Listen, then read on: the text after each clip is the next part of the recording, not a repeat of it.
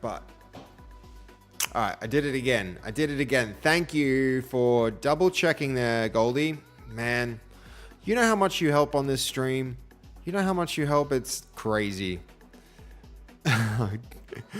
Snowsy, are you saying I'm the greatest of all time? Because if you are, that's a big compliment, and thank you very much. Or are you just talking about your emote? Because yeah, like that emote is also pretty great emote.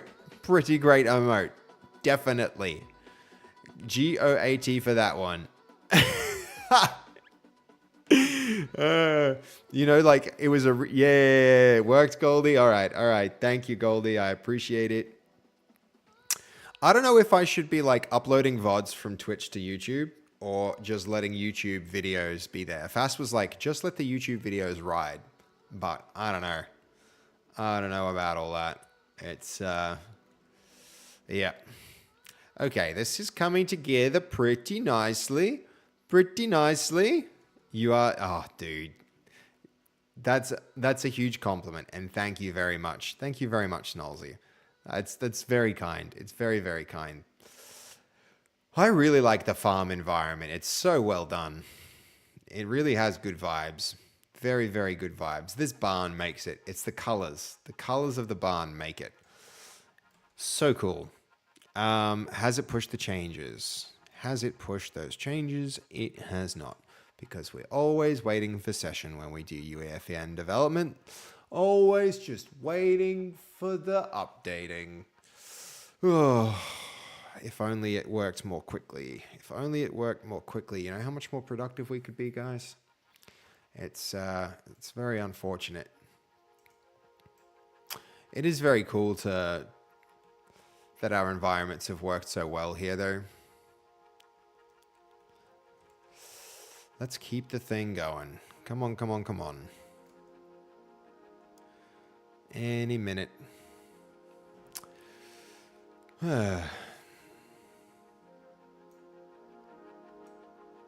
Speaking of farms, I made a new command. What is it, Goldie? Tell me, show me. I want to know. These commands are quite cool. Bam, farm, yes. That's good, but I wasn't facing the right way. And the rendering's a bit different in engine than here, but whatever. And then 10 seconds should be teleporting me back. Where's the back teleport?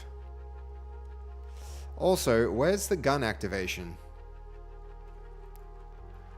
That's definitely there. Here's the trigger. Is it something silly like it's clipping the ground? That shouldn't be a thing.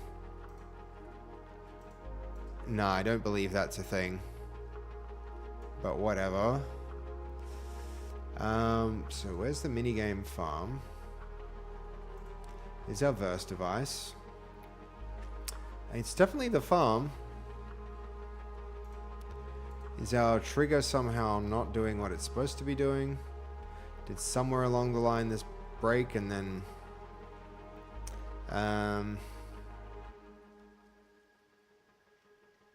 I mean, look, the gun stuff is here. So we've got the item granter. Oh, that's the problem. All right, well, that's fine. We can fix that very easy. We're just going to have to do a lot of manual stuff. So this is going to be device minigame carnival.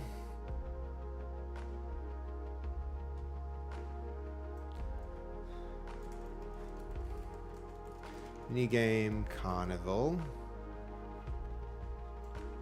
So that trigger on triggered. All right, let's go make them all. What's after carnival? None of those. Farm. Farm, and then it's the trigger.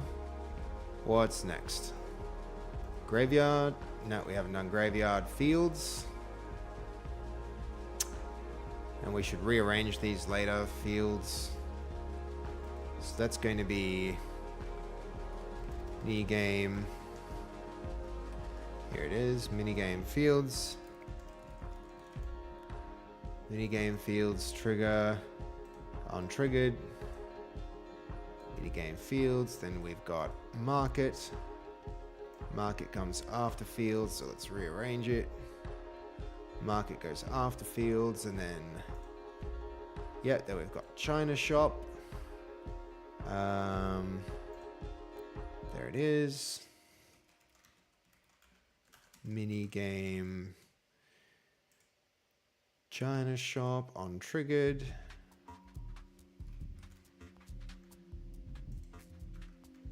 Hold on.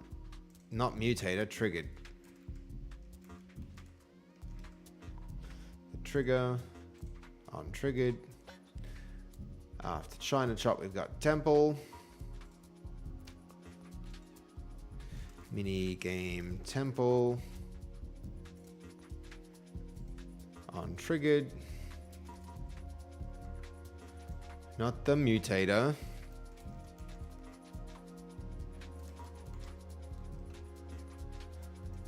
Oh, that's so annoying. There we go. After temple, we haven't done volcano, we haven't done bar, we haven't done totem. All right, cool. Let's see those changes in work. Oh, dude, really? Check out some of the behind the scenes work for SkyCubby's drone simulator SkySim. And this goes straight to our YouTube video. Ah, that's cool. I really need to update the company website with this. That's awesome. That's really, really, really cool. Yeah, very, very cool, Goldie. Thank you for linking that. That's awesome.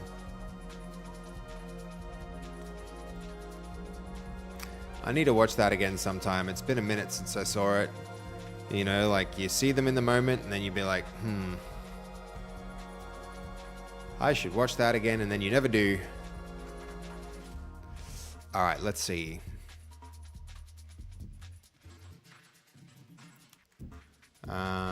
We start game.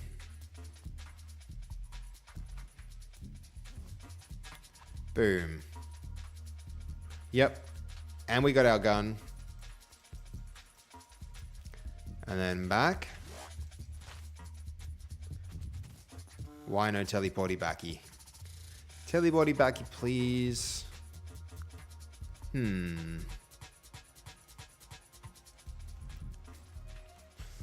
Why would it not teleport back? If it activated the mini game, I mean, the item grinder worked. Maybe that's because it's above the floor now. If it activated the mini game, did it activate the mini game? See, we can't be sure. We did our teleport. So this one is farm. We've got our first device. That's the farm. That's the farm exit. We've got the light gun stuff. We've got the first person camera. I mean, I saw the first person camera worked, so it seems as though... It does seem as though the...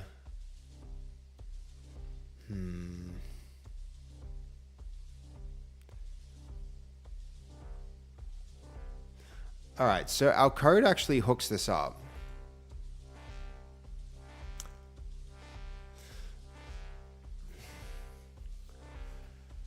Yeah, I don't know that, like... I don't know why that wouldn't be working.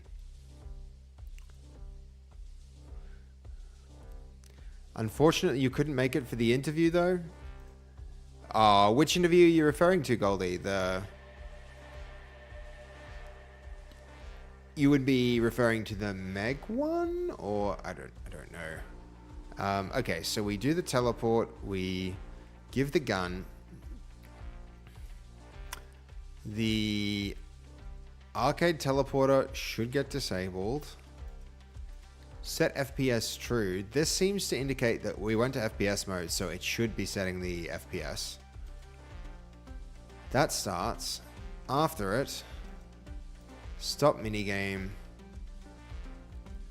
Teleporter minigame activate. So this teleporter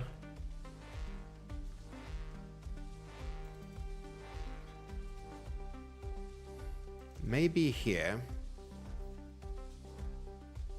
If I rename this variable, am I going to go and have to change this in every one? I think I am. That's quite annoying. But that's all right. That's all right. Maybe it's best to do this refactoring. We may as well, right? This can become teleporter arcade becomes teleporter enter.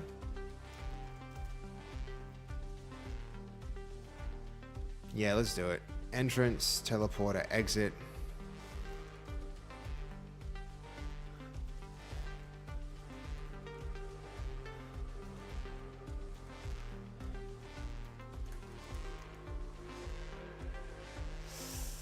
Very annoying that that's going to have to go like that, but where else is this used? There and here. Yep. All right, we can now, though, I am pretty sure, because we use these naming conventions, we'll be able to search and filter. If I build that now, everything is probably going to break here. Unless it's smart enough to know. No, see, it's really not. That's very annoying.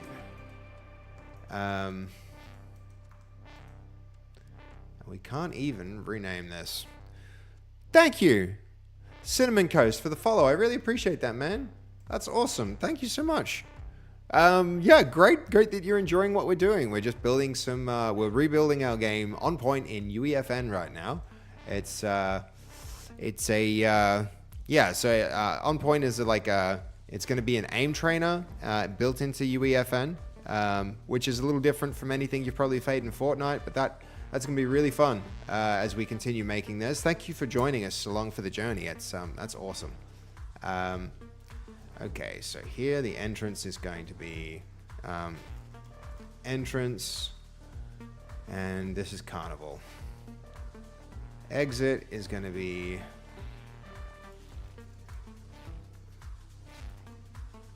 carnival exit. Next one. This is going to be farm entrance. This is going to be farm exit. This is going to be fields entrance. This is going to be fields exit. Having these names really makes a difference to how quick you can move here. We're looking at market, entrance, market exit. Market exit, good. It's going to be entrance. And then exit. All right, last one, temple entrance. And then temple exit. All right, cool. Reconnected all those mini games. I mean, let's save those changes, push the verse changes, probably push all of the changes, and then see if we can a current affair interview / piece. Right, you mean like seeing it live? You miss seeing it live? I mean, so did I, to be fair. I just don't watch public TV, but we reviewed it together on the stream, and maybe that's what you actually missed. But yeah, it was very fun. It was very fun. The whole thing was awesome. Okay. I like that we set this up here with the giant volcano in the background. You can kind of get a sense of like how big and vibrant the world is. I'm low-key concerned about this though, guys. See how you can see that spot right in the center of the map where the other player will be potentially standing? When this is multiplayer, you might be able to just like turn and shoot someone there, which is not ideal. Not ideal. I mean, it is for whoever shoots, but people are supposed to be shooting targets, not each other. What we could also do, though, is just like disable damage. I think that's going to be totally fine. That'll probably have a good effect on like stopping people doing that. They can waste their time shooting one another, but that's not going to matter. Boom. We've got our gun. That's excellent, but why did it not switch to the first-person camera? That totally should have swapped to the first-person camera. 9. Warp now. Hello? Yeah, it's invincible. Welcome to the stream, Crazy. Good to see you here, dude. Welcome back. We're back at it again, man. We're back at it again. Okay, hold on. That warped me here. It activated me. Why did it not put me in first-person mode? That's 100% what it's supposed to do. Here we've got set FPS true. I'm tempted to just like start logging stuff.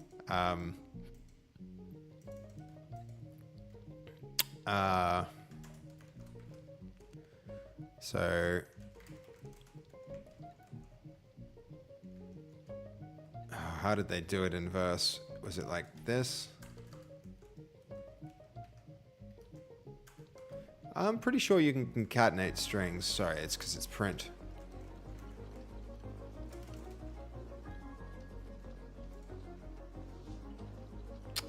Or was it inline like that?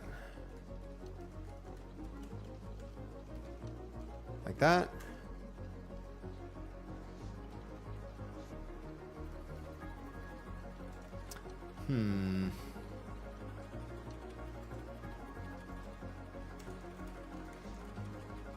Can it two-string?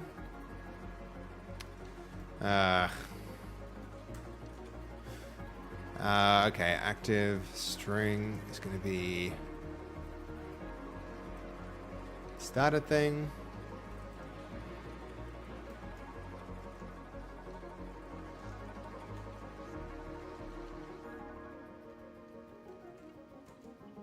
That's not how it works. This is... Oh man, this language annoys me sometimes.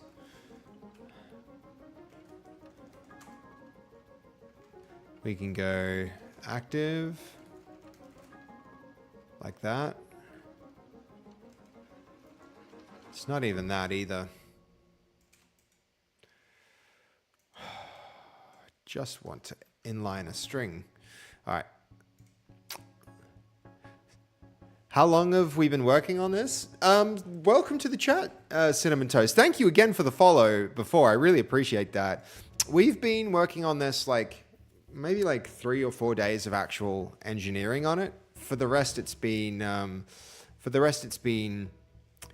see, Goldie, this is why I made it white in the background, because now we have like green screen and then also blinding light. This one needs to be blinding light everywhere. So hold on, we can fix that though. Not to get distracted, Cinnamon. We've been at this like, we did 3 days of like learning and upskilling, and then we've done like 3 or 4 days. Well, sorry, yeah, 3. This is the 4th day now of actually building stuff. But yeah, the whole point is like we're trying to learn how to do UEFN here. So let me make a white background here, and then make it white like that. Sorry to be doing this editing kind of like live as we go, but this one, oh, this can be like 400, a little bit bigger, 500, 500. Give me a moment, guys, to fix this, because there's no way I can get rid of that white from our image. So 450, 450. Nice. And then this is that little system we've got in OBS again here. So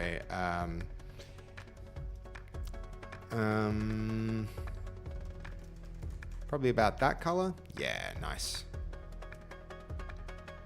So this can now go here. That can go away entirely. Cool. Yeah, pretty good, pretty good. Not unhappy with that.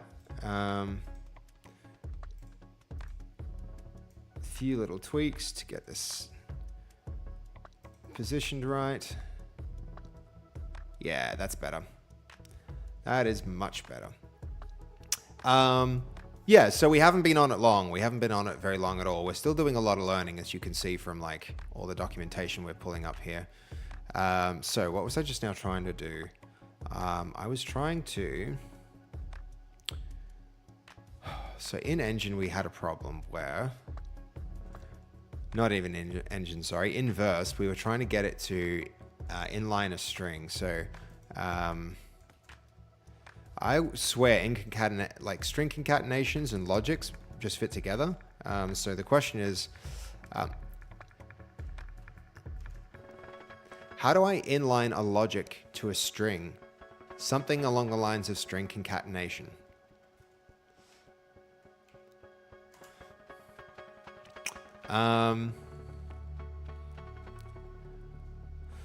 Yeah, so hold on. Why are we... Cinnamon, yeah, okay. You're checking the Discord out. Hell yeah, Cinnamon.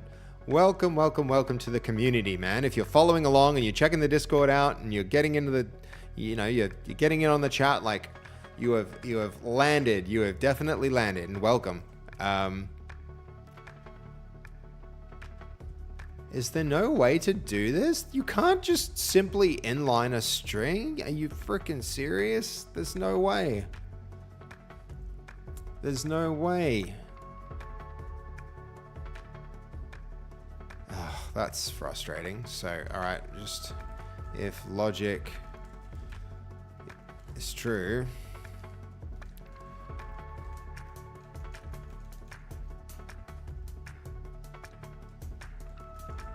else will print turning off camera.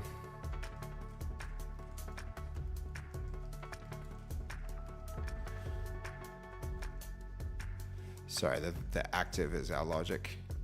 On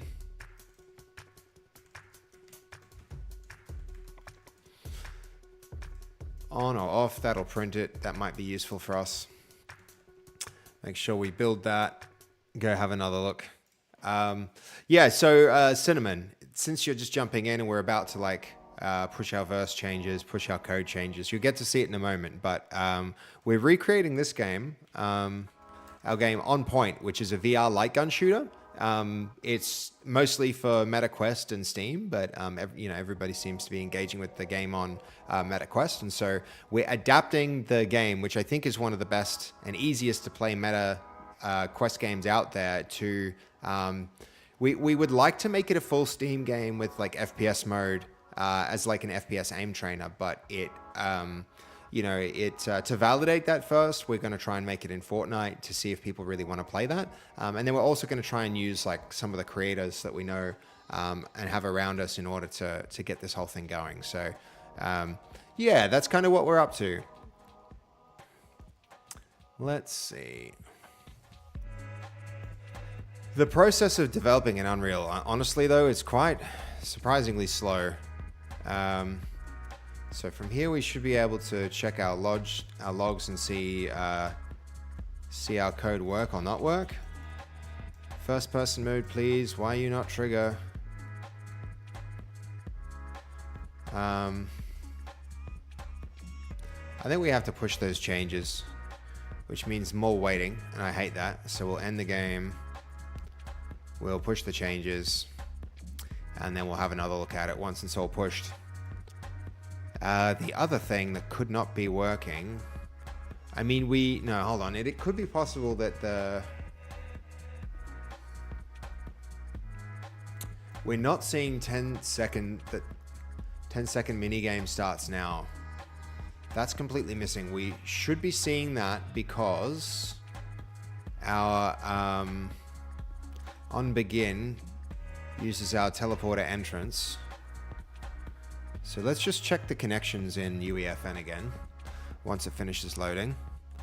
Cinnamon Coast, dude, thank you for the compliment and the feedback. Like, I really love that. Unfortunately, the game isn't performing as well as it really needs to. So one of the big reasons for starting to stream is to get the word out there about the game. So if it's the kind of game that you're into, like please drop it a wish list on Steam, and you know, please, if you have a Meta Quest, I would recommend trying the game out. I think it's it's a really fun game. It's like very underrated. More people should know about it. But yeah, hopefully that'll have that effect from inside of this game too. I really think if this game goes a bit viral, I hope to see some sales for Unpoint pickup. But you know, we're gonna see. We'll see how it goes. We will see how it goes. All right, where are we at with still updating session? Gosh, the process is slow. Waiting for this, waiting for these loading bars. Too much waiting. Too much waiting.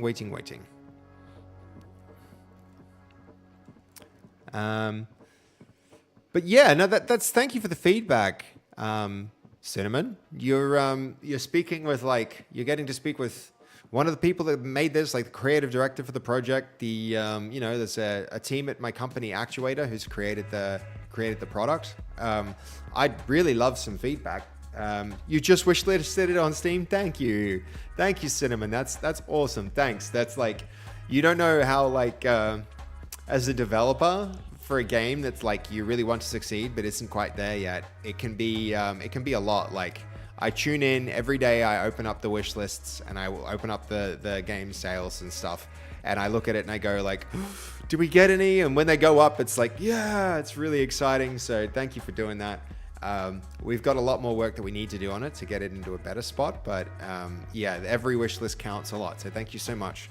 If the Fortnite map does really well, there's a good chance that we'll be adapting the kind of gameplay that makes it fun to back into Steam and adding a first-person shooter mode. So that game might be something like even though it's a VR game now, it might be an FPS game pretty soon. So thank you for the wish list. It's really appreciated. Where are we? Okay. Game in progress. All right, now we should be able to see if... Bam, yes. Yes, it worked. But what did we even change is my question, which is quite frustrating when it's unclear what you did to make it function. All right, good. And then teleport me back, please. All right. The logic should be showing up here. Setting FPS camera on. It says 10-second minigame ends now.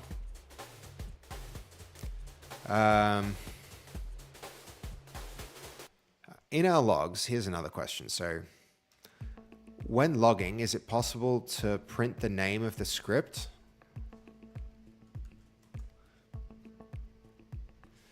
That should be a very easy thing to do. So this ran. Stop minigame. So this can then... Stopping the minigame for the agent.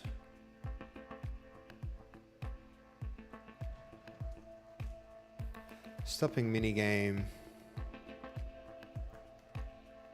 So teleporting... Yeah. Agent back to exit. Back to arcade. Teleporter, exit, activate. Else.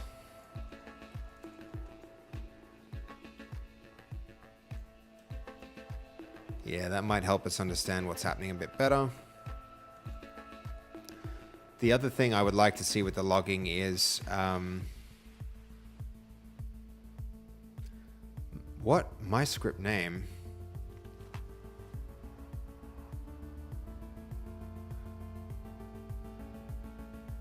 Oh, really? There's no way to dynamically retrieve the... That's ridiculous.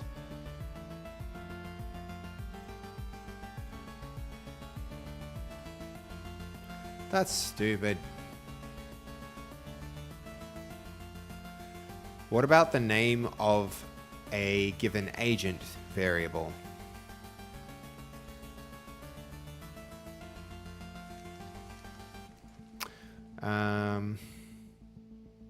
The other thing I can think of, though, would be that the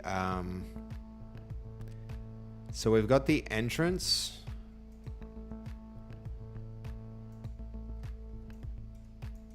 Could it be that this needs to be higher up? It doesn't look too low. Or maybe it's too close to something. Doesn't look blocked. The exit also can't be blocked because we went in. I see no reason why it shouldn't be possible to,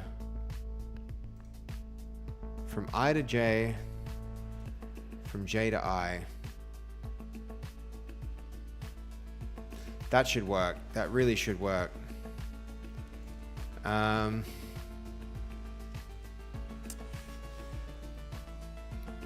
Teleporter exit.activate with the agent. That should be fine.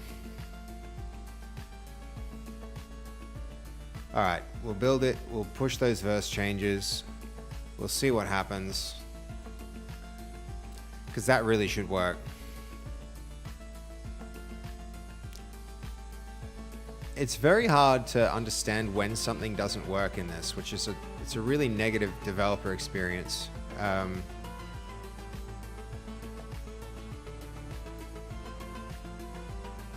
This can just go like that, I guess.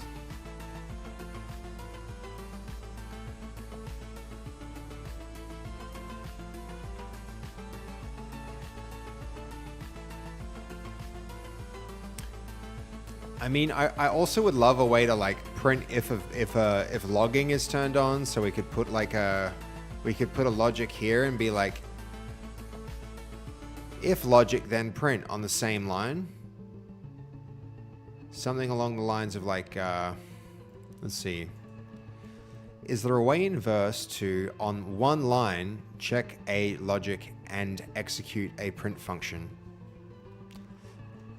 Hey, Mindblow, how you doing? Do you have the stream, the current window you're on? Do you manually switch scenes when switching between UEFN and VS Code?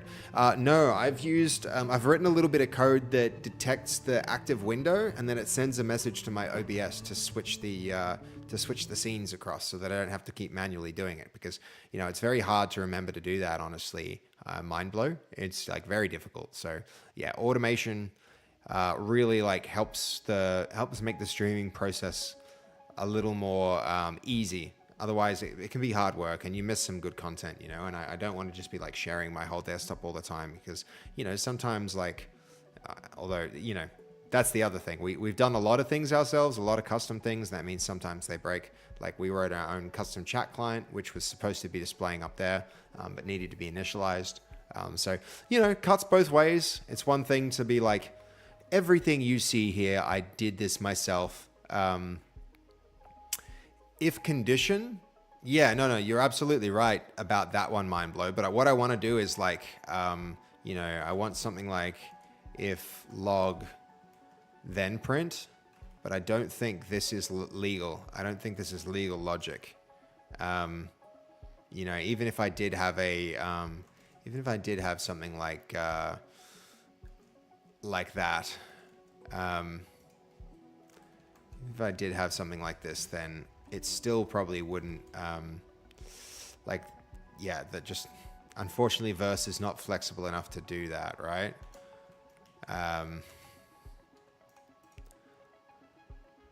Expected a block got print. What's its issue here? Yeah, do you know what I mean with that, Mindblow? Like, if I could do this would be handy, because then I could very quickly, instead of like turning logging on and off, I could just go log equals false. Okay, hold on, I'll check that out. Open to trying stuff. We're really just like learning Verse for, right now. Like that?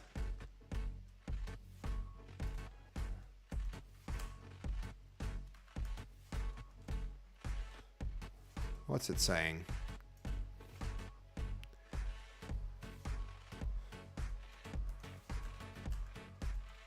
If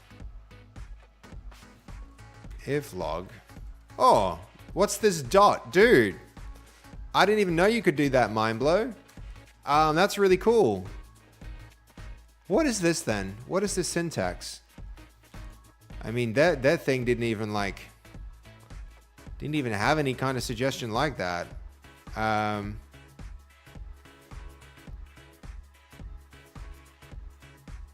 mean, yeah, this is what I was after. That's cool.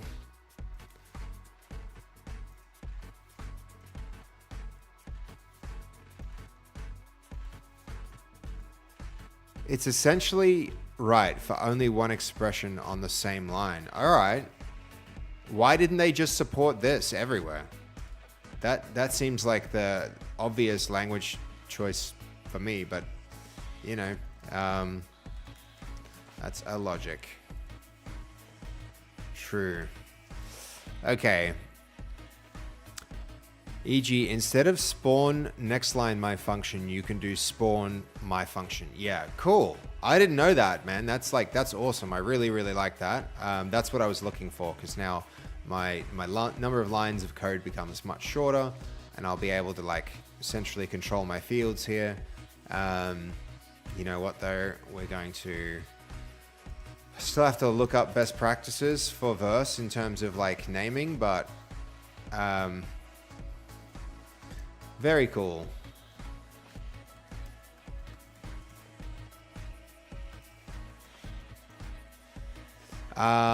Sweet. Yeah, we're getting somewhere then. That's awesome. I wish this worked.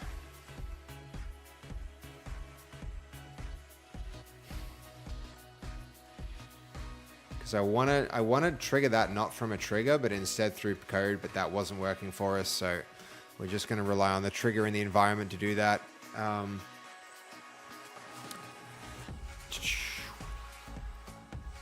What are you talking about, Jason?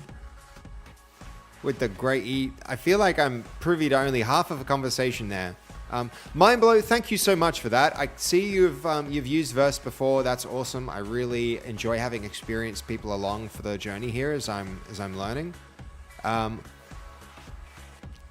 Okay, Mindblow, Grant Gun is working, but what's happening?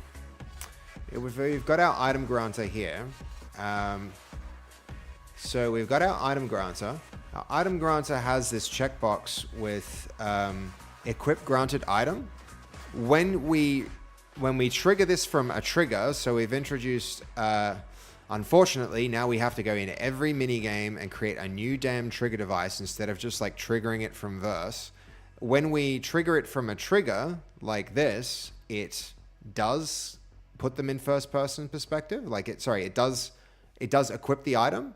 But if we, you know what, I might even just show you.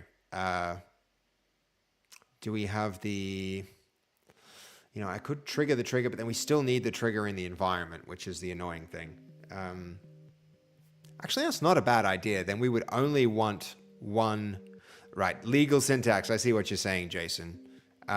Why is Grant Gun not working? I don't know why Grant Gun is not working, but I did actually just now come up with an idea for how we could at least remove a whole bunch of triggers. We could use one trigger in theory. So right now we've got this, item granter. The item granter, just to recap, has the equip granted item.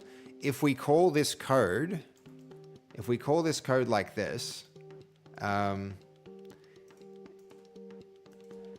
what ends up happening is,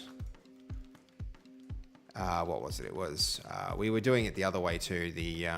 We were just trying different options when it wasn't working, but, this grant item device, it has grant item. When we call that, what was happening for some reason, we'll see if it's still the case.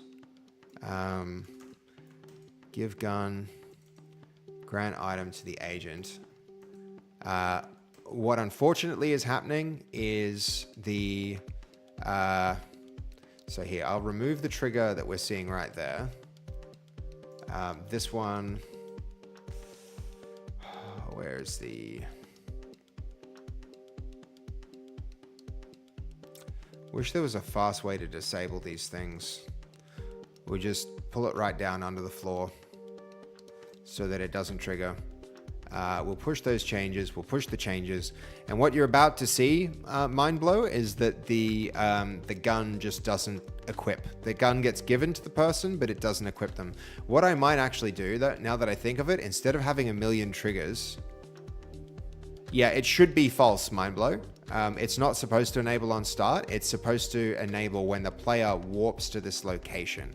So if you have a look at our logic here, we're essentially saying on begin, we're going to, the teleporter entrance is going to have an enter event that like does this, like triggers this activation of mini games. And so that's when we want them to get the gun. We don't want them to get the gun earlier. We want them to get the gun when they start the mini game. Yep. Has that pushed? I don't believe it. I don't believe it's pushed. That was so fast.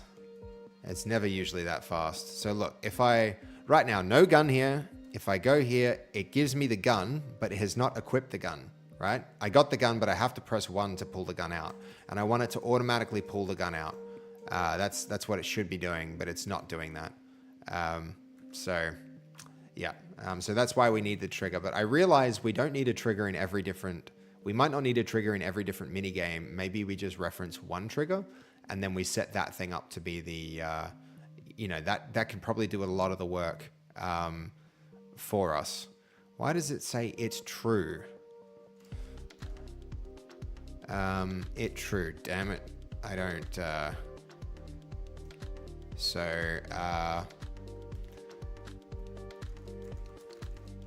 returning agent to arcade. This runs, but it didn't seem to do this. Teleporter exit. One thing at a time. One thing at a time. Teleporter exit goes from J to I to J, J to I.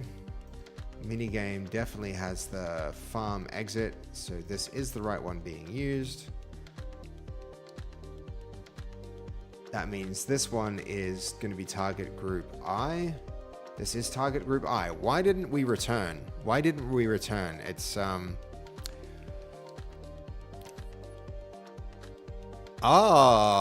that's an old bug.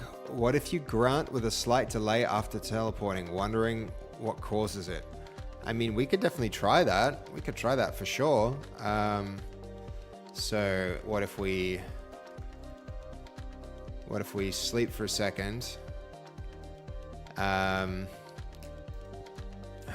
What is it? This is suspends.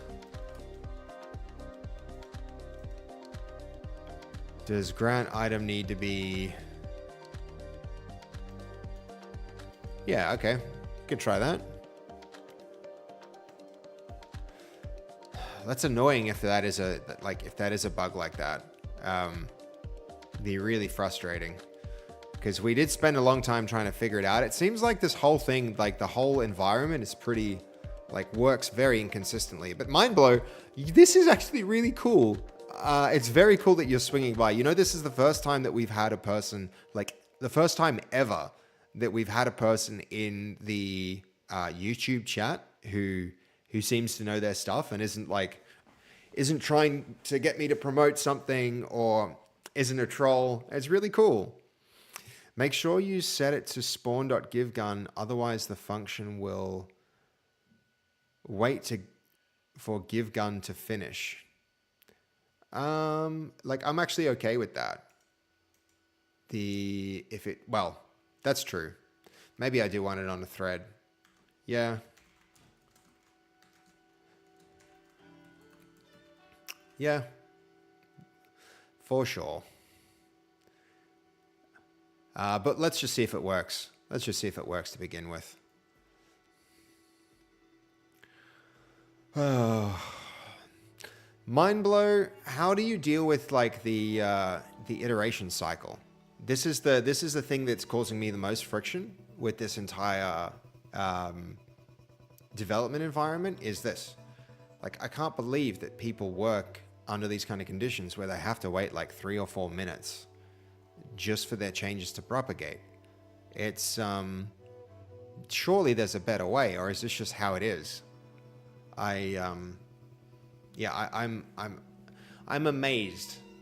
There's never been an engine that I've worked in where I've needed to wait for so much time for the engine to do very basic things, right? Like the play game cycle is incredibly long here. Incredibly long. You can't do much. I'm just used to the push verse only since it's faster. I'm just used to push verse only. Well, the changes I just made, yeah, probably push verse would have been okay for those. Yeah. Did Fast get a really good hole-in-one in Putt-Putt? Sorry, Mindblow, there's another chat going on in Twitch as well. My sister Fastvi, who's also a streamer, she just went and played an IRL golf stream, and it sounds like it went really well for her. I saw her like I was tuning in like a bit at a time throughout the whole stream, guys, just to make sure it was all running. But yeah, there was a clip, I think. Goldie made it. Sick. That's cool. I need to go check that out. All right, let's go here. Cool. Cool. Amazing. Amazing, Mindblow. Consider my mind blown. That's really cool, but I'm noticing something else now. Why has it not warped me back? Returning agent to arcade.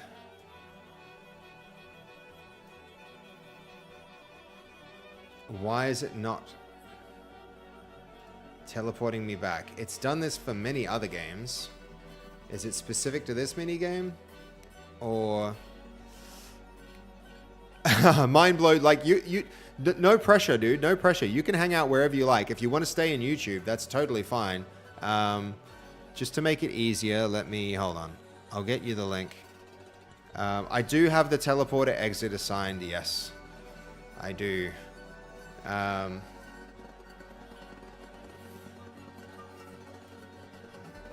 And bam. We've got our gun. Let's see if this one finishes. We're shooting in our mini game, and then 8, 9, 10 back. Okay. It removed the gun, which it was supposed to do. Why has it not moved us back? This was working.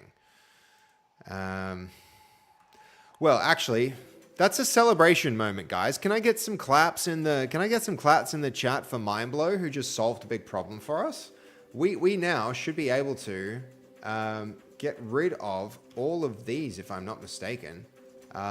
Every one of these minigame triggers, Carnival, Farm, Fields, Market, China, Shop, Temple, I think all of them can just go. Yep, we can delete all of those objects, which makes our project much easier to... It's Mindblow!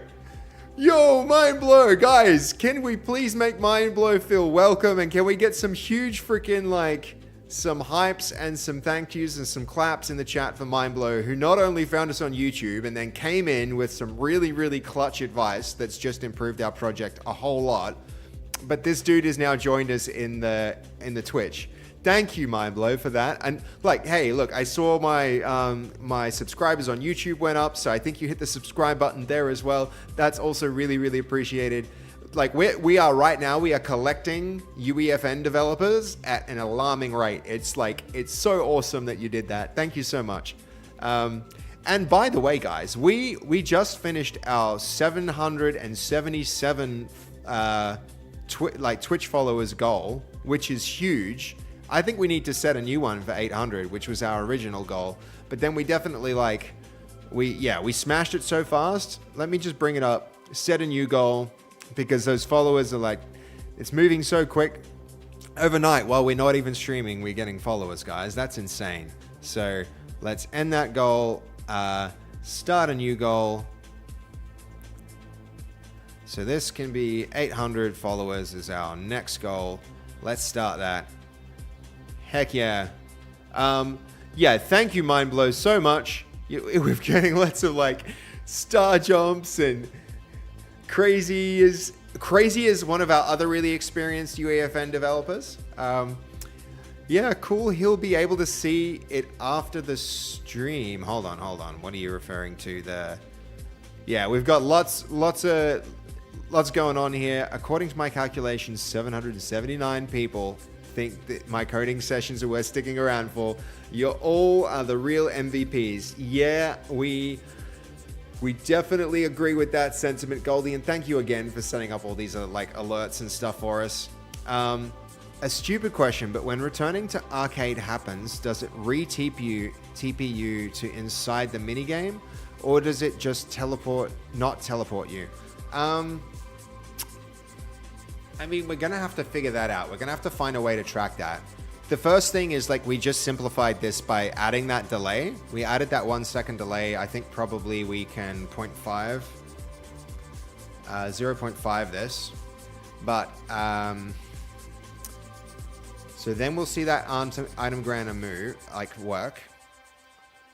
Let's see. Also, remove gun is it sets FPS. Remove gun, then it stops the minigame. Stopping the minigame does activates the teleporter. So let's see. So teleporter exit.activate. Like it should activate it. The short answer is it should activate it, and we should see that here's the exit. This is group J, and it needs to go to group I. Group I is the one at the entrance that we used to activate it in the first place. So definitely we should be seeing, yeah, in answer to your question there, which was a good question, Mindblow. Let's see. But when returning to the arcade, does it TP you inside the minigame?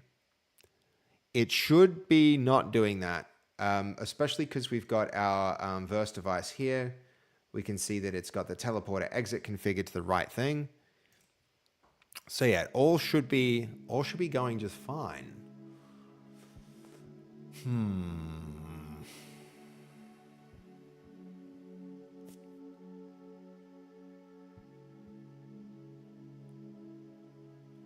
So there's the item granter.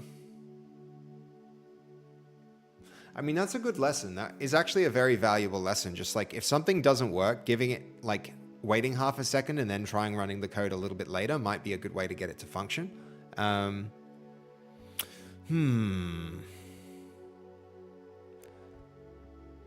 You can take it down to 0.001, I suppose, since that should be equivalent to 1 tick. Yeah, no, I get you. I think there might even be just like a sleep method with no parameters to wait 1 frame, but I'm just saying maybe when you teleport to the exit teleporter, it re-enters it. It should not do that because what we do is... So in stop minigame, where is it? Oh, maybe we lost that line of code. We had some code that deactivated the entrance. There it is, disable. So when it gets activated, like when the mini game gets activated, the return one, the entrance gets deactivated. So it can't be triggered because this is turned off before the, before we re-enter. So otherwise that would 100% be the case. Like that could very well be the case, Mindblow, but I don't think so. It's a good thought though. It's a really good thought. So even if it was the case that teleporters did work in some weird funky way where they glitch sometimes and they reactivate your, like right now, if you've got 2 teleporters, it should go from one to the other. But teleport agent, good call, if that's a thing. Maybe I'm missing that. So where are we? I'm gonna start minigame. The start minigame will do its thing. Stop minigame. Activate agent. Okay. Teleporter exit is a teleporter device.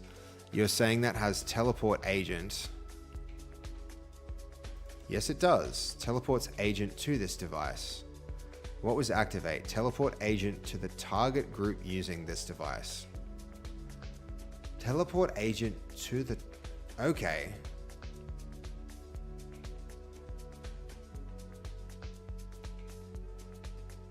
Wow, that's better. That's way better. That means we don't have to fuck around with all of these, like all of these groups, potentially. Gosh, could that actually be the case?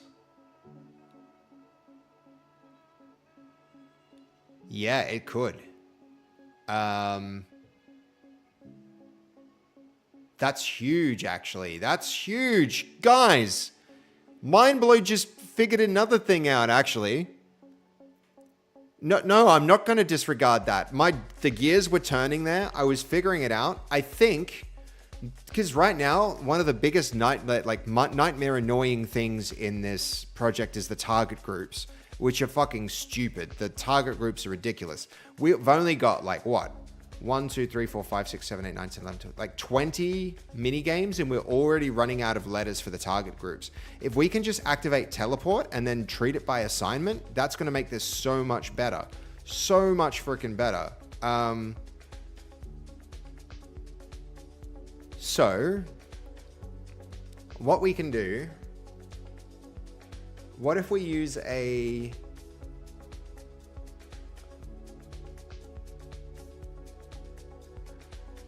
what I really want to do is disable the default behavior. Can we do that? And then override it. If we can use our own. So is there something to just say like, don't support teleporting? Enable during phase. What if I just say none, so it never enables, and then we'll see if we can cause it to do our teleport manually with that function. I mean, no, we still want to use this like enter event.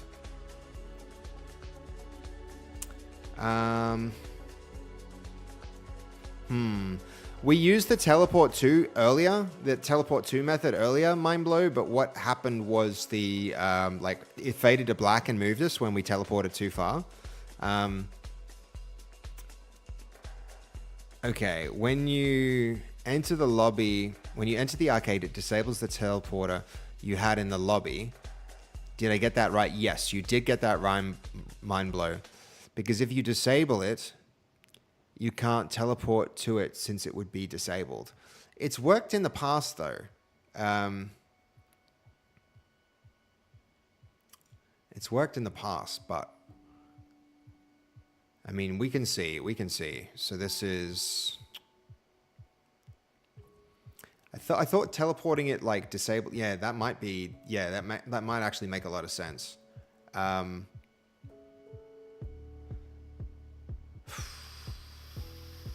What I would like to do is just like these objects, like I know I can connect these two. If I can teleport an agent to it without needing to like activate a specific one, then that would save a lot of like having to mess around in the editor. So one thing at a time.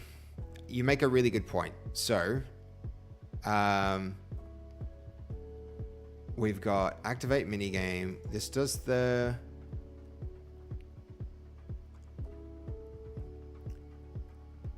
We're going to start the minigame. Let's deactivate it here. The thing is, we need to disable this at this point in time. Like, it's important that we do that because once a person enters the maybe what we need to do is when we stop the minigame, we need to enable, activate, and then disable.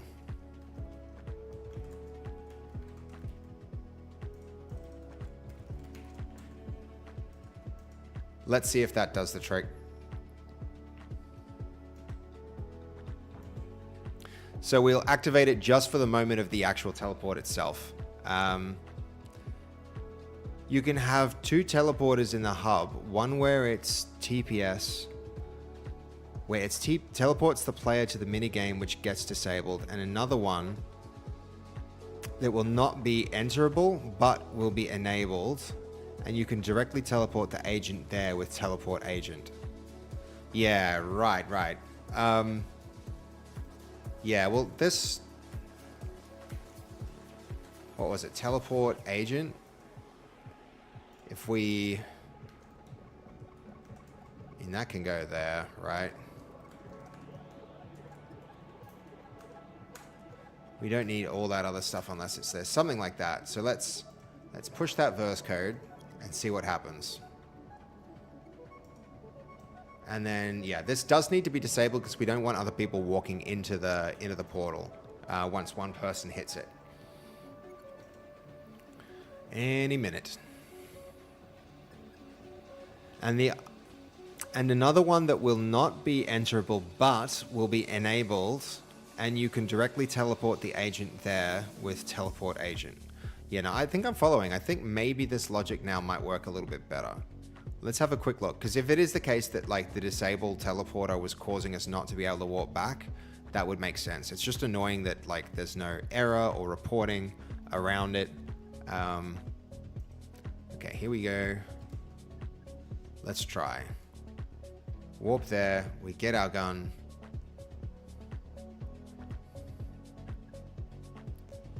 And 9. No, didn't warp us back. It does say returning arcade, agent to arcade, but no. Just to test our theory, what if we just like confirm this? We'll confirm doing that and then check it out, right? See what happens.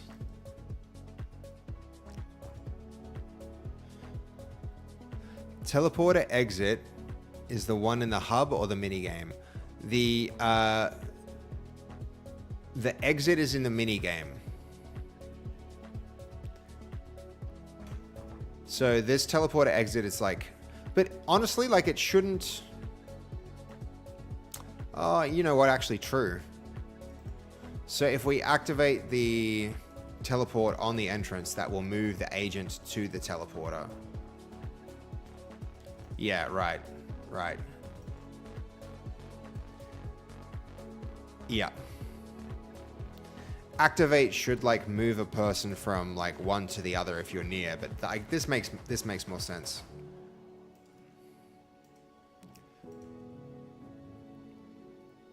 Yep. All right, we're about to find out.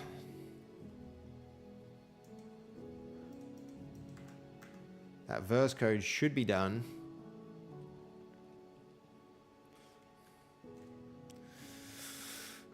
Any moment. Start the game. Let's have a look.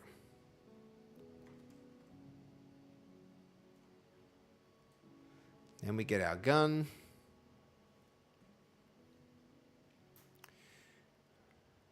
And then we return about now. Nope. Why not? Let's make that like 4 seconds, something shorter, so we can iterate more quickly. There's nothing more that disables this.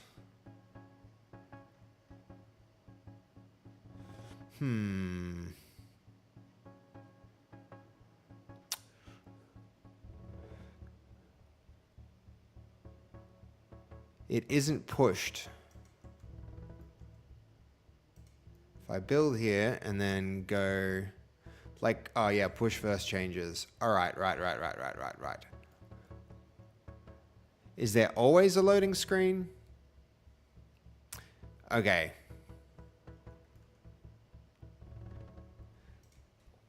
Yeah, dude, there's so many little things about this environment that are just like little bits of friction in the process. All those little bits of friction, they slow you down. They really slow you down. It's unfortunate. But we're getting there. We are getting there. I can see you've done a lot of this before, Mindblow. What's your experience? Like, are you just do you make UEFN stuff for fun? All right, let's see. Boom, gun, 3, 4, and back. Excellent. And then, yep, we need to now disable it. It didn't remember our the orientation of the player. They should have come back facing the arcade machine.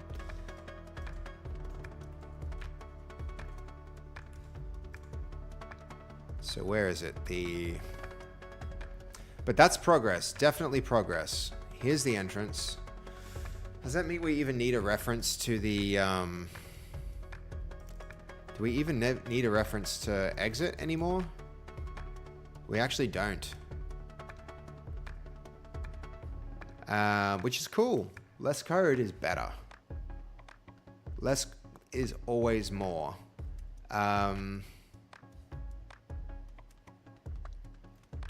So how do we make that happen? Here we go. We've got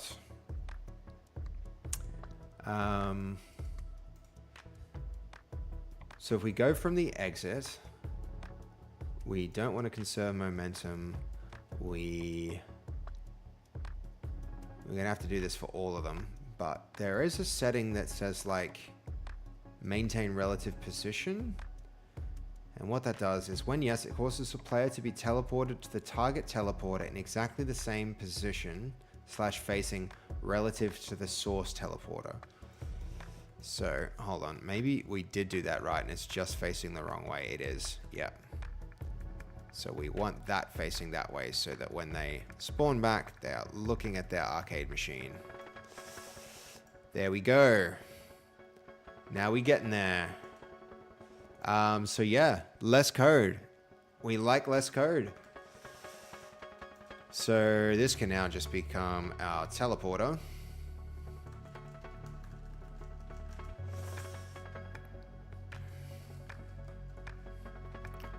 Teleporter entrance becomes our teleporter. Maybe just leave the name and save ourselves the time going to like rename everything. But that's pretty good.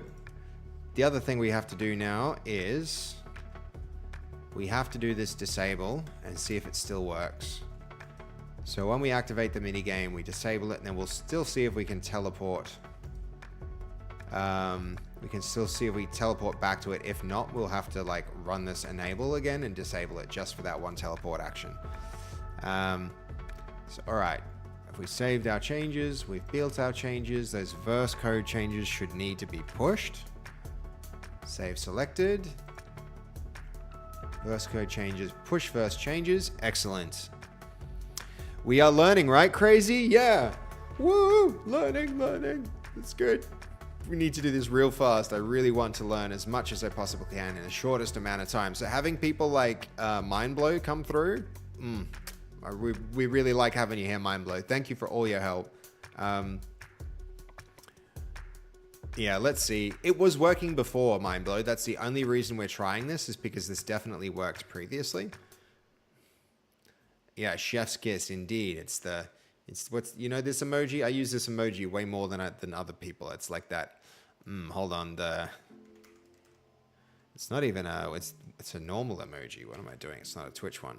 There it is. It's on my quick links. There's one. It's good having you here, Mindblow. Thank you for the help. Okay.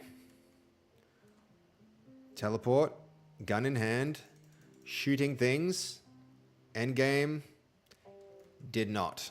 So, we do indeed, he's onto it, dude. He's onto it. We have to enable it, teleport, and then disable again. I'm guessing that'll be the way that we get this to work. Yep. Also, a small tip, if you plan to regularly test verse code, next to exit session, you can toggle auto push verse code. Okay. Next to exit session, this sounds useful. Okay, hold on. Is that what you mean by exit session? Auto push. Okay, hold on. Next to exit session, you can toggle auto push verse code. I think I know what you mean. There's exit session here. Auto push verse changes. Yes. That'll be good. I do plan to do that. One thing I hate about this is it's not clear to me when it has pushed things. And I don't want to be pushing, like the whole scene because that takes ages. Yep. Now when you build a verse code, it automatically pushes. Awesome. That will be handy. If I do this, then I can just be like, all right, it pushed. Let's see if it actually makes any change here. Shouldn't it load? So we need to wait for it to load before we know that the verse changes have gone. What if it never happens like this? We're about to see. If you have, oh, there it goes. If you have pending saves on UEFN, you will have to save. Right. All right, so click build, go to UEFN, click save, and then it should, if we save here, then it should propagate. Okay. 1, 2, 3, 4, and we're back. And the portal is gone. Nice. One more time. 3, 4, 5, and we're back and the portal's gone. Now we're cooking with gas, guys. Now we're cooking with gas. Excellent. Excellent. It's looking pretty good. And it's more Cody than it was before, right? Let's go. Dude, mind blow. You have been very helpful. Dude, that has helped progress immensely, man. That's so good. Give us our gun. We've got a little bang, bang, bang. We're back. Portal gone. We haven't hooked these up yet. Haven't hooked that up yet. This one I think we have hooked up, though. Why can't I shoot? Ah, it's a Jose problem. And one more over here, just for the purposes of testing. Excellent. And then we're back. That's looking quite nice. Quite nice. In fact, try to move a prop, then build verse. All right, hold up. You're saying try to move a prop like, say we have our teleporter prop.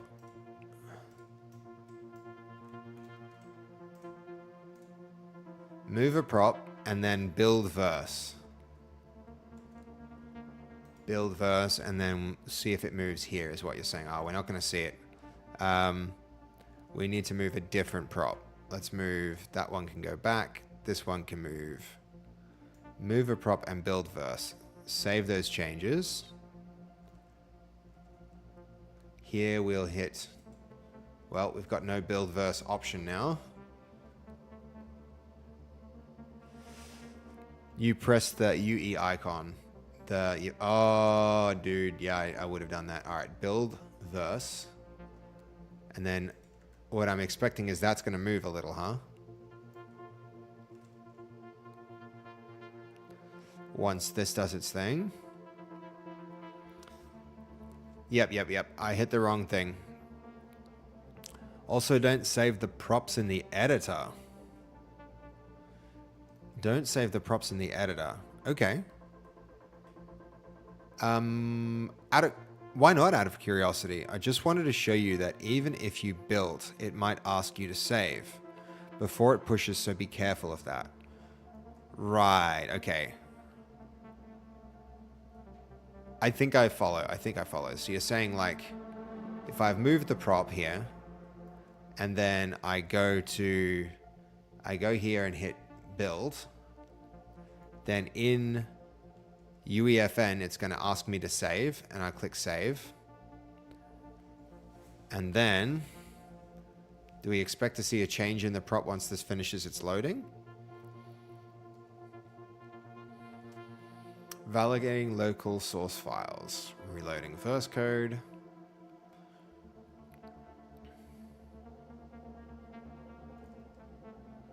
Then it does its edit session, reloads, and then we're back.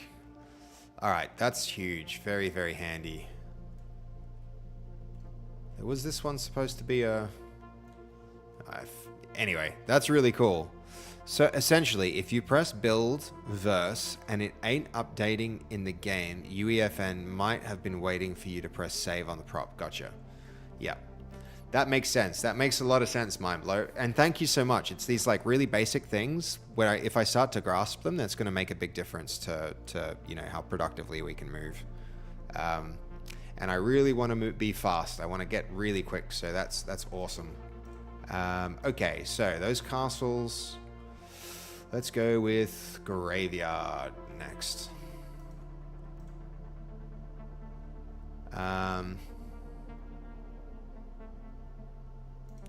So copy these, paste those, move them to Graveyard. Let's change these to minigame fields 2. All of these minigame fields will search there. These Graveyard ones become Graveyard. Copy that. Graveyard. This becomes Graveyard. This becomes Graveyard. Let's go check out Graveyard then. It's nice that there are less of them. Am I missing one? Okay, now where's our entrance? I misnamed that, I think. Teleporter needs entrance.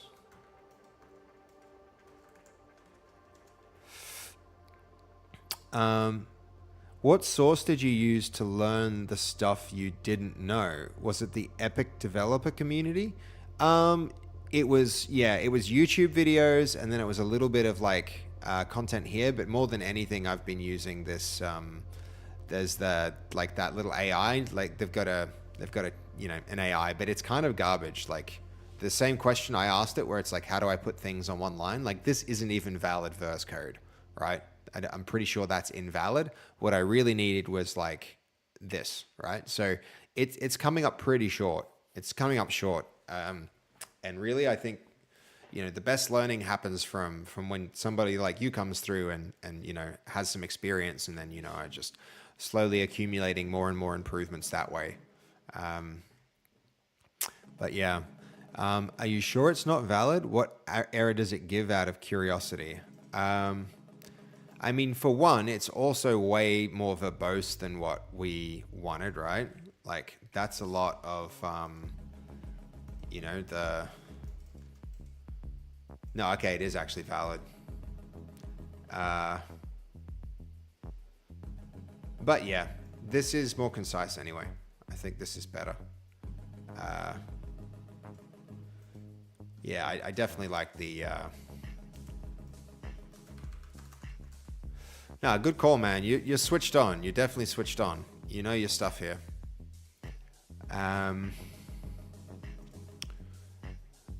So where were we at? All right, now we've got our... Well, this needs to all move to the Graveyard. So the mutator, the exit, the... Where's this activator? Yeah, we don't need that. So it's only 2 now, right? The teleporter exit and the mutator. Yeah, only 2 things, right? Exit and the mutator. The entrance is way over there. The device is way off. Has nothing to do with this. Great. So we need the mutator and the exit. Now let's go find our Graveyard. Where is it? Where do we put it? We put it... ooh, spooky, it's disappeared. Not really.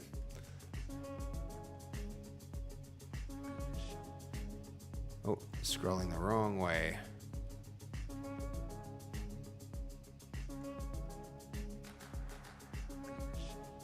I thought the mouse wheel was the thing that enabled us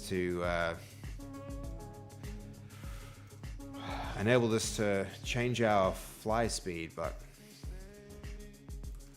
I set 0 for all of them. Why there's still multiple values doesn't matter.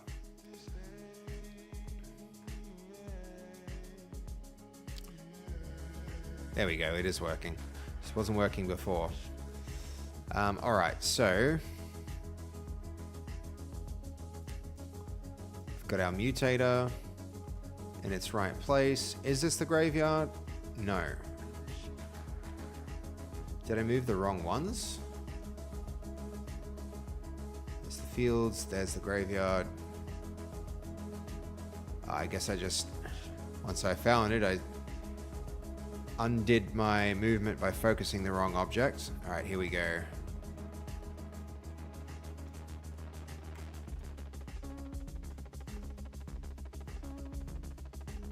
Mutator, exit, move those to move to camera.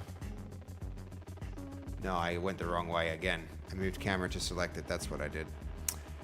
It's always a learning curve with a new environment. It's quite annoying. Okay, this goes. Move objects to camera.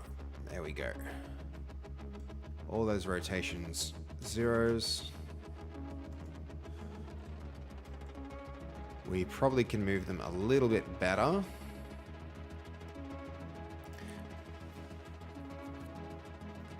Okay, for what it's worth, the Epic Developer Assistant has a built-in validator or something for that of that nature, which gives a huge advantage over any other AI tool. All right, cool. Most of the other tools just hallucinate the verse syntax and functions. I have noticed that. We even tried to train a create our own custom prompt that we were using with Gemini and a few other things. So like a quite complicated, like a markdown prompt that was like, here's all the things that you should know about the language when you write it, and still like hallucinates a lot.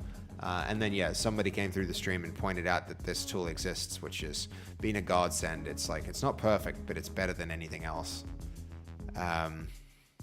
All right. We may as well just orient that the orientation doesn't matter for it. The exit has to be higher. It has to be way up here. And this orientation matters. So let's align our camera with, move camera to object. This needs to look out that way. And now we can align object to camera, move object to camera. There we go.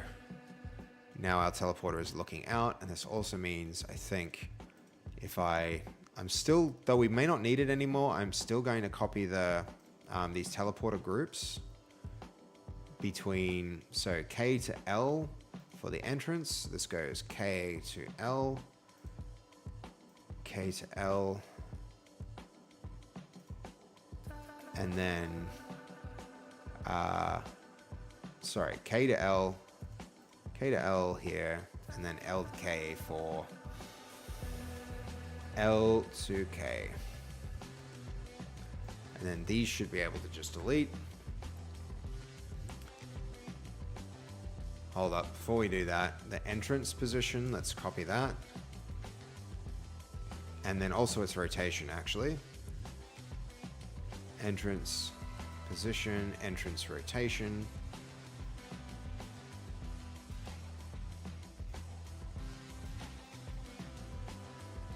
It's going to be there. Copy those. Excellent. Now I think they can go. Let's double check on the entrance to make sure that it's which way it's facing. I mean, yeah, sure. All right, graveyard should be done. Let's push those changes and give it a test.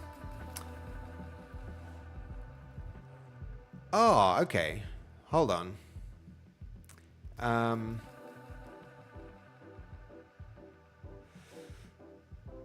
Also, one thing I can recommend if you plan to have a device be similar is to attach all the devices to, e.g., the teleporter, so movement could be easier. Right, so yeah, I think you're saying like have the teleporter be a device and then instead of trying to orient everything separately, yeah, that makes a lot of sense. It's, yeah, I have been trying to do that, but the Like, it was causing problems before. I just can't believe there isn't any kind of like prefab system. That would have been really handy. Mind blow. It like you can do like blueprints, but you can't put devices in blueprints. Like, what? Why not? That's such an arbitrary constraint, it seems like. Like, I'm sure there's a non-arbitrary reason why they made that design choice, but yeah, it can be a little bit frustrating. Yeah, and also the fact that you can't move any UEFN stuff from project to project is also frustrating, because I did a lot of my testing and experimentation in different projects. I didn't want to mess this one up, and then what ended up happening was just like, it's all just gone. You know, you can't, I have to recreate it all because you can't move it from project to project. But yeah, I think helping organize with putting objects in hierarchies can really, really be good. At this point, there's only like 2 such objects, but it would actually be faster to do that. So I definitely should be doing that. And then I can just move the parent object. So yeah, the teleporter in this case, and then I'll put the mutator as a child of the teleporter, and then I can orient just yeah, that's a great idea.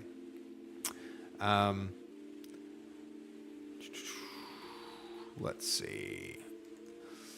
Come on, edit mode. Updating.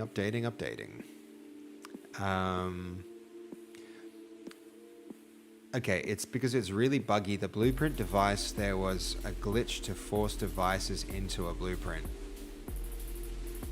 Right. Okay. It's because it's really buggy. The blueprint devices, there was a glitch to force devices into a blueprint.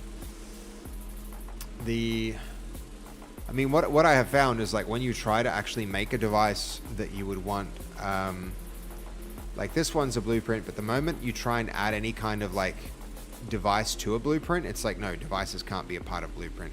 That was my experience with it anyway. Maybe there's some other reason why you can do that and I've missed it, but anyway. All right, we're getting somewhere, guys. We've got a lot of these working. Temple is working. Volcano will be next. Let's do volcano next. Oh, okay. It didn't fail validation, but it would be super buggy. Right, so they just disabled it to get rid of the bugs, and in doing so have made it much harder to work. I'd rather deal with bugs than something that doesn't function at all to some extent, but yeah, it's a hard thing, mind blow. It's a hard thing. Yeah, it was never intended. I can understand, like, it's a big engine. It's a big engine. I can understand that, like why they would want to do that. Okay, here we go. Bam. Rotated the wrong way, but in the right place, so that's good. And then we're back. Excellent. So let's go find that. So that was our, where are we? Graveyard. Where's the exit and how's it oriented?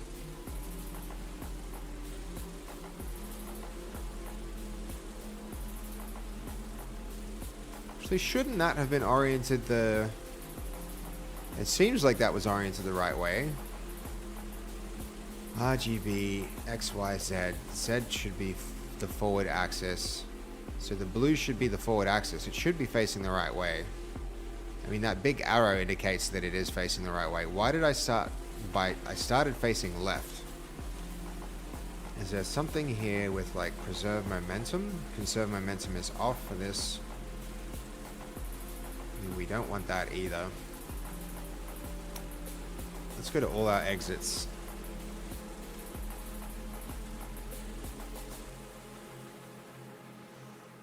Looks like I kind of gave up on naming these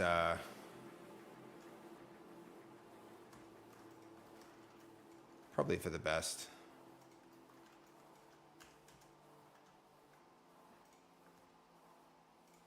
That and that and that and that and that and that and that.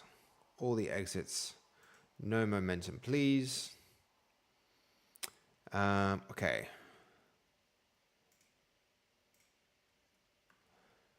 Let's give it a save. Check face player in teleporter Check face player in teleported direction is set to yes. Hold on. So there's the exit. Check face. We need to put a check mark in. Face player in teleported direction. Face player in teleported direction. There it is.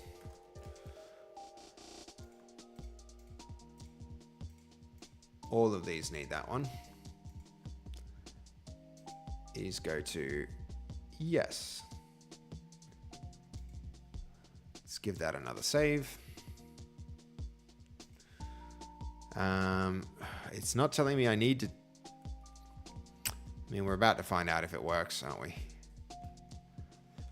So right now, my blow, if I made that change, I hit save, there's been nothing orange which has come up. Has it now gone and changed? I need to end game and restart game? Right. But I don't need to push changes. I just need to end and start. Yeah, gotcha.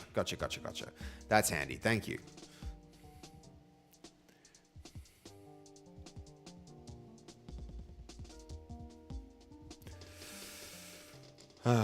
Good music. Good music. What a good day. It's a good day when you get to make games. It's a good day when you get to make games, guys.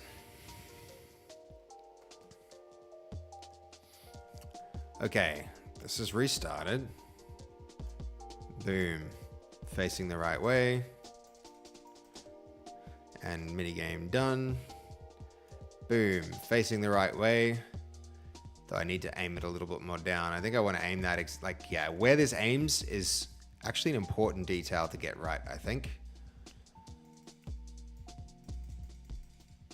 Cool.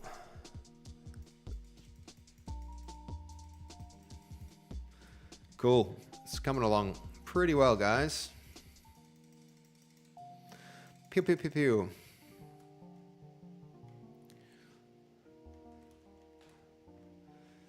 I think I need to get rid of those ones that aren't mini games, the non-minigame mini games. We have enough to deal with without introducing that. Okay, that cursor is too much off.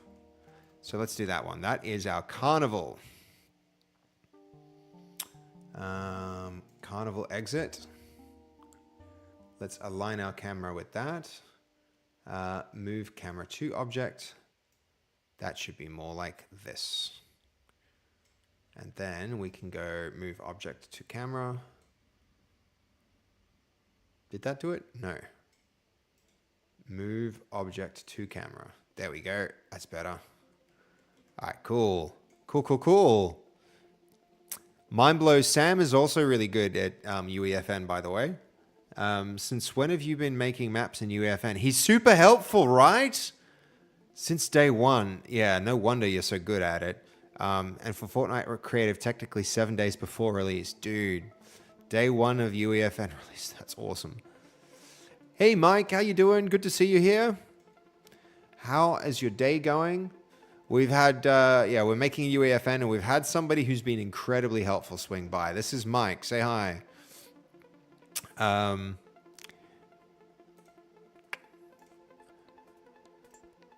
So yeah, this is Mindblow. You know what? You're getting your own custom name. You're getting a special name in the chat, I think.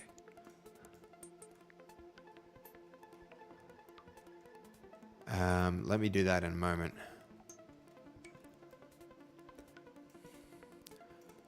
Let's see. Where is that file?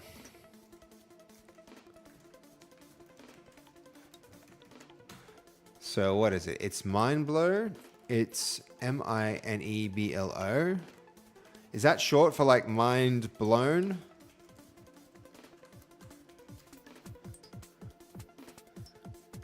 That's what it's going to be from now on. You've got your own special name in this community, Mindblow. Thank you for swinging by. I really encourage you to come back. That'll mean next time the stream starts, you'll get your own special name here to the side. Cool Stormtrooper, by the way. Very cool Stormtrooper. You missed the L in blown. Hold on. Let me go pull that back up then.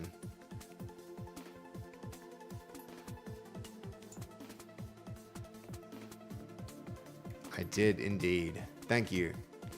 Mind blown. UEFN guy. UEFN extraordinaire. All right, cool. All right, where are we at with this then?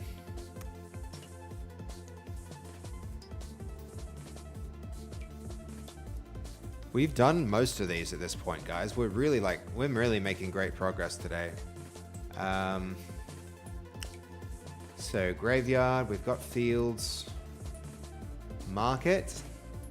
We've got market. We've got China shop though. For some reason we can't shoot here, and I have no idea why. We've got temple, volcano. Definitely time to do volcano.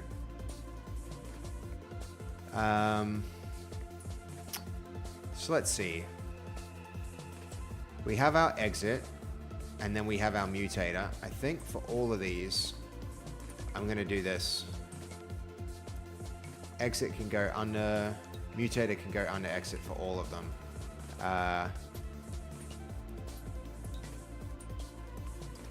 Sorry, other way. Mutator goes under exit. Yep. Mutator under exit. Mutator under exit. Mutator goes under exit here as well. We don't have mini games for those castles, so those get ignored for now. Mutator goes under exit. Excellent.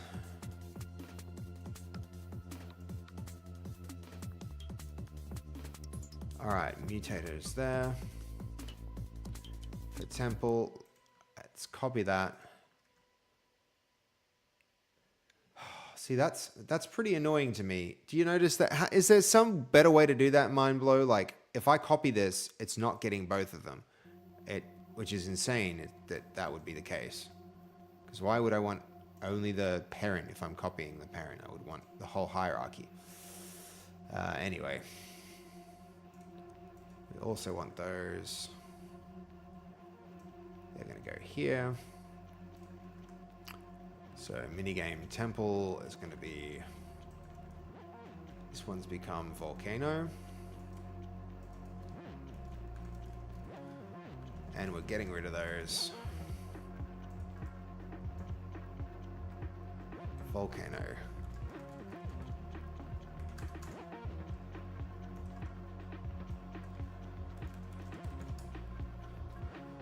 All right. Now, volcano, we only have one object to deal with here, though we do have to get the, this needs to be UV. Wear your sunscreen, guys. Lots of UV here. Or maybe we're doing some 3D modeling. This becomes VU. So then we've got our, here's our volcano. So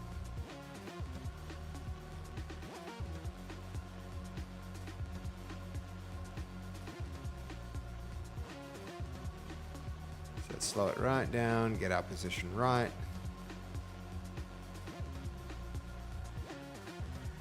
This can now move to move object to camera.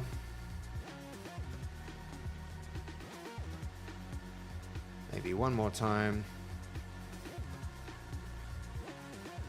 Move object to camera. Good, good. I believe the entrance, we can copy the position and location from that now. Goes paste. Also the rotation will be important, but it's the same anyway, so that's fine. Now I think these can get deleted. Nice. All right, that's much quicker. We're getting quicker, guys. Copy all that, put this in the bar. I mean, we should probably test it, but I just want to keep going, and we can test it later. Find and fix those bugs as they come up, as and when they come up then. So, minigame volcanoes are going to become bar.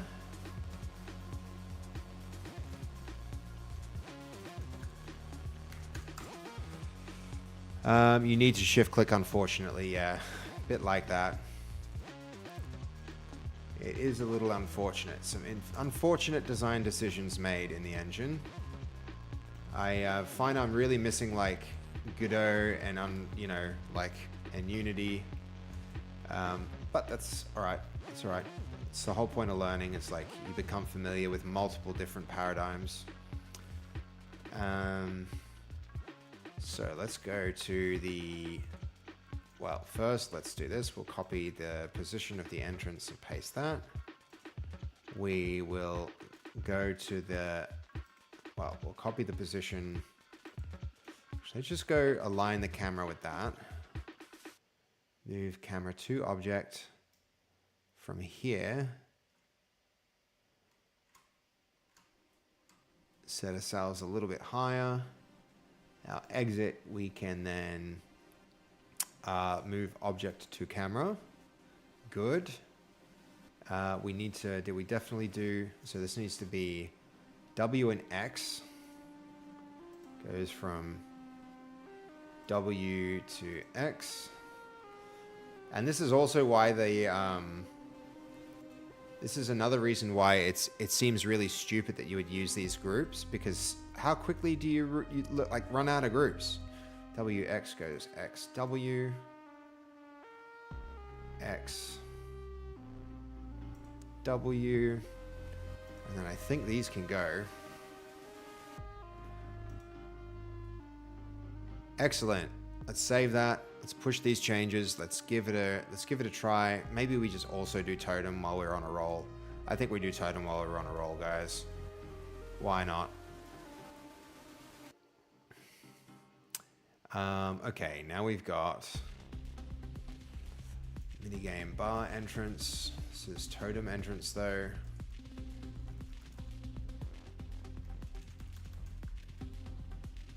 So let's search minigame bar. Did I already change that name? That seems odd that I did that. Did I do that? I must have done that. What's the other, any other explanation? I see none.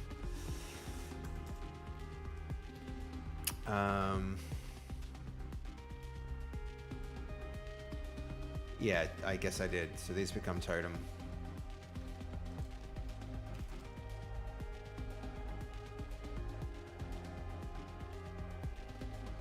Okay, hold on.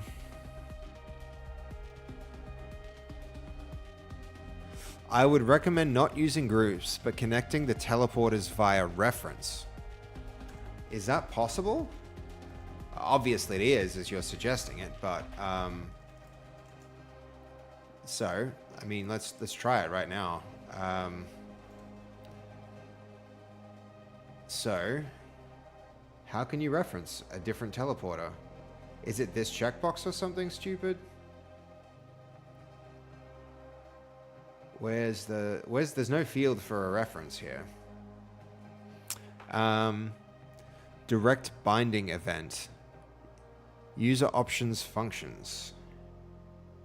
User options functions.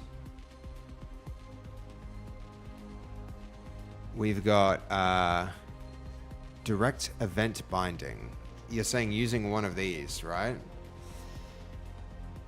Activate a link to the target parameter. No. Is that what you mean there? Teleport. Teleports the instancing player to this destination. That would do it. That would definitely do it. All right, we're going to improve again. We're going to improve again. So, teleport. Is this any object now? Oh God, that is way better. Then we only have one object. We would be able to teleport just by using the mutator zone. We would be enabling ourselves to teleport the player to the mutator zone, and then we can teleport back like straight out of the code. That works. Yep.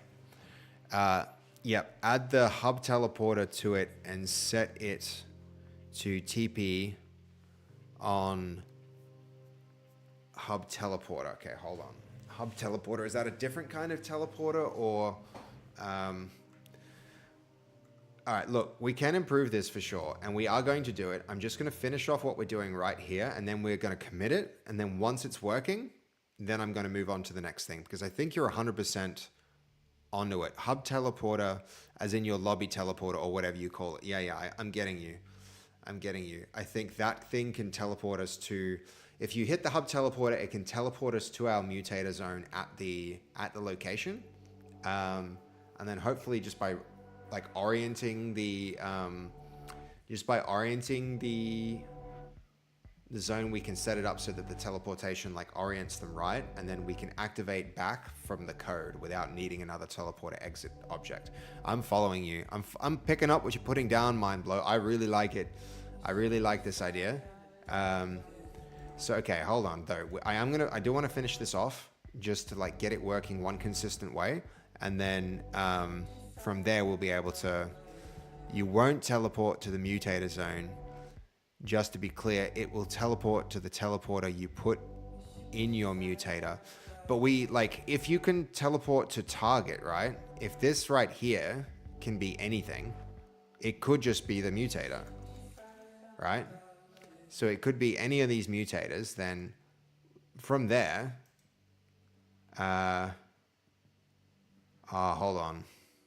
I thought this was an object as in like the target location, but it's not. This is like, what's the object that you want to cause the activation? So this is going to be the, hold on.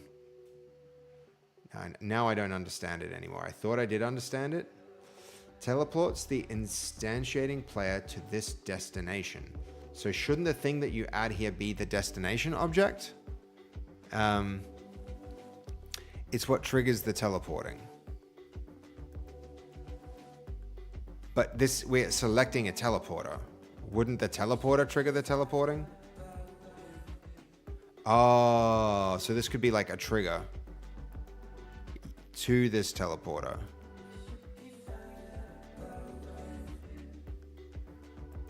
Right. But this supports things more than just teleporters, right? What we could be saying, right? So say we've got totem.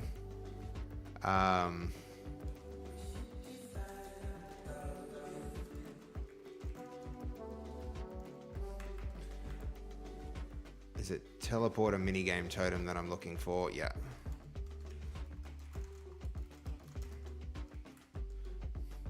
So you can walk into a mutator and teleport to this teleporter.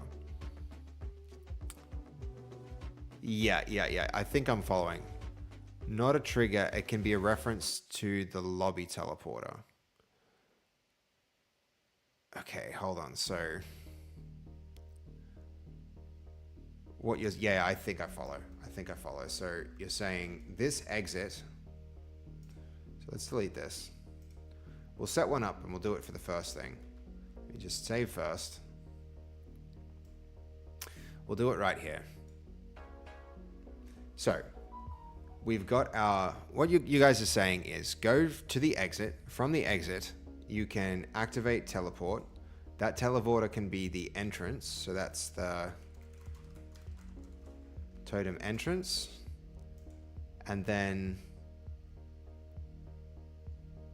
on enter,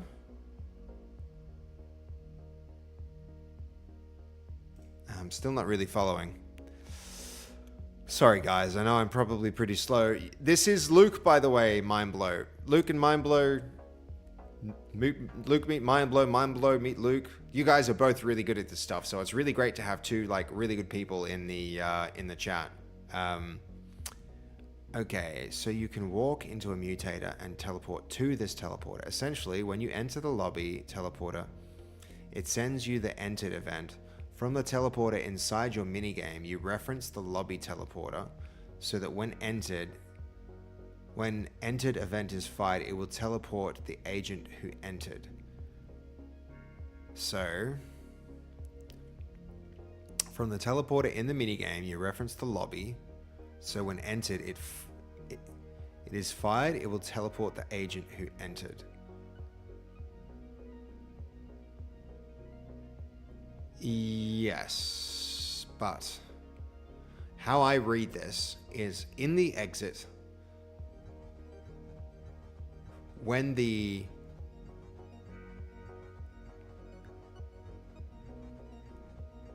user functions, if I call teleport on the exit, it's going to call the entrances on enter.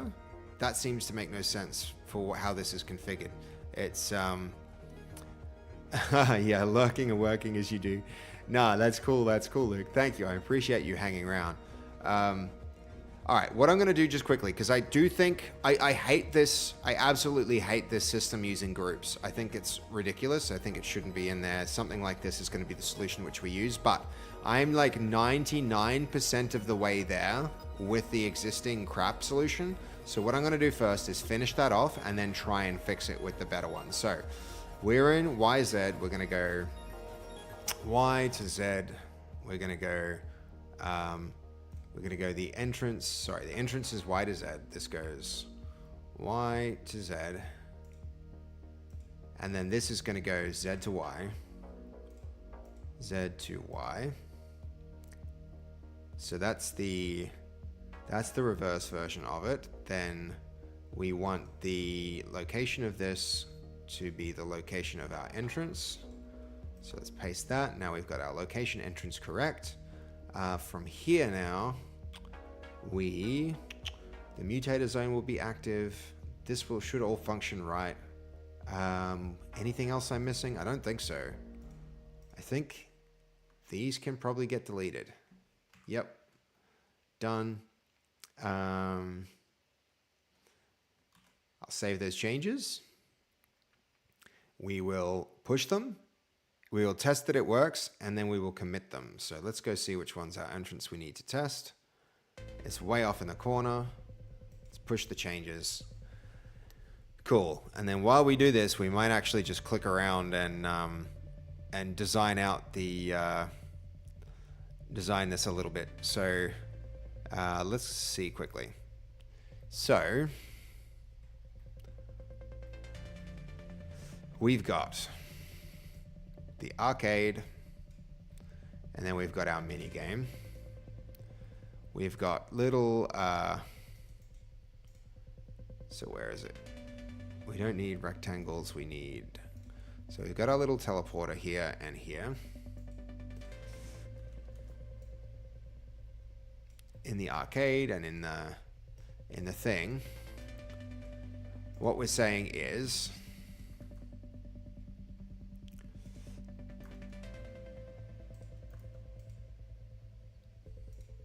we've got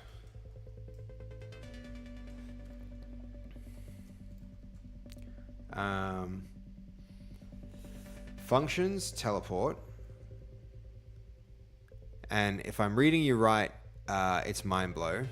Okay, a more simple explanation is imagine a button and a teleporter. You want when the button is pressed for the player to be teleported to the teleporter. What you have to do is make the teleporter reference the button's interact event. So, but then, is this like, why reference the teleport event? Okay, hold on, I'll keep reading. Now the teleporter would listen to the interact event, and when it is triggered, in this instance, by a player pressing E, it will teleport them to the teleporter. I'm not actually even against using that as a method to activate Mind Blow. So we might actually, even when we get new art assets in here, we might even be using that as an activate. What will you do is listen for the lobby teleporter on entered event. Yes. So we've got the lobby. So here's our lobby. Here's our mini game. We've got the on entered.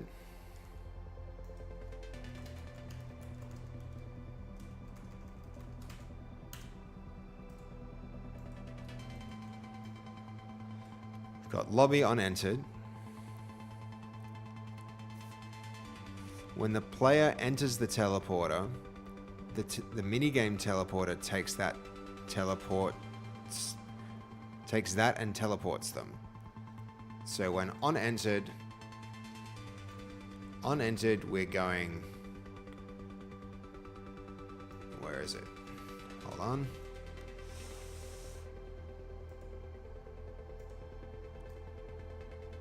On entered,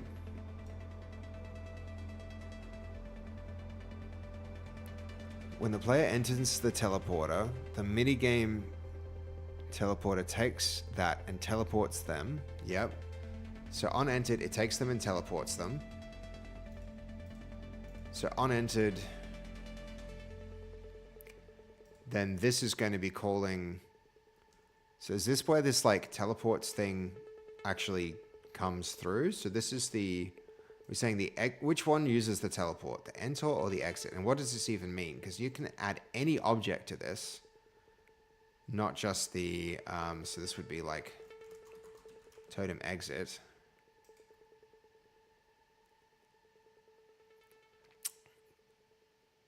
User functions, is this like something that we would need to invoke ourselves? Or maybe that's what the teleport method actually is in our code, why it's different from like the on teleport. Because we do have this like, I think that might be what you're saying, right, Mindblow? You're saying that teleport is this method. So if we hook something up here, no, it can't be that.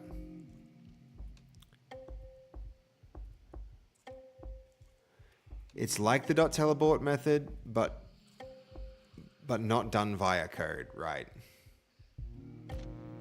Yeah, okay. First things first, just quickly. I want to just confirm that this works, so let's try that. It was this one in the corner. Yep, and then we get our gun. We've got our mini game, no shooting again for whatever reason, and then we're back. Okay, so let's just try. Wait, same one?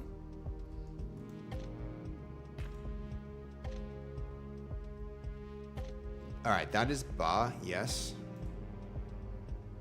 This should be totem. This shouldn't take us to a different place. So we haven't reconfigured one of these yet. Hold up, so let's go here. Is going to be Y to Z, Z to Y.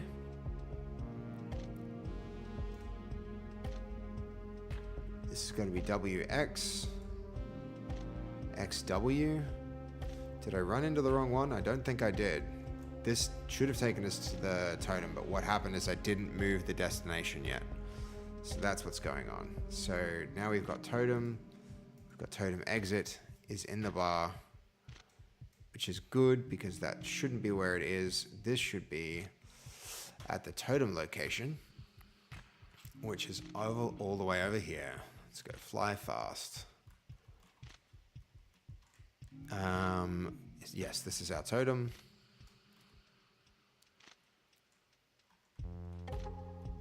So here we go.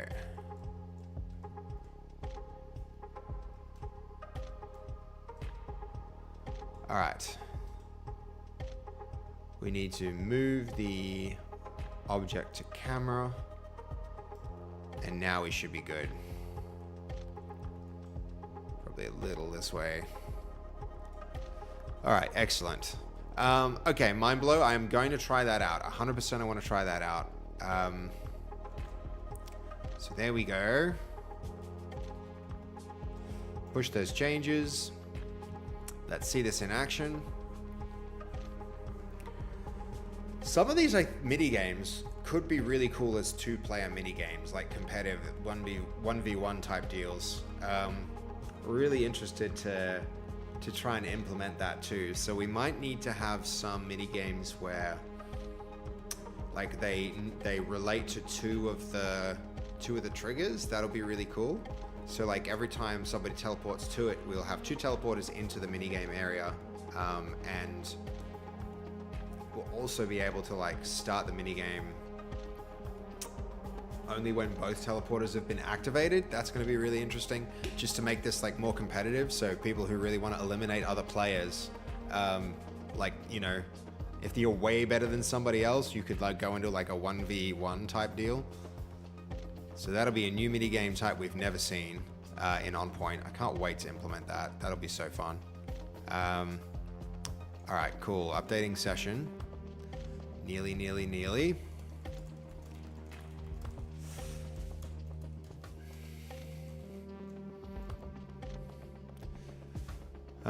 Okay, let me think that through. So I'm still not really following this, like the user function teleport thing. I'm not understanding how that works, right?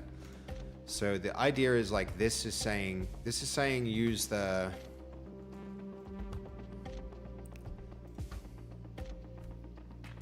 this is saying mind blows. So you're saying the teleport function, this teleports the instigating player to this destination.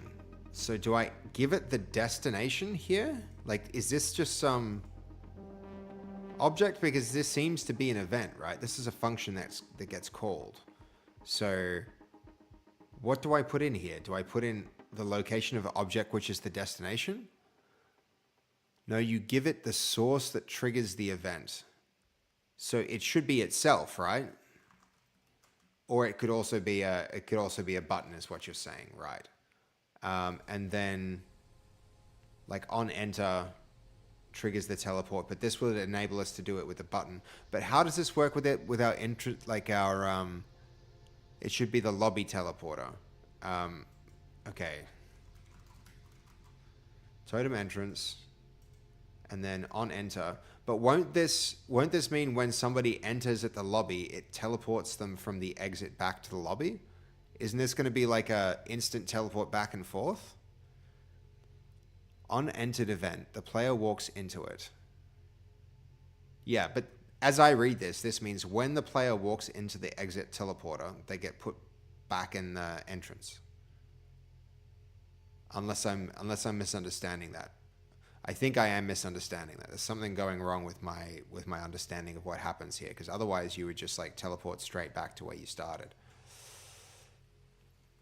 All right, that one works nicely. This one's going to work quite nicely. When the player walks into the entrance teleporter, they teleport to the exit. When the player walks into the... So shouldn't we... that?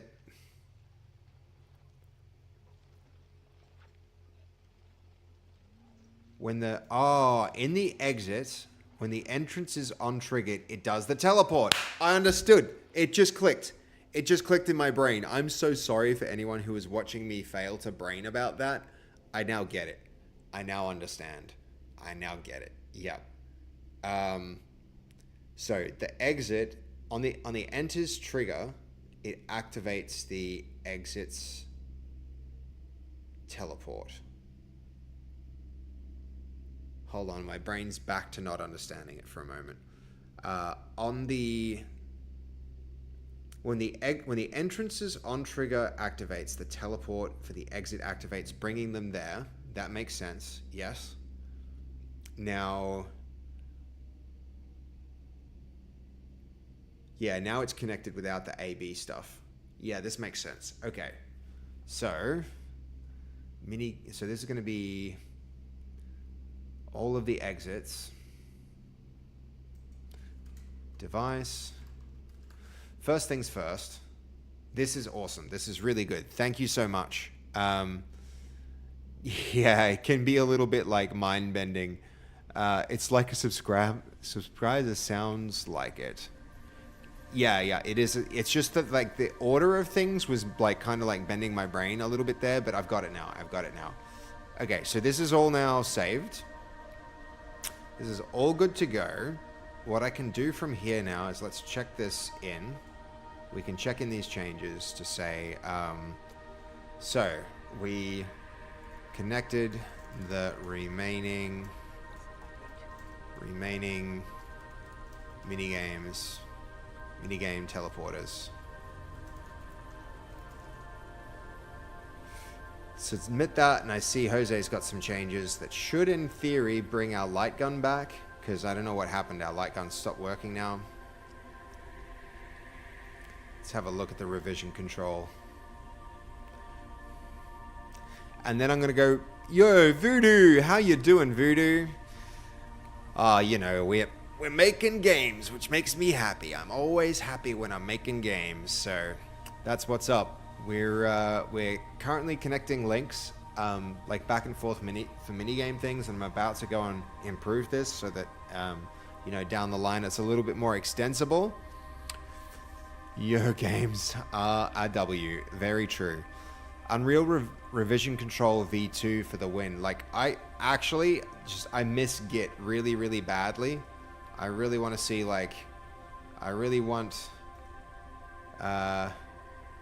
ooh, we've got work in progress for the new arcade machine.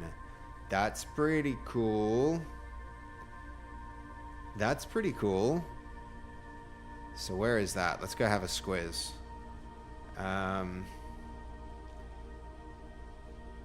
It is in... I mean, knowing that it wouldn't show me the path. Find the asset in the content browser, please. View the current snapshot. Check it out, guys.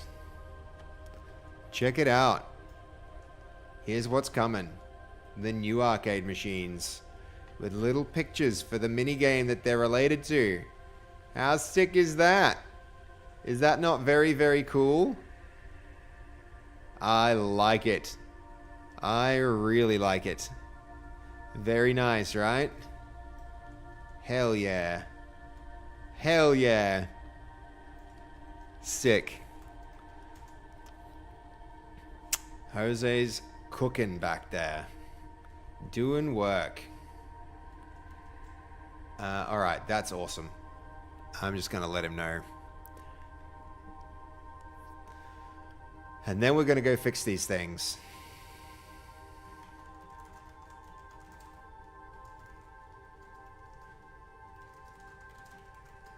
Very, very cool.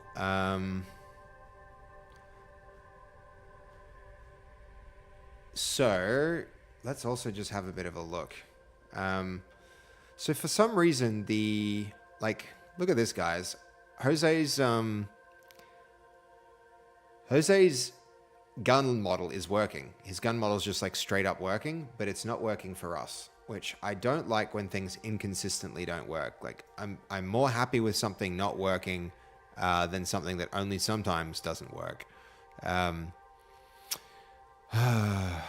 But here we are. That's fine. All right, we're gonna make this improvement because I do think it is a pretty significant one. So, one at a time. The idea is that when they enter portal triggers, so if the... you know what really annoys me, guys? I can't do this. Maybe... Mindblow, you know of a way to do this. Maybe Luke, you know of a way to do this. I'm so used to in Unity being able to go, that thing goes there. Okay, it can do it. I'm going to shut up now. Why would that not work when I tried it earlier? Why did that not work when I tried it earlier? Ugh. Lol. Just works. It just works. It's fine. This is fine. Oh, hold up. There we go again. Okay, so maybe it's some other like... Why? Try on the teleporter to be sure. Yeah, yep, you're right. Test in small increments. Why didn't that work? That's the second time though. Look. Now it doesn't work. Before it did.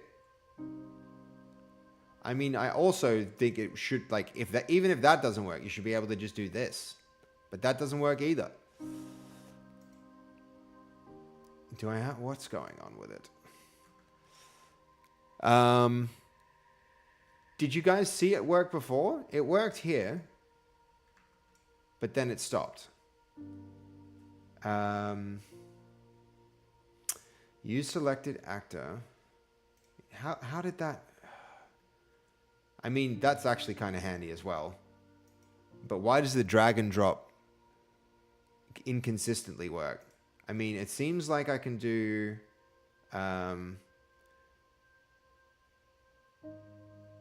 So that's wrong anyway. This is here.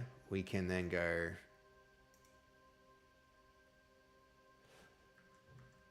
If I change it, like, why is it? Yeah, why does it change? It worked once. It worked once. If you open the drop down first, then you can select and drag. But then it covers the thing I want to select and drag. And also, it also doesn't do that. I don't know why. So I've selected it, open the drop down, and now select and drag. What if I do it really fast? You go, huh! Try and trick it. No, can't do it. Why? I don't understand. It worked one time. The one time I was like, why can't you do this thing? I could do the thing, and now I can't do the thing anymore. And that's very disappointing because that thing would make it really simple. I don't want to have to search the name of it every damn time, right? I can just do that, but this search there. Yeah, but that's just so freaking annoying. That's like even rude that it would ask me to do that. It's just rude. On Carnival, did you reference the correct device? So to be sure you didn't have it reference itself. Let's go check. On Carnival, the exit device it did reference itself, yes. Maybe that's why I was able to do the drag. I believe that's why I was able to do the drag, which is kind of useless if you ask me. Like, if you're only doing yourself, then anyway. Hey, just some guy. How you doing? I am having a great time. I'm having the best time. I'm making games. We're making games. Though I'm like not having the best time with MDBM. Dude, I love the symmetry of your name. Thank you for the follow. That's much appreciated, man. How's it going? Hello. Welcome. It's cool to see you in the chat. We are making games and I am having a good time. No doubt about it. We could be having a better time if we were working in if we were making our own game engine, or if we were working in Unity, or if we were working in Godot, or if we were working in Unreal Engine. Let's be real. Under all of those circumstances, I'd be having a slightly better time. But at the same time, I am having a really, really good time. It's I can't wait to get the hang of the nuances of this UEFN stuff. Because once I do, oh man, it's gonna be great. It's gonna be so good. Cannot wait. But all right, you're right. Let's try a few little changes one at a time. Let's not change everything all at once. Let's see if Carnival functions. The other thing that we need to do is so now that we've done this, let's have a think what we actually did. We made it so that when the entrance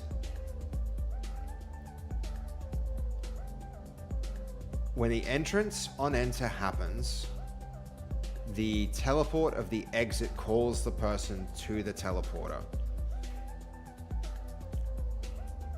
So then, do we need to disable the behavior of the entrance? Because this will do exactly the same thing, just inherently. There are two things doing this now, mind blow. I'll feel bad if you change them all and it doesn't work. Now look, try removing the target group from Carnival AB and see if it, yeah, right. Is there, yeah, group none. So by making group none, it will disable the default behavior. I think I follow now. It's going to disable that default behavior, and the exit is going to make it go on enter with, yeah. So this, we've removed those. Let's see. And then, do we need to push changes? We probably do need to end game and then start game. At very least. Yep. And we'll do it just for Carnival and see how it goes. Making your own game engine? You crazy. Yeah, well, look. Depends what you're doing. Sometimes, like most of the time, the right move is to use some other game engine. But sometimes it's the right move to bust out Raylib and, start pushing pixels around. Depends on what you're doing. Let's see. So, hold on. Everything up to date. Start the game then. Start game.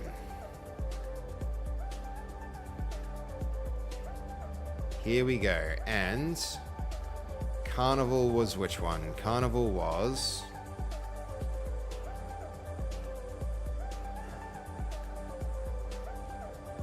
Oh, so fast. The one in front of the purple arcade machine. This one. See if it triggers. Nope. It's probably a good thing we did test it then. It's looking good. When do you get to have a test run? It's a good question. I mean, there are certain things we really need to test. Like we need to test, you know, what happens with multiple players connecting to the game all at once. So that's a thing that needs to test. Needs testing. We also, I mean, we've got the test user group and stuff like that. Soon, I think, Night Streamer. Soon. Okay, so it was a really good idea, Mindblow. But right now, it's not triggering. And I think it's because the target groups are off.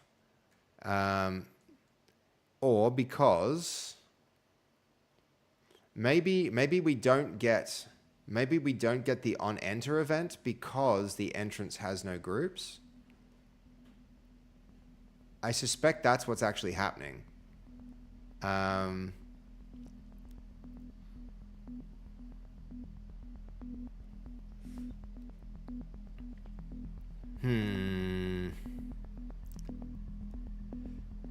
You keep all of yours on none always. Oh, good.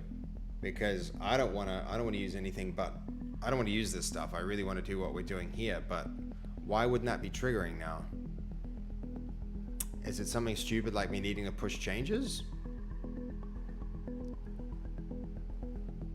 Could be, but I mean, the other thing that we'll eventually need to do is link it in the other way now, right? So that the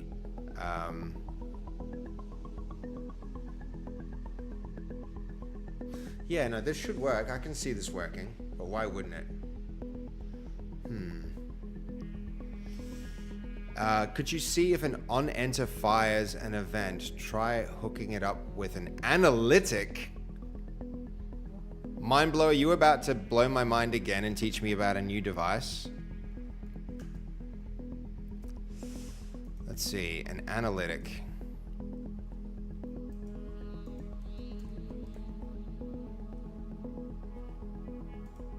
Analytic device. I like it. I like it. Tell me more, my blow. Will this like just print stuff and log stuff for me, or what's its deal? Event name would be teleporter test. What else have we got? Give it an event name and set submit to on enter. Submit to on enter is going to be that's on enter, and then we'll see this in the logs, I'm guessing. So I'll save those changes, I'll end the game, and then I'll start the game, and then I'm expecting I'll see something in logs, which could be really cool.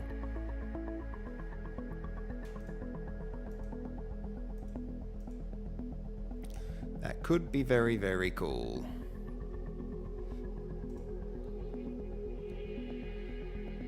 It does want me pushing changes. All right. We can do that. It shows up on the elimination feed at the bottom left. Cool. That'll be handy. Night streamer. Was it good? Was it a good stream? You only got to watch half of it. This is why we have VODs. This is why we have VODs, Night streamer. You can watch the VODs, I guess. But that is a shame. Let's see. Hey, at least you made it there, and that's what counts. Yeah, man. You were there to support. You were there to support, dude. Mind blow, like, What kind of maps have you made? I'm very curious. We've got a Discord, and we have a section of the Discord where you can link projects. I'd be really keen to see what, if you wanted to link your creator profile. We had I think Sam even did that. We had a cool guy come through the stream last night who had an amazing profile. What was his name? It was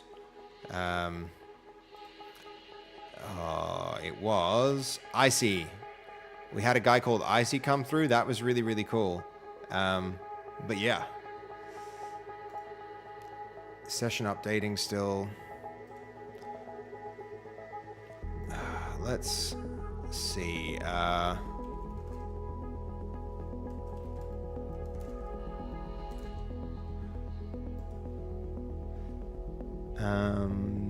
Okay.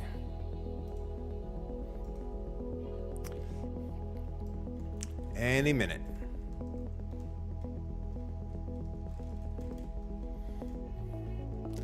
Any minute now. Interesting that this device comes up with a sprite. But it's going to be pretty handy. I think it'll be really nice to be able to debug things using this. Thank you, Mindblow. I'm learning a lot from you in this short time you've been here.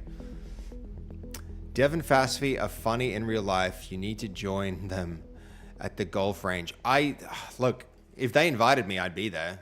It's just, I'm busy. They know I'm busy. I've got my own goals. Instead of golfing, I'm also I was back here kind of making sure that Fastfy's restream worked. So I was kind of I was a part of the process, Night Streamer, just behind the scenes this time. I'm worried on enter only signals the teleporter makes a teleporter no matter the destination. I'm worried on enter only signals the teleporter no matter the destination makes a okay, yeah. All right, here we go. Oh, look guys, I'm running backwards, no hands. Look, Mom, no hands. Oh, and it really wants me to walk backwards. There we go.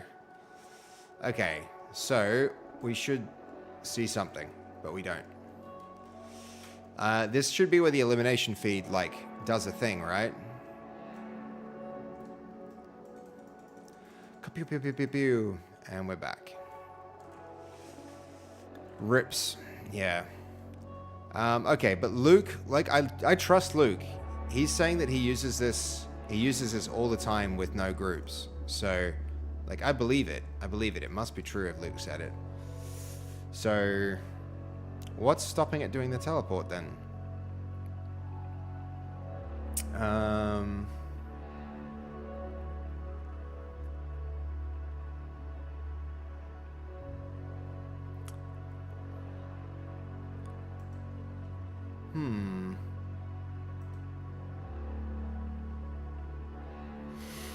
Try keeping it teleport to a random group and see if yeah, okay. It was usually, this was AB, so try making it teleport to a random group. So actually we need group none, and then we need this to be B, not a random group, but let's see. So I'll save that. We'll end the game. And we'll start it again, and we'll see if it triggers now. It's a good idea. Otherwise, it is actually working, and I think I might move on to the next thing. Since it is, I don't like it. I don't like the groups, but the groups are currently working. And it does seem to be what they want you to do. They want you to use these groups, which is crazy. It's a stupid idea to have groups like this, but, if that's what they want, and it is working, at a point, you're just going to be okay, I don't like it, but I'll stick with it. Okay. It did work. So it needs to have a target group.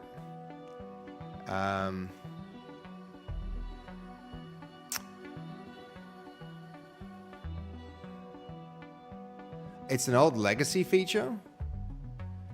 We didn't have those events in the past. The only way was via groups, right? Well, now we have the events, but apparently you still need the events for it to do anything. Because remember, like, this didn't do it. It didn't do anything until I set the target group. So it still only functions with that.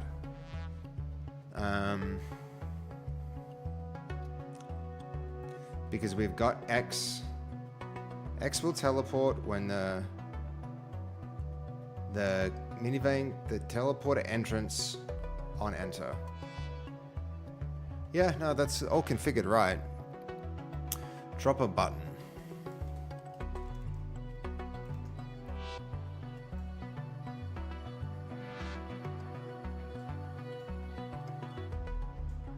We'll pull it over here.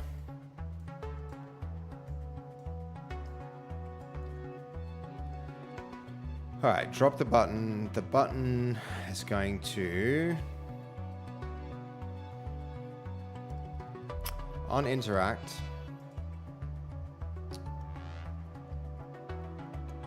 so let's see. We've got the teleporter entrance. So that's the exit, user function. Oh, hold on, this is volcano. Whoops. The exits button, this is now going to be that button. Button on interact. When you interact with the button, you teleport to the exit. Sounds good. Save that. End the game. Start it again. On the minigame teleporter and add the button. Just curious if it works. Yeah, like, honestly, I was considering making it the case that you had to run up to a arcade machine and press use instead of just using a teleport. So this might be better anyway. We're gonna see. It's when you use them in verse that I have to set them to none. Ah. I mean, we are using it in verse for the return trip right now, Luke, and they're not set to none, but I don't know. It's all kind of like janky and broken, and the circumstances under which certain things work, it's like, yeah, for a game dev who's used to, you know, more polished environments, we're getting there. We're getting there. Not to worry, we will figure it out. All right, cool new button. Interact. Teleport. Cool. Cool. Though, yeah, that's all it's going to do. The teleport works. So, I mean, maybe the way to do this is just like a button on the arcade machine. I am tempted to like use that instead of teleports because now we don't even need this. So, like, that could be the next thing we do is we get Jose's arcade cabinets in here. And start making those function. But the other thing, which I think is maybe a little bit more important, what triggers the script? Okay, hold on. You know what? It's when I use them in verse that I have to set them to the teleport group to none. Yeah, gotcha. What triggers the script?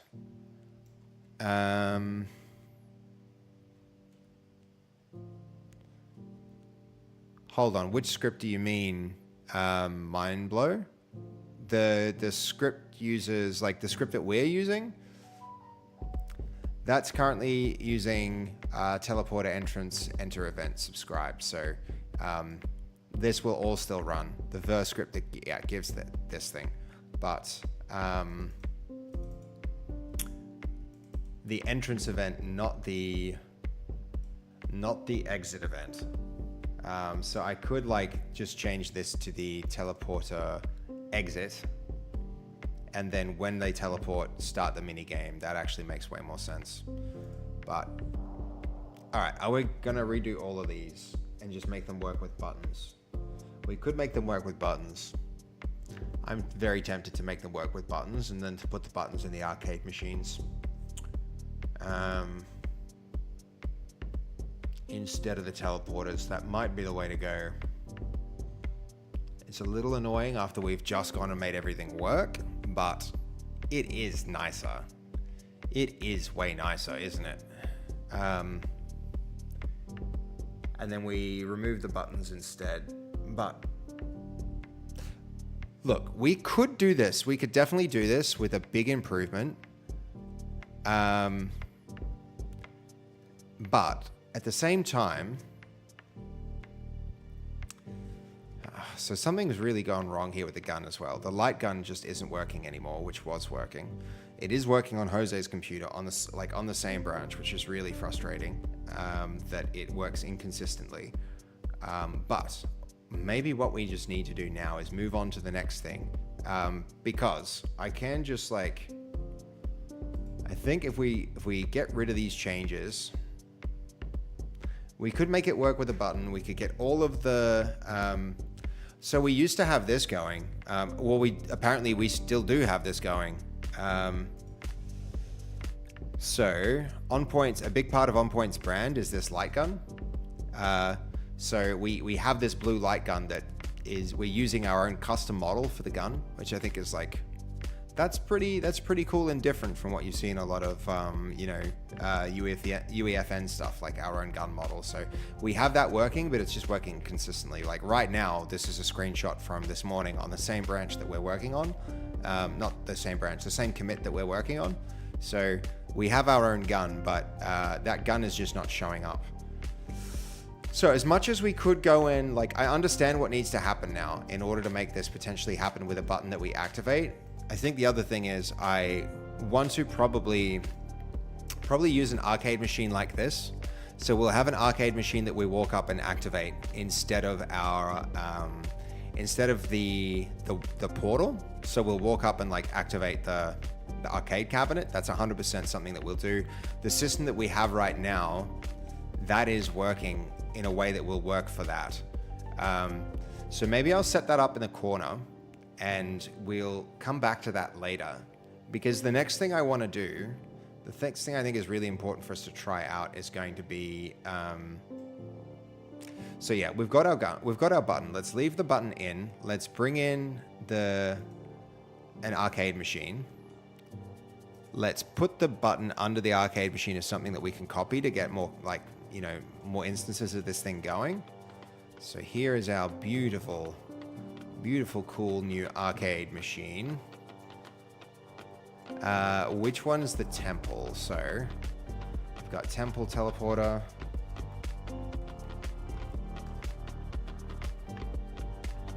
There it is.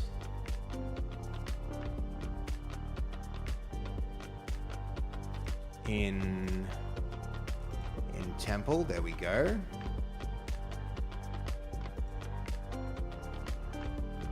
So it's a nice thing that that's sitting there anyway.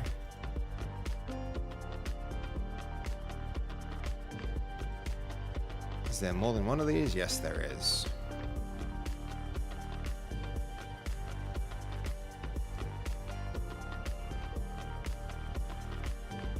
Then this button, what happened to our button?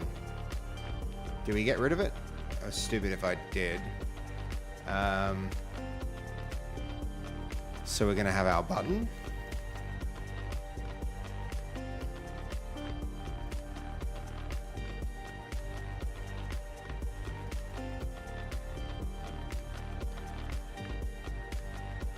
There it is.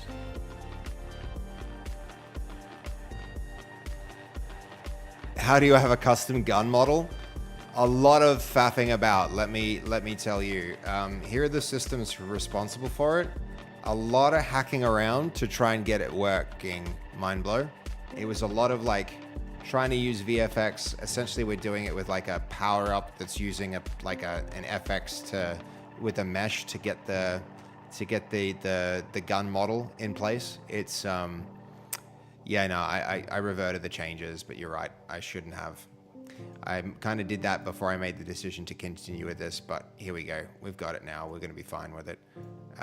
So this can go. We'll put that right down here so that people will know what to do, so that we can activate it. A little bit further across. A little bit back.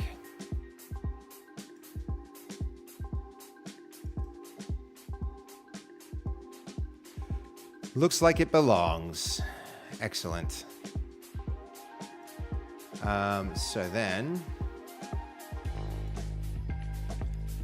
So this is a device, button, start, minigame.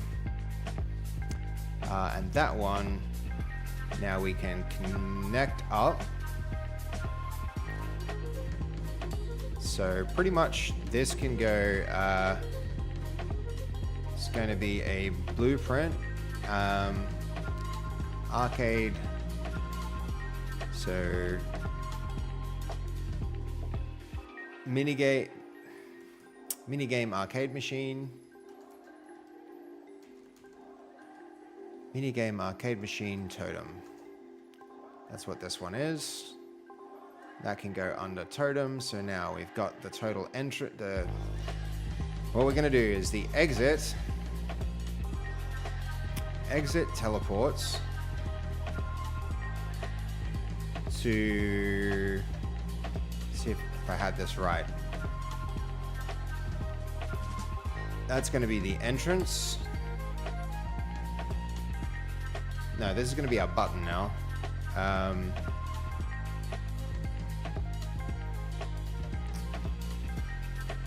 Button, start minigame. So on interact, we're going to do the teleport to our totem. That's essentially what I think this is going to now do. And now we can get rid of our totem entrance, I believe, though. Let me just like, this is what's being, yeah, well, this is what we're using. So now we also need our button here. So editable. This is going to be our minigame start button. Start button, and that's a creative button.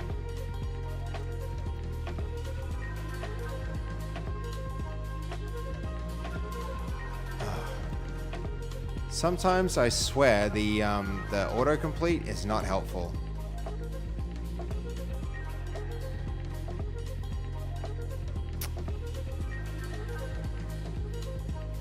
Isn't it? Oh, what am I saying? Button. This is the button device. Yeah, sometimes it's just like the autocomplete is more disruptive than helpful. The client settings could be responsible. Maybe, but I don't think so. Mind blow, because mine was working yesterday, but it was only half working. It's like the gun was winding up at my hip instead of in my hand. It's how will you return? Fair enough. Have I deleted it? I don't think I have yet. We've got an entrance and exit for totem. Did I? Nah, should be fine. Yeah. You're just telling me not to do it in case. So then, start button has its, what was it called? We were just on interact. Is that what it was? Start button has,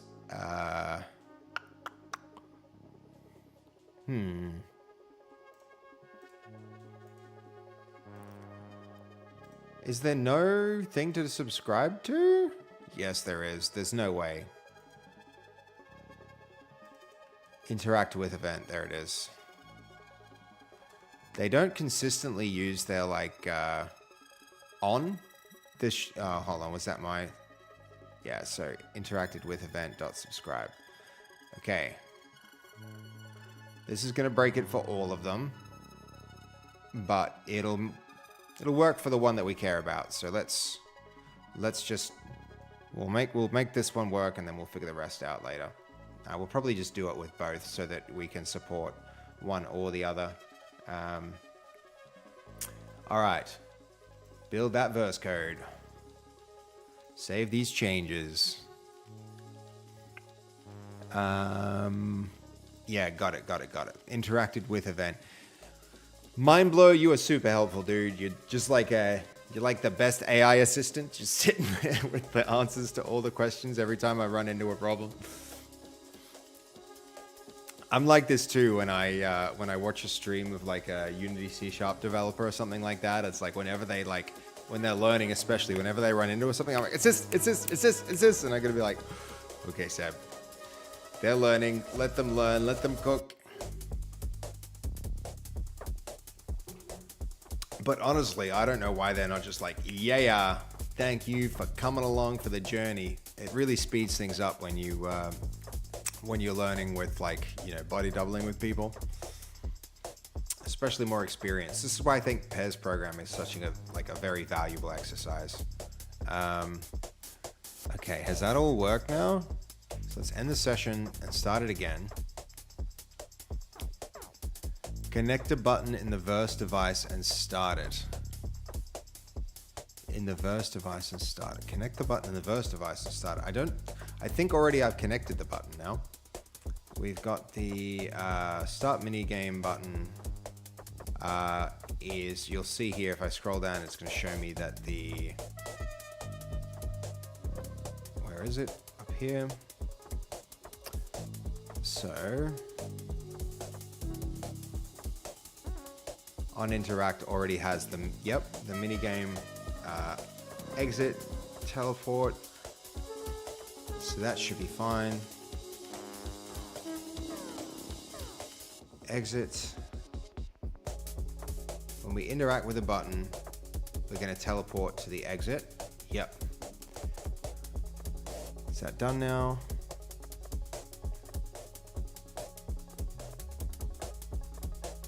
Start game. You need to also connect it to the Verse device. Which one? We're still not seeing the button. Maybe I need to push. It doesn't think I need to push, but I think I might need to push. I also need to connect it to the Verse device. Yeah, right. Start button. Here we go. Save. I mean, why wouldn't I be seeing that button? It's definitely here. There's the button. Where's my button? Save the changes. It wouldn't be a matter of saving it. I think I actually just need to hit the push button for that to show up. Even though it doesn't detect the change. Here we go. We're going to wait for it. Yeah. It's what it takes. Any minute now.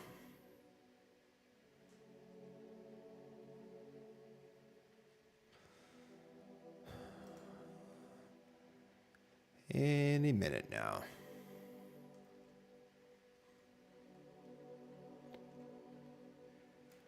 I think live edit works better if you make changes with the game ended.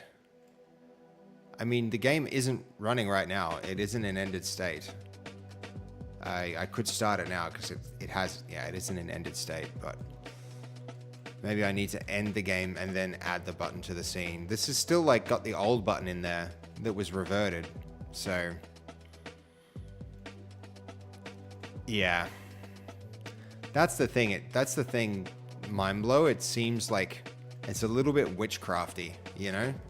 It's a little bit voodoo. I don't know if you're still around, voodoo, but this is your type of thing, but not in a good way.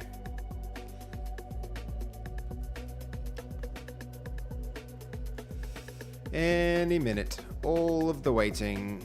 May as well call this the waiting game.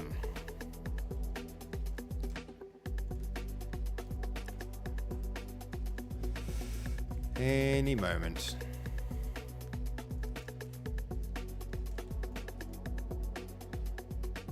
Woo! Update that session, please. Come on. They really need to just not validate the project in live time.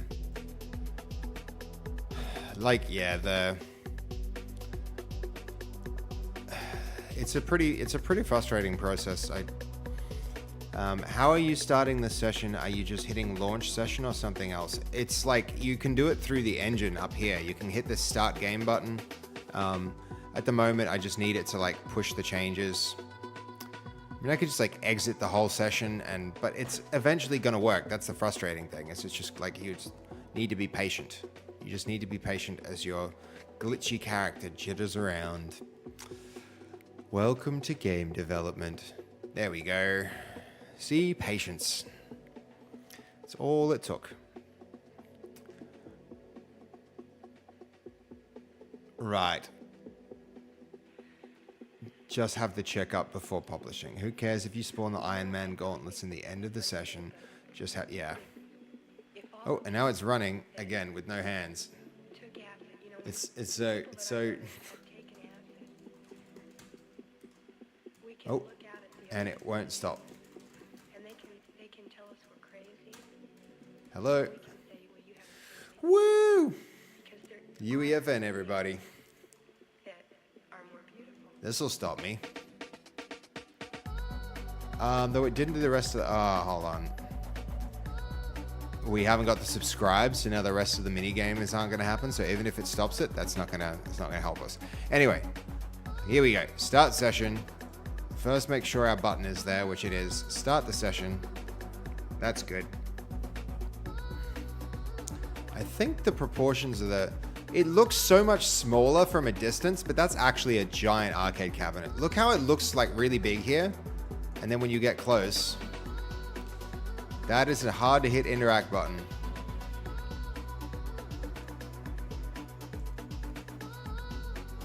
Minigame going. And then put us back at the exit, at the entrance.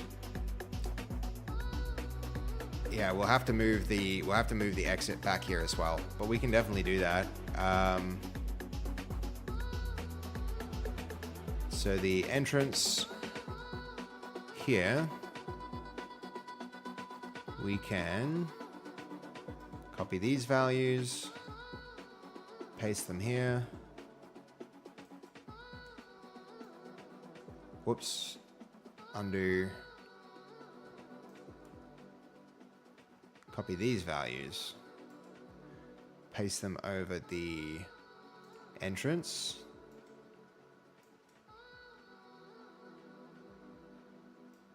Where is that now? From there, start minigame button, copy its values, paste that here. So it goes here, right? Why would it be... Is this like local offsets? What the hell?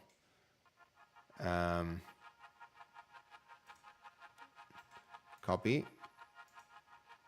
Paste.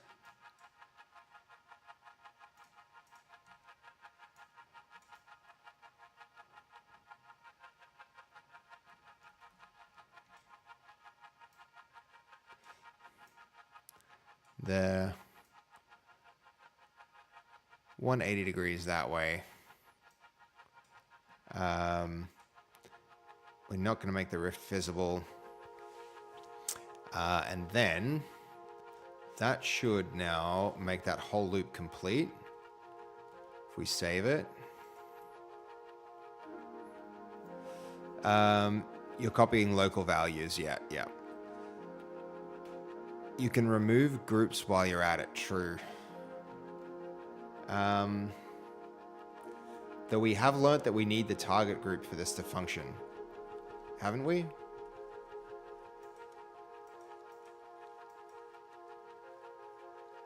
We're about to see, I guess. Okay. If we don't, we don't. That is a good thing. And that. Stopping game. Any minute. Save this thing. Start the game.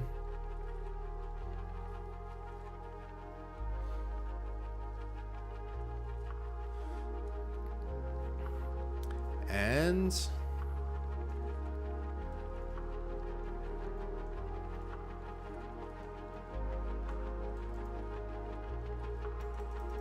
Shooting. And we're back. That's pretty good. That's pretty good. Thank you, Freya, so much for the follow. Really appreciate that. Very, very cool of you to follow along. All right, that works. That works. So now we just need a different arcade machine for every... I mean, we have to like disable the button now when the arcade machine is done. We have to turn a light on to show when it's available and unavailable. But in general, I think now that works. So we disabled the functions of all these other ones. And I want to just like switch those back on because it's going to take a bit of time to go and update all of these. But we have not just this. Yeah. All right. Actually, the autopilot actually helped there. So all the other ones are still going to work. We've got our new updated arcade cabinet. Now repeat 10 times. Yeah, kind of. Yeah, I have to disable the button. Absolutely. So teleport entrance. We've also got our start button.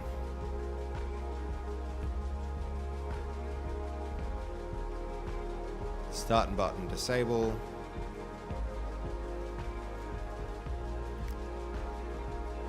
So that takes us into our mini game. And then we're done. Though, why didn't... Whoa, what the hell? What is happening here?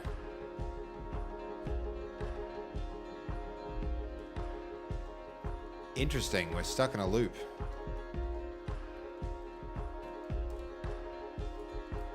What have we just done to cause that? It's gonna be this. It's gonna be our teleporter entrance, teleport event, subscribe. I mean, this one needs to go, honestly. It's going to eventually go, so...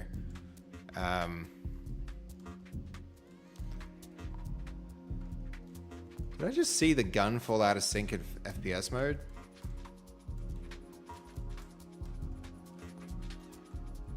Let's end that. Push our verse changes.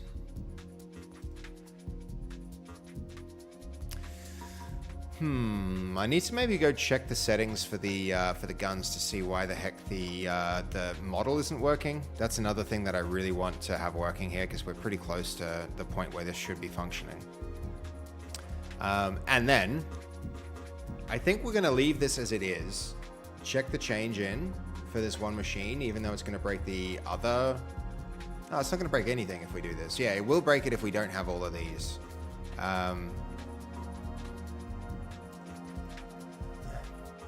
Anyway, one thing at a time. End the game. We've pushed our verse changes. I mean, shouldn't it need to like... Oh no, we have our automatic like push verse changes thing done. So... replace on the grayed out code teleported event with enter event. Yeah, right.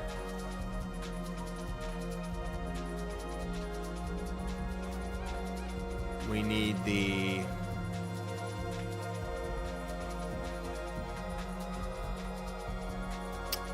enter event. Autocomplete strikes again. You're very quick though, Mindblow, to catch that. Alright, so... looking good. Looking good. Pretty good spot we're in there. Yeah, we're gonna have to like change the layout of the arcade significantly so that people will be able to see all this really cool art. The art on the side is gonna be very hard to read when you're just running around. I think we need like a banner up the top. And how cool is this light? There's a red light and a...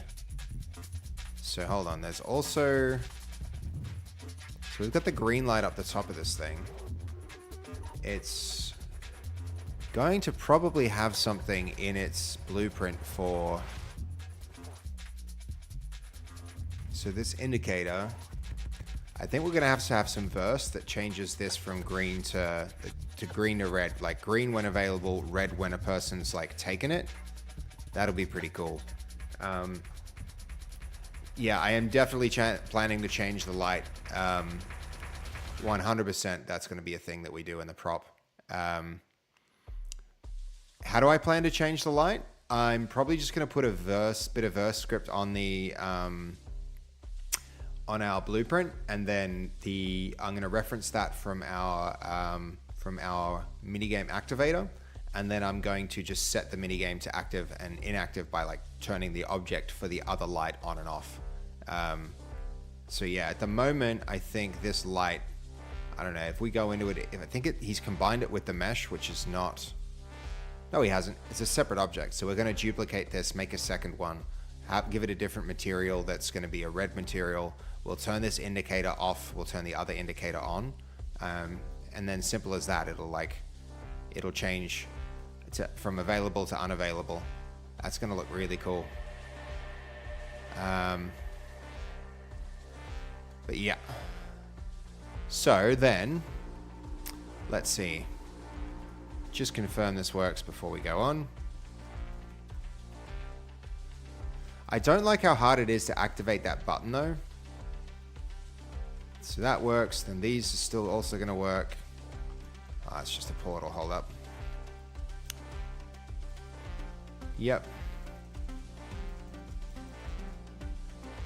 All right, cool. Did that button delete though? Yes, it did. All right, cool. Excellent. Now, you can increase the interact radius. Let's do it. Device button, there we go. Interact time. Advanced radius. Interaction radius. So they use weird units. So like, this is in meters. So let's go like 2 meters. Probably about that.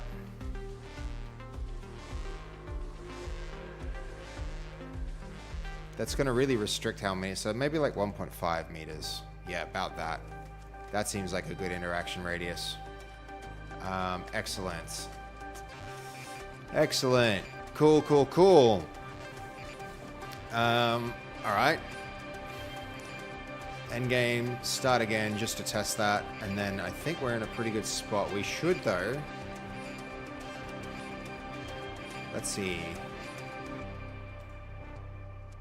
We've got the entrance. The entrance is going to be... I think we'll put that here too. So we've got the teleporter. Yeah. This is starting to look good. Also, FYI, in Verse, you can only change... Oh, hey, hold up. Fizz, how you do... Hey, oh, you went into lurk mode. You went into lurk mode, Fizz. Thank you for lurking, man. Thank you for lurking. Okay, unless you split the arcade and the light into different blueprints. The arcade and the light into...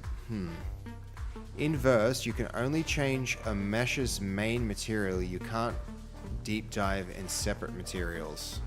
I'm not even going to try changing the materials, mind blow. I'm just going to be like turning objects on and off. Oh, there's not even an on and an off state for objects, is there? Damn it. We can have like a... Oh. Is there any way to like turn off an object's mesh renderer? Like hide it, but have it still be there? In Unity, you would just like completely disable an object, but or Godot as well. I can't believe that there isn't some concept like that. Anyway, you can only turn on or off the entire blueprint. Like whatever, we'll put a light. We'll separate out this light, and we'll have a light blueprints for on and off buttons. We can do that. Whatever, it's fine. This is fine. So where are we? I think you can using scene graph. How is that advanced stuff? That's like the most basic thing you can do in a different engine. I just don't know why they would make this an advanced concept. All right, start game. Let's try with the bigger radius. Yeah, cool. That seems way better. That seems way better.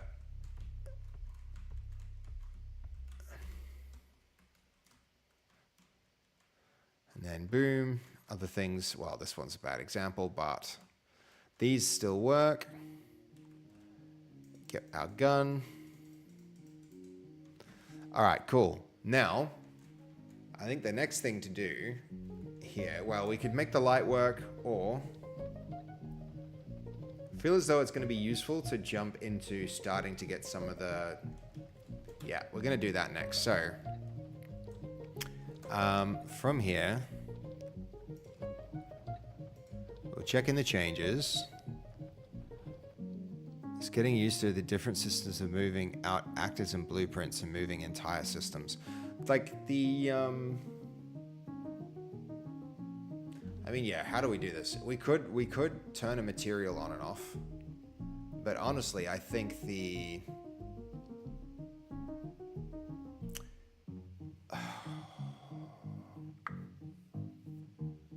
It shouldn't be that hard to do this. The indicator, we should be able to just like duplicate it. So indicator,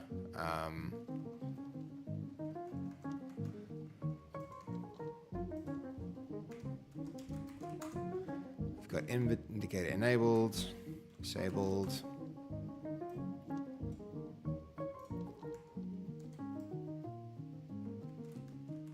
From there,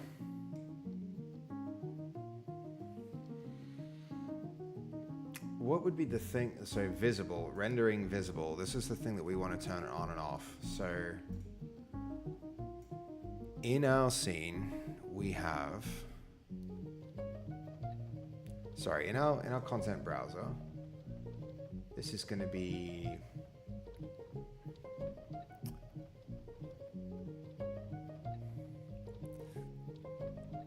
the closest thing you have is a sequencer, but you think it's not a good idea. That I can't imagine that there's not a way to reference a... So, I mean, this thing is what? It's a static... Can you not reference a static mesh component from Verse? If not, then it's like, how do they expect you to do anything? Like, really, that's very, very basic. That should be there. So, from Verse, how can I switch a static mesh component inside a blueprint on and off?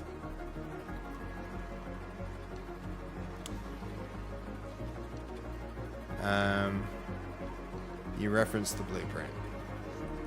It's probably going to be like, nope, computer says no.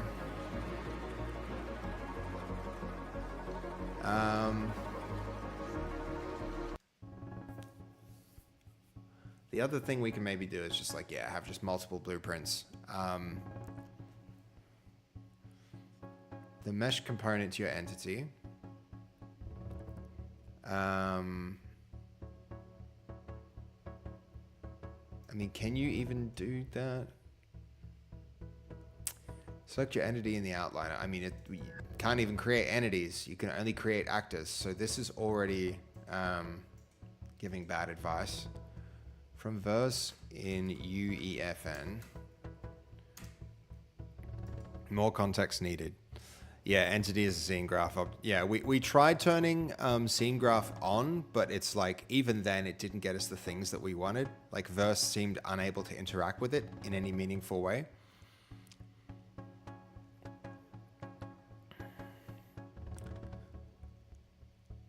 AI says mesh component is valid. Set visible. Yeah, I mean, that could be cool if that's possible, but like, I mean, it seems like it thinks it can. The creative prop. I mean, this is not a mesh component if it's a creative prop, but like, I mean, that seems doable.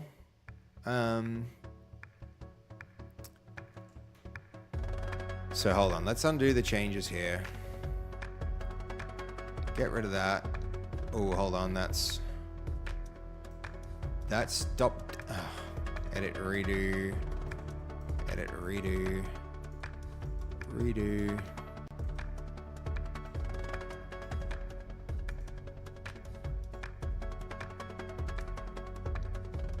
What's it doing?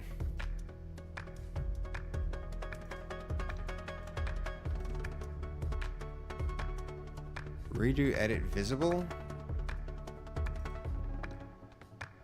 Oh man,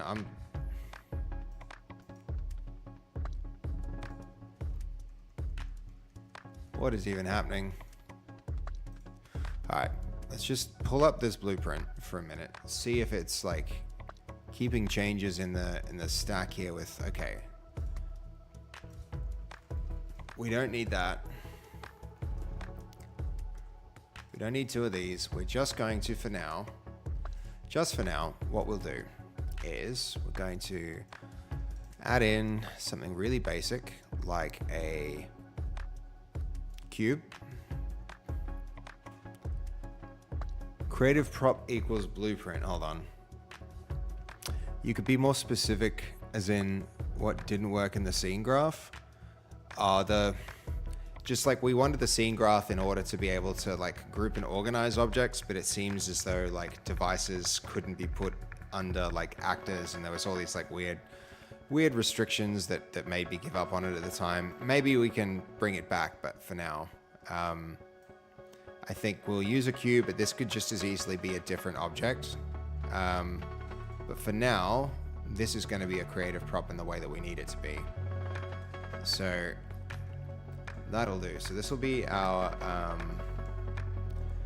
SM underscore occupied. So this is going to be a mini game arcade machine occupied indicator. So there we go. And it can go under here. This now seems like we can do the a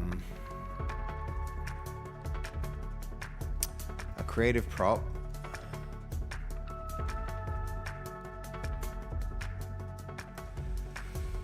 Let's see, yeah. From here then, editable occupied indicator is going to be a creative prop.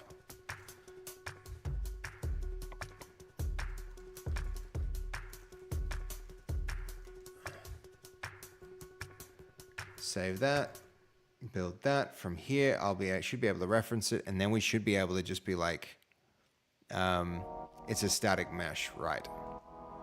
Is that a different type? Because this was saying use creative prop. But if we can static mesh it, that's more specific. You always want to be as specific as possible with types. So static mesh.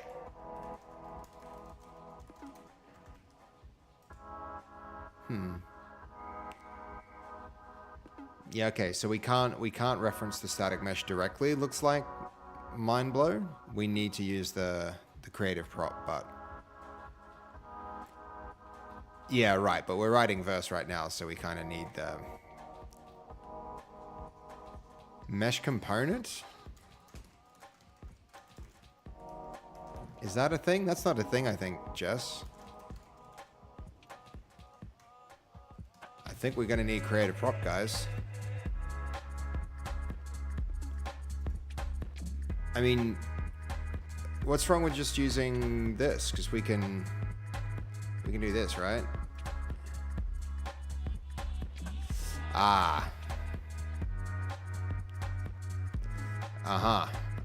Gotcha. So. All right.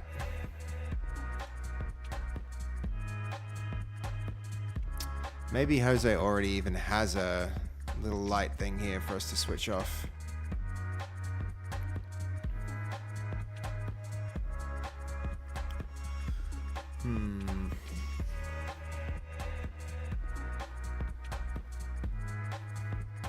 So. I'm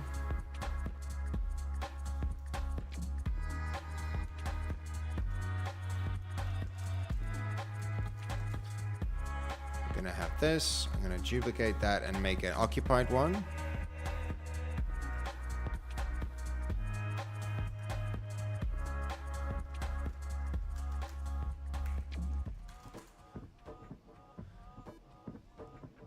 That should then be, in theory, possible to, if we take this thing, make it a blueprint. Let's also just, hold on, let's just change the color of this thing briefly, since we've made our duplicate.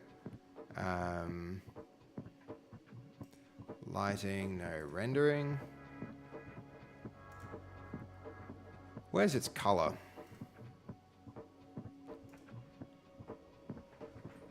Is that not something you can do really easily? I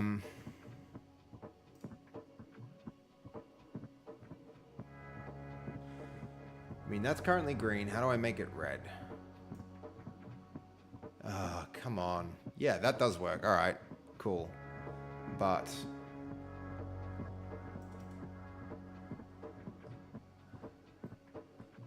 where is our base color?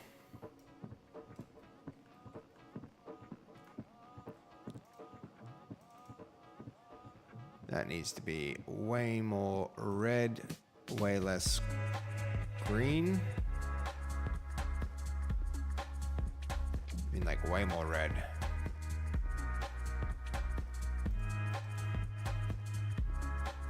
Why is that coming up orange?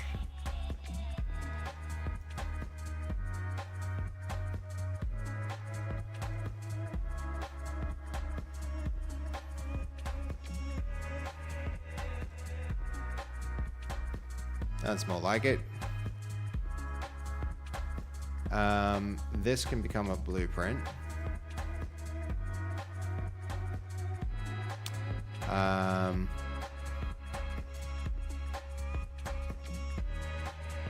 Okay, copy the static mesh from the arcade blueprint and paste it into the new blueprint with only the light. Yeah. So we don't need... Replace the selected components. Replace the selected actors with instances of a new blueprint class.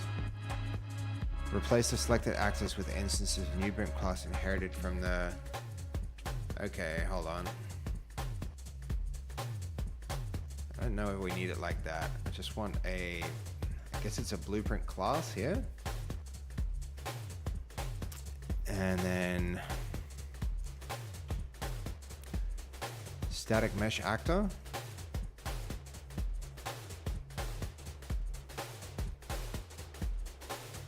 Static mesh. This is going to be occupied indicator.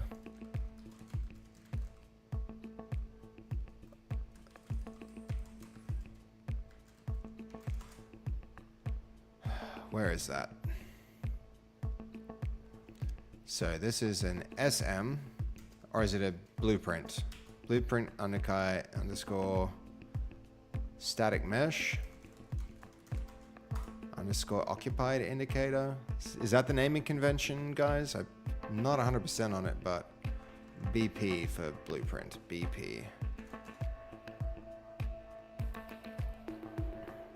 From here then, should be possible to open this blueprint, copy out just the indicator.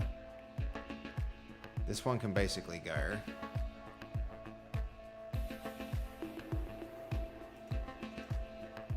Copy that into our new blueprint. Paste.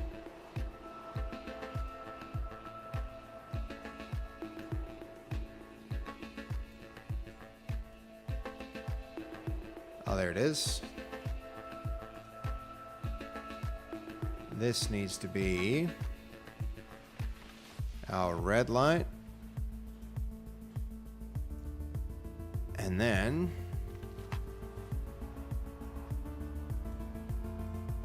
compile that, why not?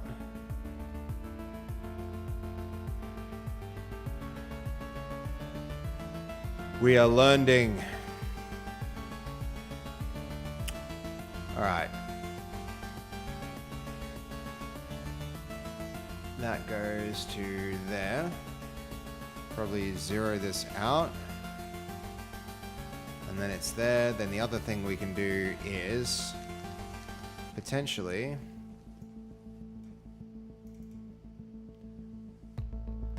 from here, this can.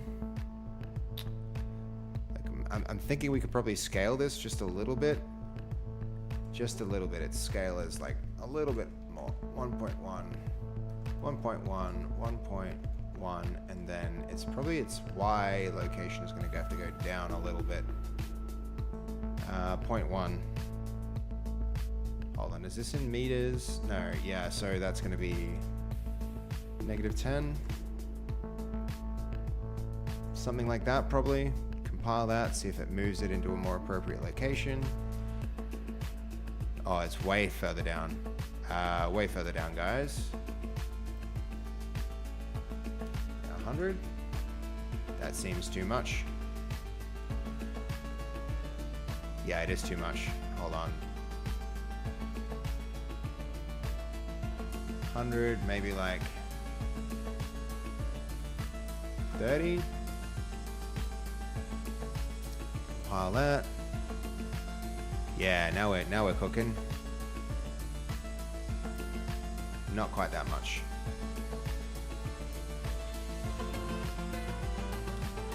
Negative like 20.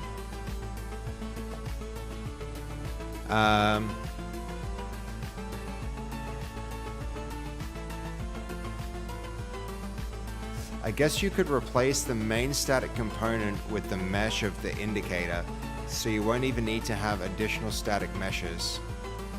That way you can directly influence the material via Verse. Yeah.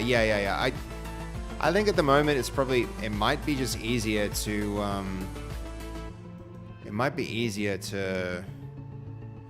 yeah, I don't know.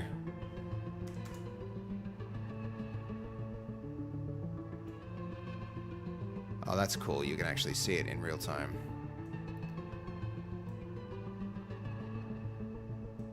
There we go. So that's our occupied indicator. Save that. So this is going to be static mesh, static mesh underscore occupied indicator, and then that is going to be totem. So this is going to be arcade, sheet, occupied indicator, and then totem. All right, so now our code should be able to reference that indicator, and it will turn the object on and off now, or turn its visibility on and off from Verse here. But could we, yeah, we can reference the creative prop. So now occupied indicator. So let's have a quick look at the code we were referencing. We had mesh component as a creative prop, and then we can hide and show. So, I mean, even this whole damn method can be like set occupied. Creative prop.hide. Yes, thank you. The next thing that's going to be really handy to, I don't know how long you're sticking around, by the way, mind blow, but the next thing I have planned is actually going to be that'll be very useful to have somebody around for that one too. You know, if you're if you happen to be here. So we've got our active or like occupied. So the next thing I want to do is get targets going that can be shot and like spawn particle effects and stuff. Yeah, great, man. That's great. It'll be cool to have you around. Occupied is going to be a logic. So if logic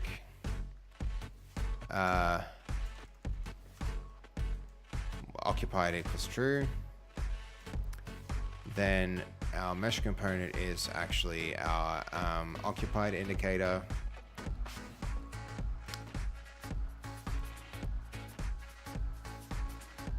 If it is occupied, that shows. Otherwise, we show it. Oh, if it's occupied, we show. Otherwise, we hide. So toggle mesh is set occupied.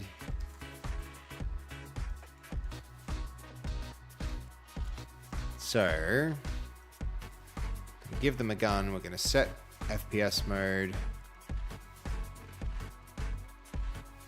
Set occupied.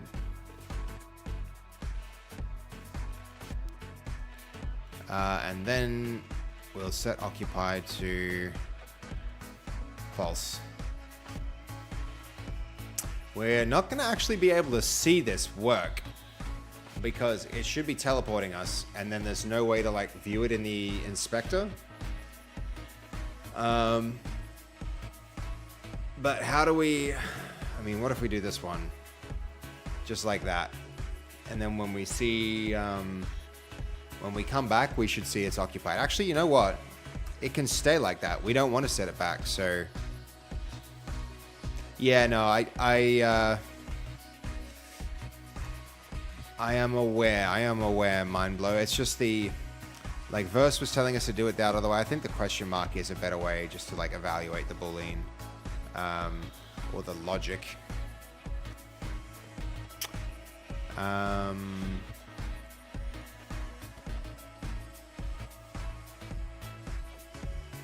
So let's see, we've got the exit, we've got the,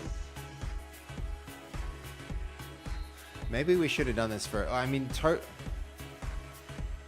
totem is not temple. We should have probably used temple. The other thing is each of these will need a different texture, but we'll set that up later. All right, cool.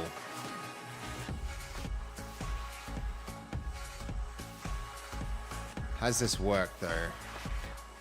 We didn't end the game. We'll start the game and we'll end the game. We'll push the changes and then we'll be good. Let's give that a shot.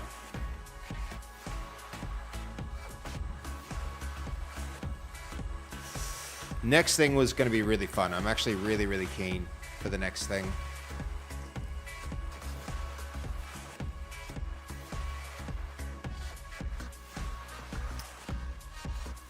Any minute.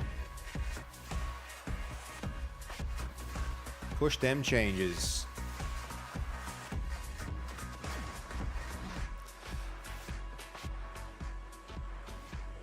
Right, yeah, custom items and thin client. I've heard about both of those things since getting into this, and like, yeah, the thin client seems like it's going to make this whole like this iteration much easier, and the custom items is going to be really great because things like all the messing around that we did to make that gun work, like we won't need to do in the future. That'll be really nice. That should be really nice. I'm looking forward to that too.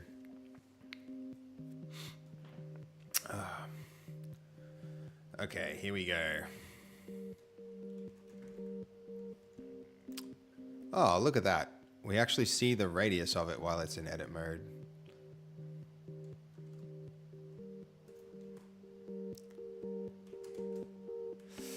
Come on, come on, come on.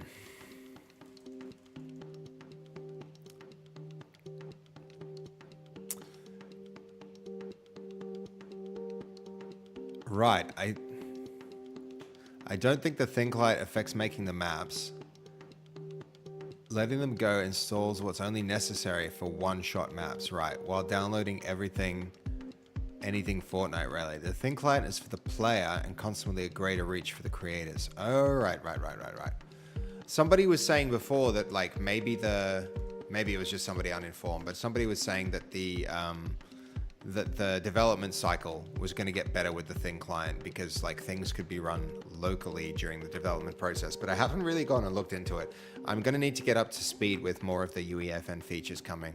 I did hear that like custom guns would be supported pretty soon, so all the stuff we're doing with our light gun, less useful, but we're about to see it. No, okay, I'm just misinformed then. All good. Thank you for correcting it, guys. Thanks for speaking up, Luke. Think Roblox games being easily and quickly accessible as opposed to having an 80 gigabyte download in order to play. Yeah, man. Like the fact that I need an 80 gigabyte download in order to develop, that's probably still going to be the case, honestly. But like it is a bit of a, like before this stream, I actually cleaned up disk space. It's ridiculous. I'm running out of disk space. But we're getting there. We're getting there.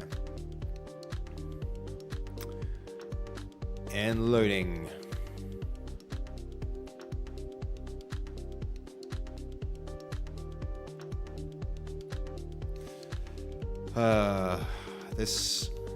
I think these arcade cabinets are going to be a cool addition.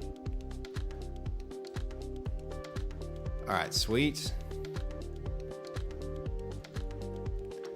Now, the indicator should be, I mean, there's an error there already. What I needed to do was, when it starts, I think already we have to set occupied to false. So that's going to be set occupied false. Yeah.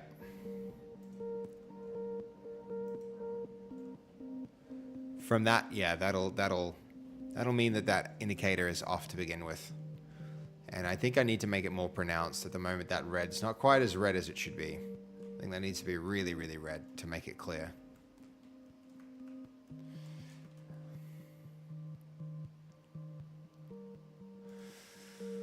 Any minute.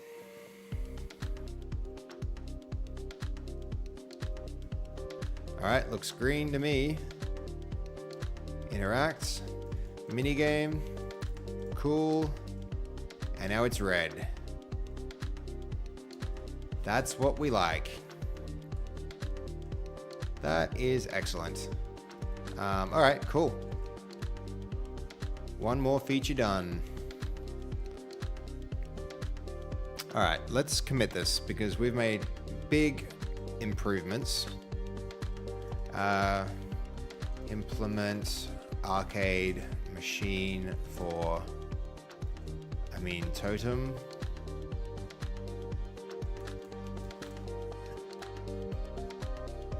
That's now set up. So now the next thing, we can take a sidestep. We've got a lot of great logic here. Now we just need to wait for more art to come through for the rest of these resources. But this is good. This is good. Good changes. Implement new arcade machine for the totem. Looking good. Next step. Next step is, where is this new file? Because we should probably clean up there. I saw some weirdness with it. Assets import. Where was it? Here in the... there is a way to select it in the select a resource in the content browser.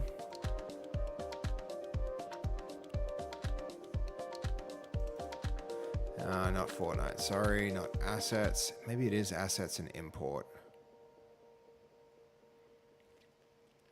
We can go through the history to see the name of the files. So let's find that asset in the content browser. Viewing current snapshot. Here it is. Import arcade, new arcade machine. So, I mean, it's new now, but naming something new arcade machine is a bad idea for the long term. This should be called just minigame arcade machine. I saw that and thought, like, not a good name choice.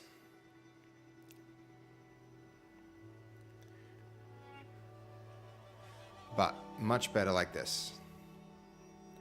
Why do we have that? Guessing we don't need it. Concerned about deleting it, but whatever. We did check our changes in. In theory, that won't do anything. Okay.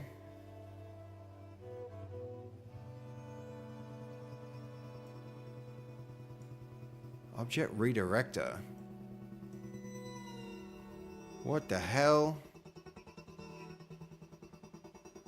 Renaming a folder has this many, like... Okay.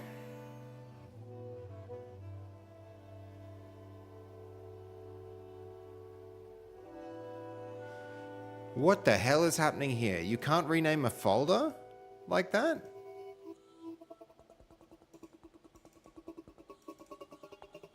There's no files in here. Why can't I delete that folder?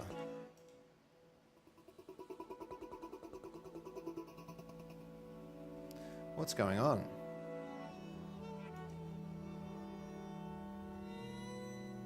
Enable show redirectors filter. Where's that? Show redirectors.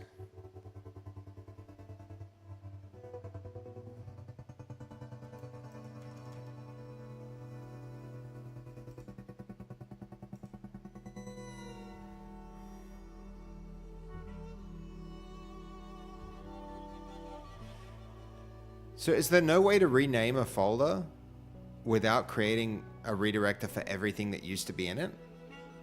Mind blow, that seems like that's crazy if that's the case.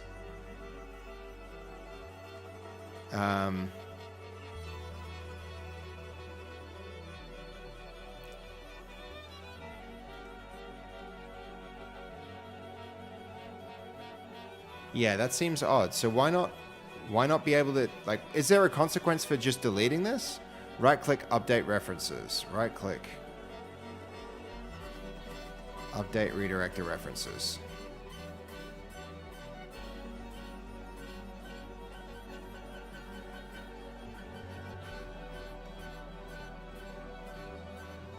Right. Gotcha. Okay. So I'm guessing I can do that for all of these.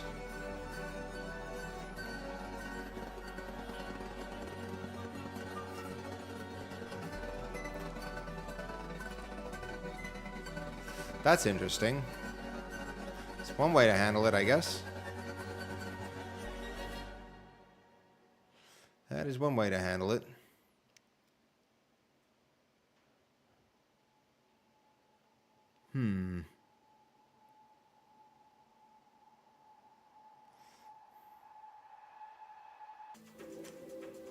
All of these as well, I suppose.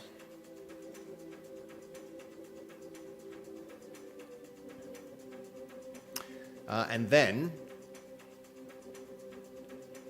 with that done,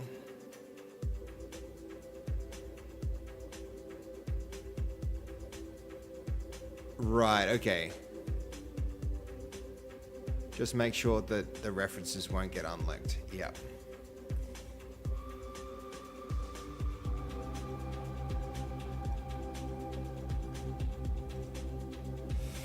All right.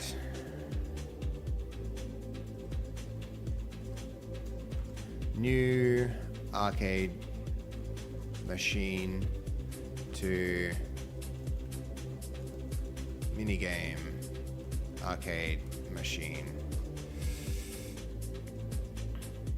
All right, cool.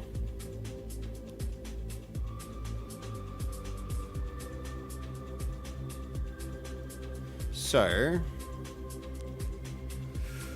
Let's start afresh in a new scene. So, let's clear the slate here, because we're going to start on a completely new system. We've got all these old work in progressy things, and this is our new stuff. So save that. In our other level, how are we handling this? We're calling it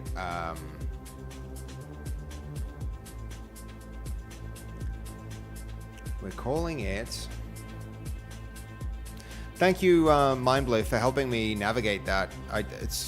It's an interesting concept. I didn't realize that redirecting was handled such an interesting way. That's really different. Oh, bit of processing there. All right. So here we are going to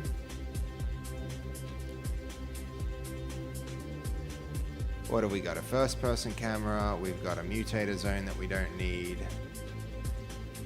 We've got all this stuff where I want to just create like game and get this out of the way.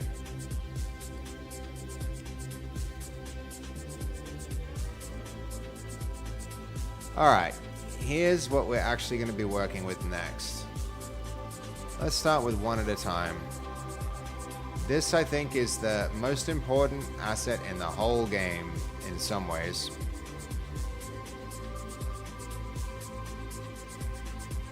Zero, 200, 0. Set it rotation to 0.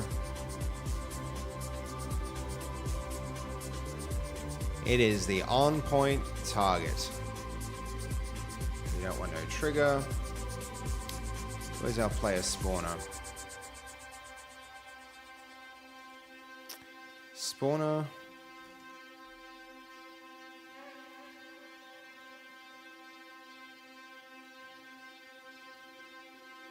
Well, I mean, where did that go? We did have that. Maybe I shouldn't have deleted that, but did, but that's fine. Player spawner.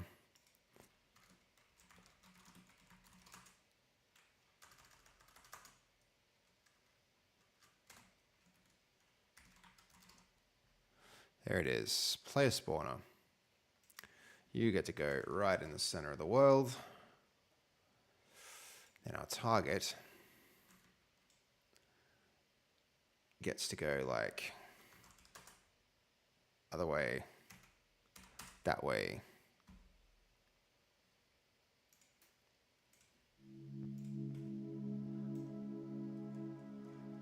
Okay. What on earth is that off in the distance? More work in progress things that are weirdly located. We can deal with that later. Okay, player spawner will also get a weapon spawner. Item granter.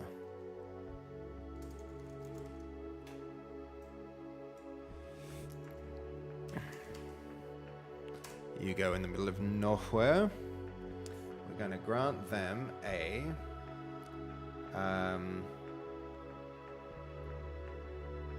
grant item for the spawner.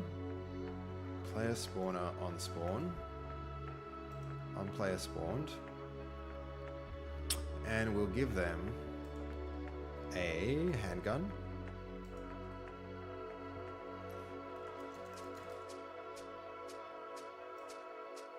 Combat pistol level 1. Excellent. In that game, save these changes. Do we need to then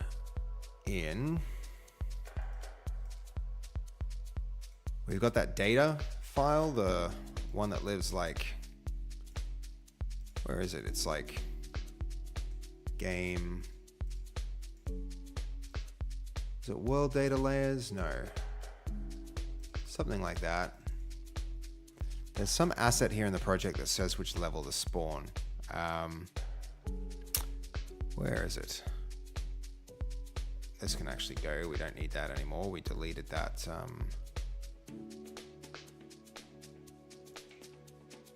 I mean, this asset's completely gone, I believe. So, yep. Now that redirector makes more sense, by the way, mind blow. I think that whole device can go as well, but we don't need to necessarily do that now. Game features data. There it is. So, default map, we're going to switch that to sketches for now. So we have a nice simple place to work with nothing else complicating what we're doing. Any minute. All right, push those changes. The next thing we're going to do is make it so that we can shoot that target and that it triggers the particle effect. That's our next mission. And that it deletes the, like, switches off the visibility of that feature. Hey, Brian, how you doing, man? Welcome. How you doing? It's good to see you, Brian. You've been liking these streams? You're tuning back in? We're still doing more game development here. Still recreating On Point and UEFN. We are day 7 or 8 through the process now. And we're actually starting to get to the good stuff. Now we're starting to make our targets, because once we have targets, we can make mini games, and that's going to start to get really exciting. Because we've got a lot of the core game mechanics of like warping to different spots working. The next thing after that will be like score systems, and then we're, pretty much good to start doing some playtesting, which I'm very excited about. Very excited about the potential of that. All right, we've got hit effects and stuff. I feel like a lot of that has to just like get out of the way so it doesn't confuse the scene, but here we go. So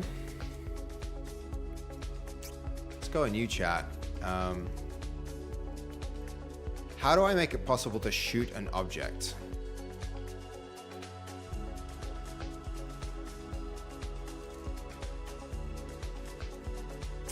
Fastfee is a good golfer? Did you tune into Fastfee's golf stream? If so, that's awesome. Yeah, she was really good. She hit that ball like way more times than I would have thought. And apparently she got a hole-in-one with putt-putt. So, good on her, huh? Isn't that awesome?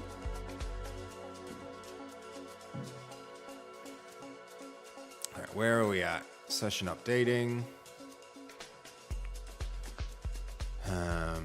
What does it have to say? Place a prop, a creative prop, a trigger device,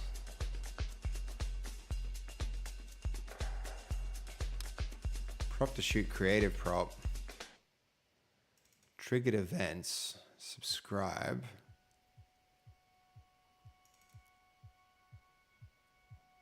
What the heck?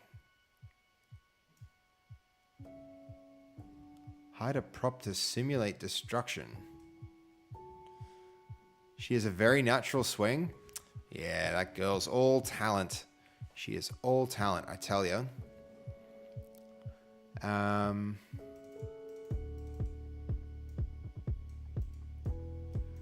So is this just like a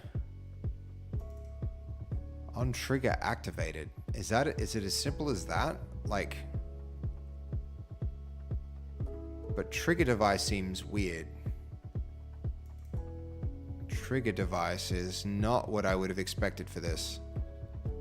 Damage amount isn't even anywhere. Like the, oh yeah, true. Yeah, I'm a bit skeptical of this one. Because a trigger, like, you should need triggers for, I don't know, we'll see. We're about to see. So we've got our gun, we've got our target. I'm looking forward to getting these targets in, man. That's going to be so good.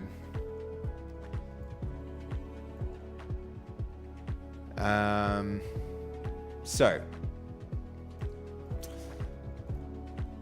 I don't know about all this. Like, why do we need any of that? Is this like detect the location?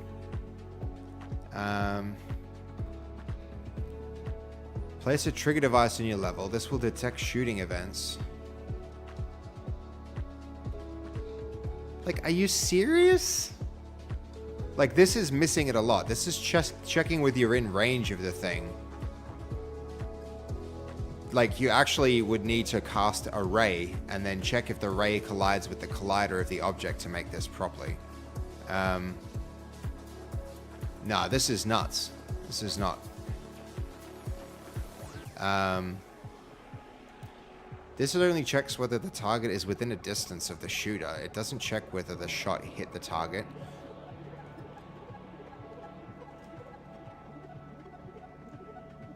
Is there not something like a rigid body against which I can do a ray cast to check if the bullet hit, or some kind of shootable device?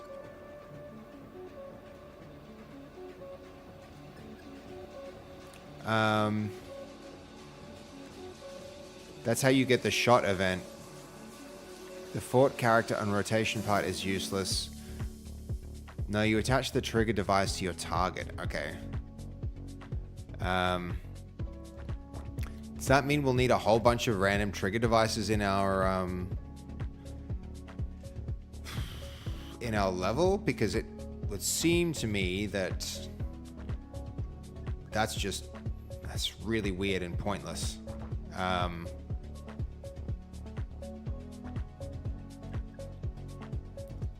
So, okay. First things first. First things first here,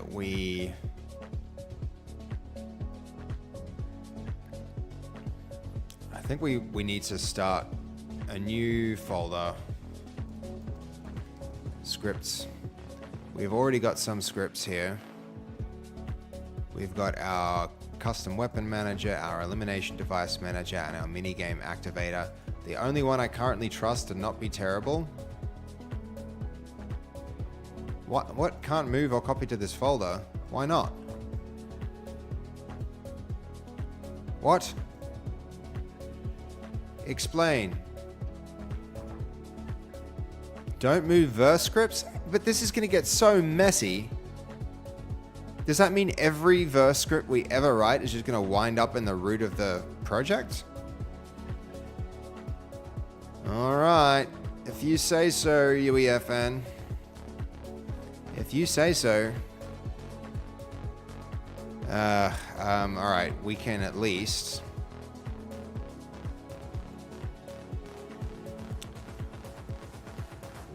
is generated based on the location of the verse file. Check VS Code. Right. Does that mean if I try and move it, everything will break?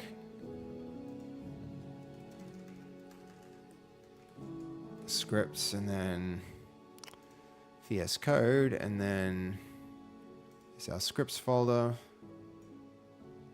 Move that.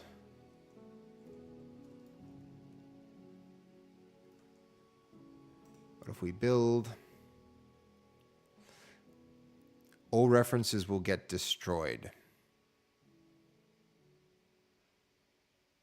Seriously? So, like, when you create your verse scripts, make sure that the location is perfect and your project will never ever change ever in the future, because if you do, it'll break everything that ever uses it. Seriously? I can't believe that that's the solution. I can't believe that they actually have it like that. That's not a thing. That can't be a thing. That could not possibly be a thing. Do you know how kind of batshit crazy that is? That's almost unworkable. That's almost, no, like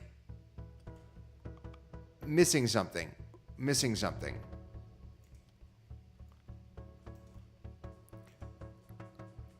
That can't be right.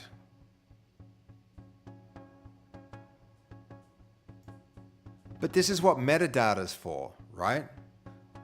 Like, why not use a metadata file, just like every other game engine that has a unique GUID that represents the object that you're you know, that represents the object, and then each object doesn't point to a path, it points to a hash, and then you keep a like a hash set, a big dictionary lookup for every resource in your project, and that way when you move a thing, it doesn't matter where it actually sits in the that's how you make a game engine. How does Unreal Engine not have that? I can't believe it. I can't believe that that's the case. That's crazy. But okay. I'm not here to tell Unreal Engine, I'm not here to tell Epic Games how to make a game engine, but that seems crazy. All right. Well, here's our target. Our target has a trigger.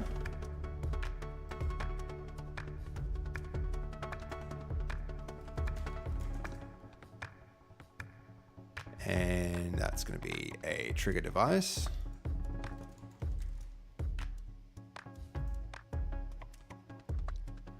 All right, there's our trigger device. Now,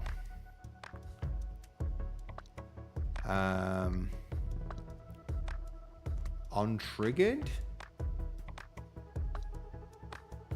I mean, how do we connect it to the collider of a different, all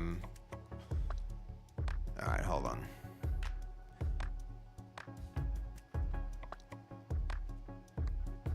Built-in a built-in shooting target device.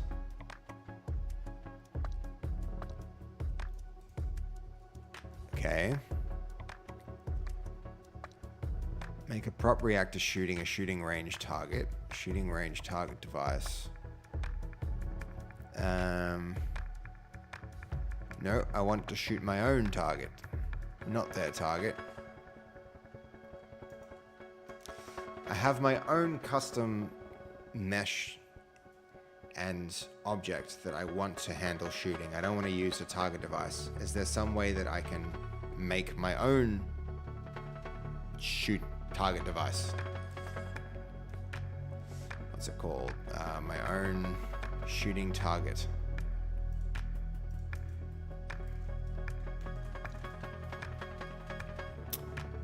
Okay, attach it to your prop, the trigger, but like, okay. The trigger, this is going to be target.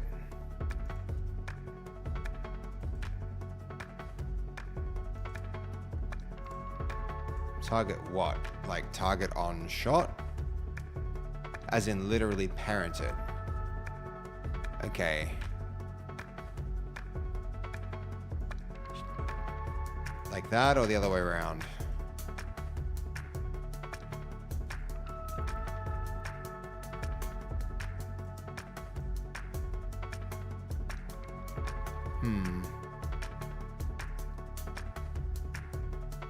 The trigger should be in the target.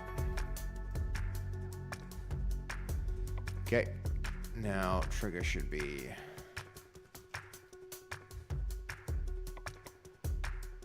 not visible in game, I guess. Then align the trigger to it. So, but are we then using the trigger's collider to detect the shot? Make sure the trigger can detect damage. It just seems like there's got to be better ways. Receive damage when invisible.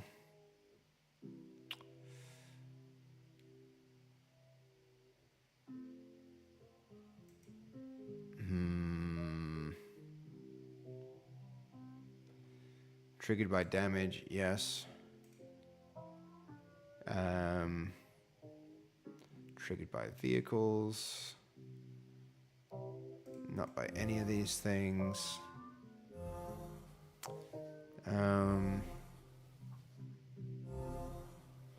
Trigger VFX.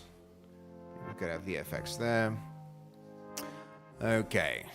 This is nuts. How do we make the, like... This is a square though. I want it to react like a circle.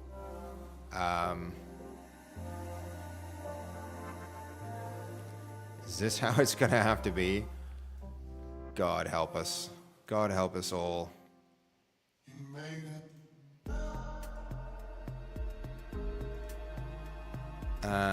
So let's see.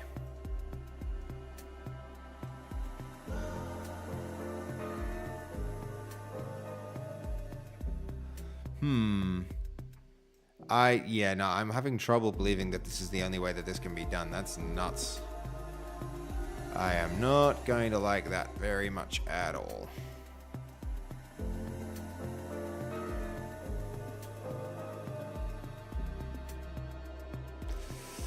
All right. Let's give it a shot. Literally. Get it, guys? Give it a shot.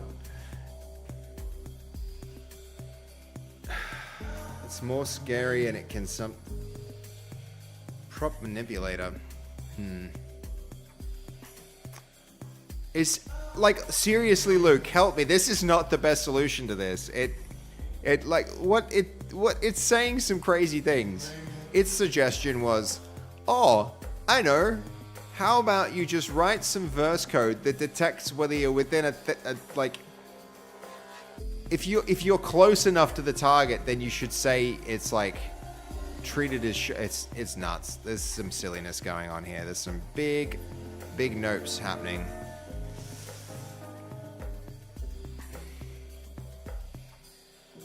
And then we actually did need something else. We can do our what was it called? Our this was very handy. Mind blow. The what you were telling me about the what was it, like that debug thing? What was it called? The notifier. No, what was it? Did we delete it in the other scene? There was a type of component that let you know when a trigger had happened. You could set it up to like,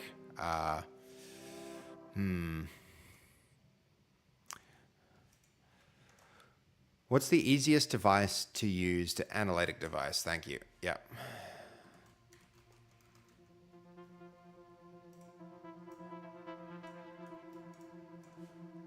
And this has... It's going to be our trigger. Untriggered. We'll see our analytic device. Stop that. Save. Push changes. And then we'll confirm that the trigger is being triggered. Make sure the target's collision isn't bigger than the trigger. Are you... seriously? But I want the target's collision to be the trigger. That's what this needs to be. It's like a perfect circle for a reason. Look, it's UEFN. We knew there'd be some jank, but I didn't realize something as simple as shooting a target would be this janky. Ugh. No. It's okay. It's okay, mind blow. We're gonna first, we'll try this approach first, and then we'll read about prop manipulators after that. One thing at a time. You are being very, very helpful, and I appreciate your help, dude. I'm not freaking out because of any advice you're giving, but just because I can't believe this is the way that UEFN stuff is made.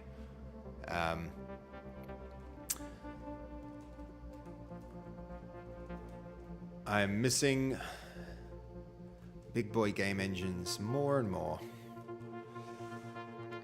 I also shouldn't speak like that about UEFN either. I'm sure I'm excited by the potential of the things that we can do in this. I'm just gonna have to learn all these strange ways around doing things that, if you just had code, you could control your code properly, you'd be able to do it without any without worry. But there's some beautiful things about what we're seeing right here. For instance, what we write is instantly multiplayer. That's pretty cool. That's pretty damn cool. Welcome to UEFN, the only user-generated content platform out there that started as a BR game. All other companies, Robloxes, were made with UGC in mind. Yeah. Yep. Yeah, I mean, it is cool. It is cool. not gonna lie, but there's like some stuff here that's just coming from a different game development background. Like there's a lot of things that you need to do in order to do workarounds. I almost need to like start building a document of like, if you want to do this basic thing that you would do in a game engine really easily, here's how you do it in UEFN. Want to do this other really simple thing? Like here's your workaround to get that same thing in UEFN. It's I really want you to work in a particular way. And I'm open to it. I'm learning. I'm here to learn. That's what we're doing, guys. We are here to learn. All right, that seems to have not triggered. Hold on. Yes. Triggered test mode event will not be sent. What's actually happening there is, I think you're right.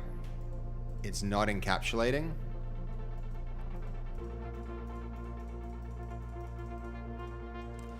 Yeah, so we need to...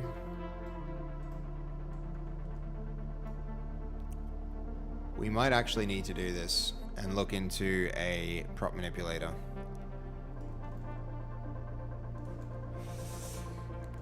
What is a prop manipulator and how do I use one?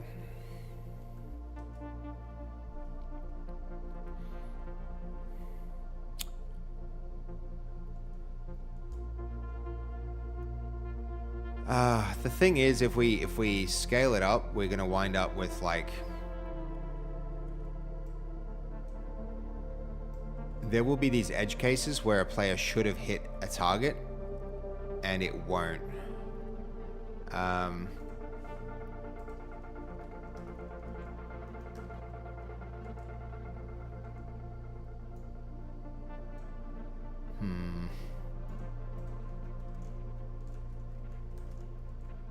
And how, like, here's the other thing. How expensive is this to, how expensive is this to do the collisions on such a complicated mesh instead of a simpler one? It's,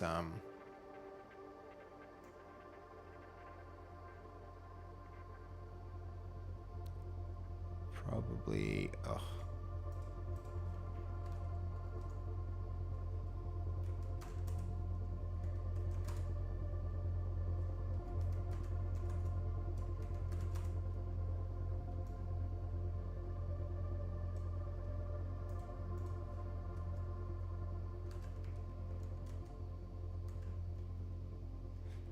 Seven here, yeah, okay.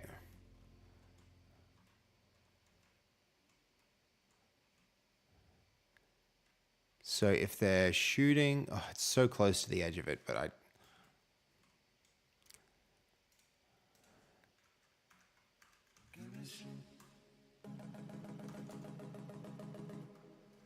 so 3.9. 7, 3.5.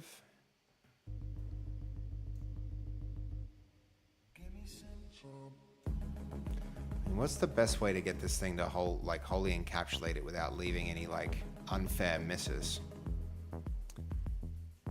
It's gonna be pretty generous anyway with the like shooting the corners. It'll be fine. Let's go with this for now. End the game, save the changes, push the changes. Okay. Prop manipulators are a device that lets you control and customize a group of props, changing their visibility, health, resource behavior, and other properties, either at game start or during game via triggers. It works by affecting all props within a defined 3D zone by being attached to specific props. Show or hide props, set health from destructors, override resource gathering, priority management, zone-based changes, okay. Adjust the zone, configure device options, start hidden, place props inside the volume, trigger changes, stack manipulators, okay.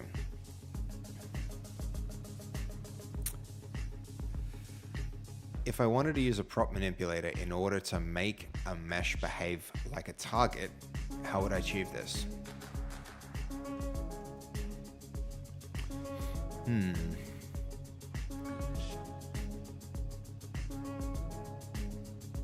You could also consider objective devices which take custom meshes. I mean, I don't even know what an objective device is.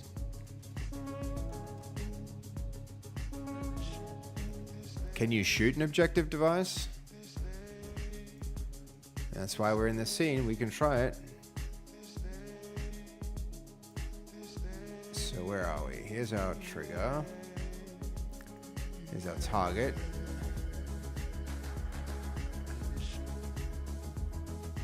We don't want our texture data. Where's our actual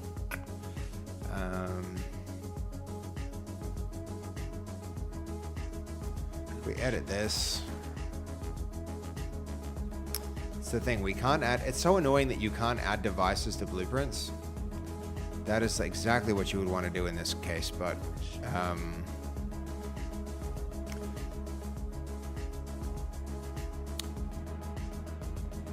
so where is our mesh? Static mesh component. This is going to be in our imports. Assets, import. Where is it? Target. A, B, C, D, F, G, H, P, targets.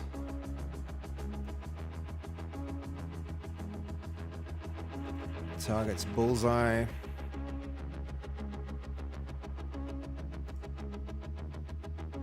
Mesh is going to be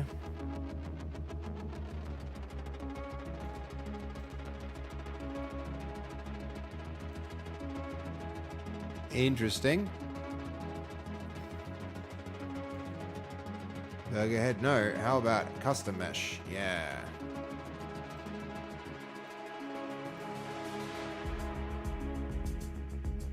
This is going to be our target.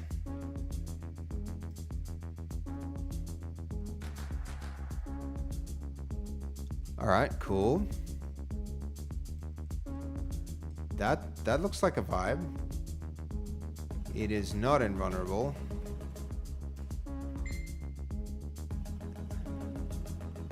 It is.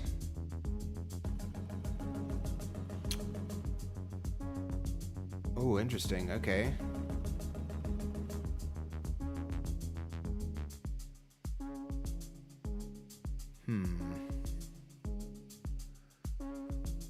Destroy. Cool. Set invulnerable. How do we detect? How do we do? How do we? Oh, I guess it just like on destroy. Maybe this. Let's see if we can do our notifier, analytical device, and then we'll just like shoot it and see if that works.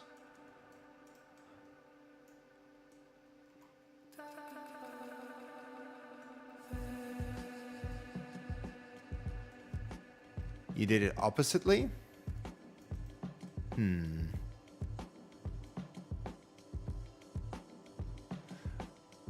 You need to do it from the analytic device, right?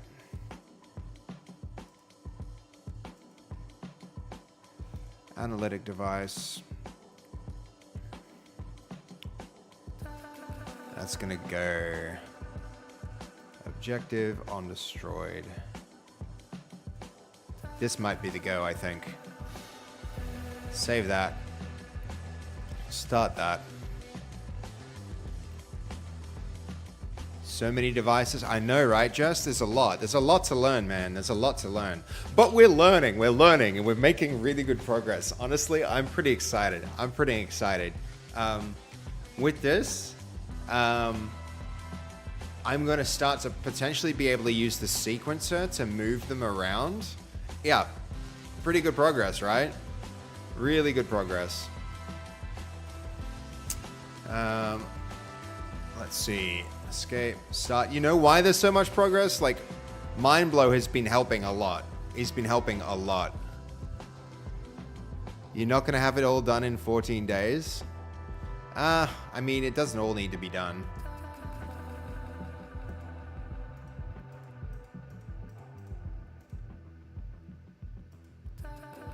That triggers. This is not triggering though. But it's also not destroying.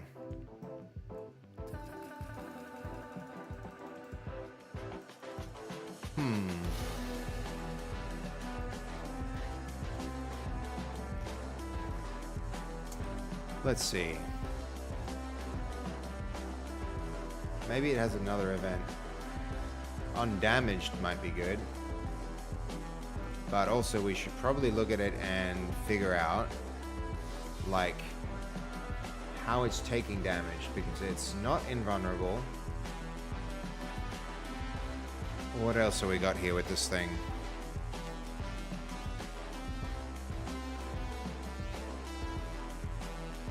Show badge on damage, no.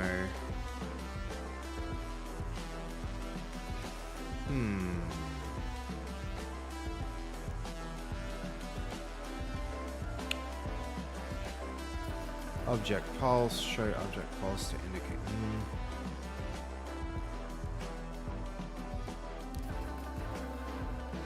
Alright, what else have we got here?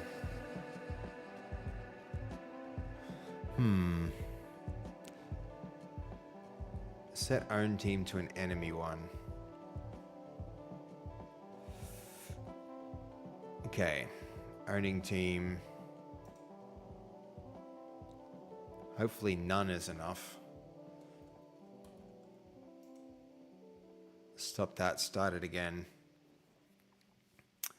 Goldie, dinner time, back in a bit? Dude, thanks for hanging around.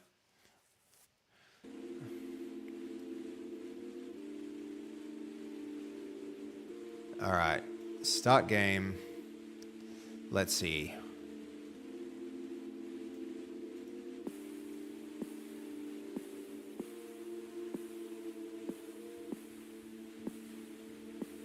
That's a vibe.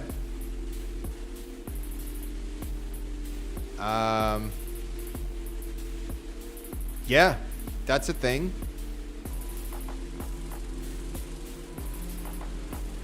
Did it even play the explosion particle?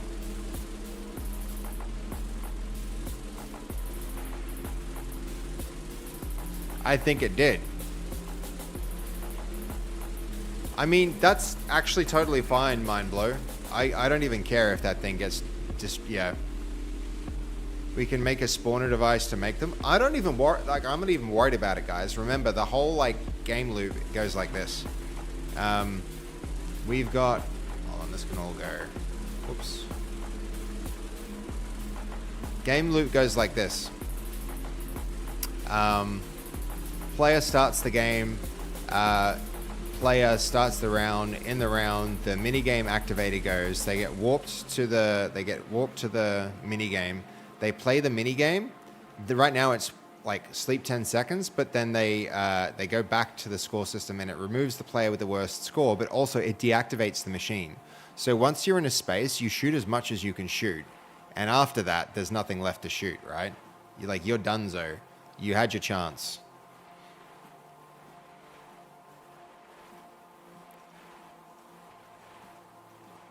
So yeah, that's a vibe.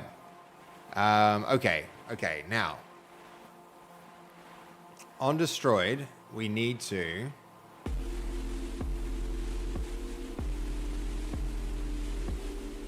where is we need to spawn. So have a look at this, guys. So we've got, I think we need to,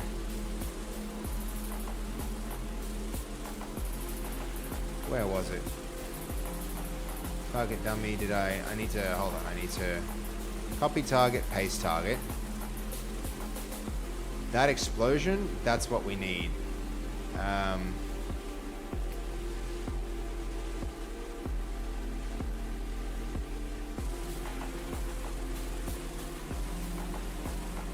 Was it target fractured that did that?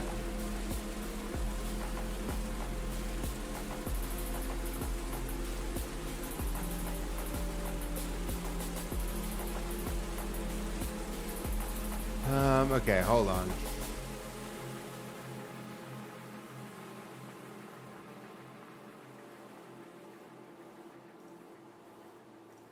So, target fractured.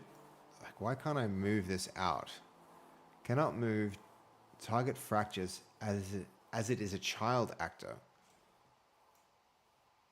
Well, that's not ideal, as our objective needs to instantiate this thing so it can play its effect. All right, where is it? Edit blueprint.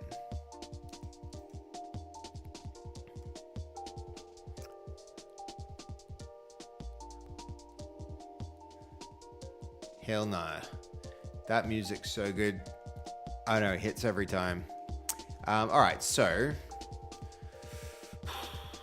can we do something with these devices where on destroyed, so we need like a spawner.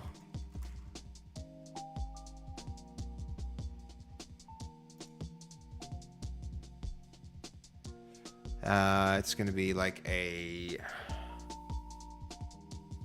No, it's not an item spawner. It's going to be...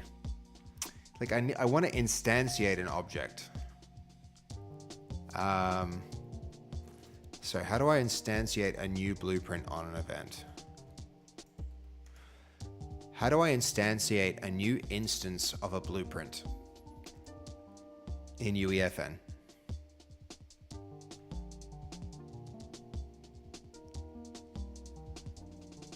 A spawn prop function.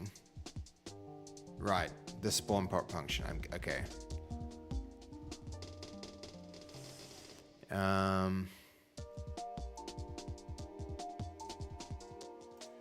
All right, so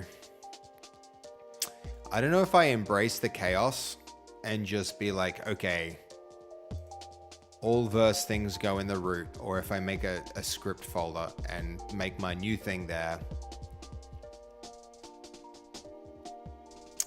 I'm not sure.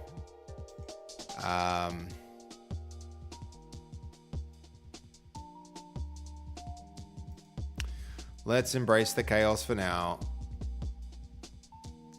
But no, look, I want it to be in the right place. All right, hold on.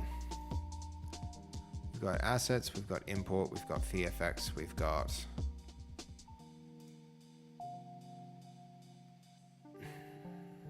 Guess we've got target here. Got bull's eye.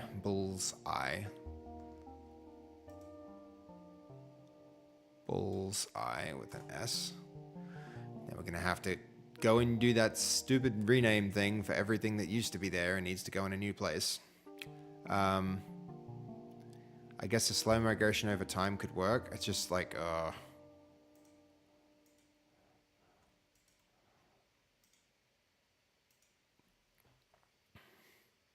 I could also just put the script with the... This is the way I personally choose usually to create... it's like order to order resources, to order files. Is like if there is a instance of a object, if there's an instance of an object, what I want to do, like I want to put the code and the art together. I essentially want it to be so that if I want to completely delete an object, I delete the folder and everything underneath it, and everything in the project related to that thing goes. And so, like, if I delete all the art for the target, I also, you know, kind of want the file to go. But then also, there's a different like methodology and philosophy that says you should have, you know, you should have your art assets in one area, and you should have your code assets and scripts in a different area. And that's so far what this project is kind of using, though it's doing a bad job of organizing in general, I would say. So I do think I'm going to do it. I'm going to go scripts. In here, in Verse, I'm going to make a new Verse Explorer. Got content. And in here, we've got scripts. I'm going to make a target device dot verse. Maybe even just a bullseye.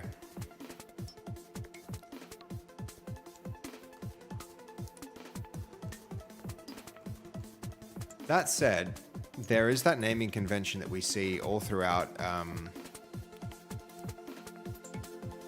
Like we see device underscore. All right, so new question. When naming verse scripts,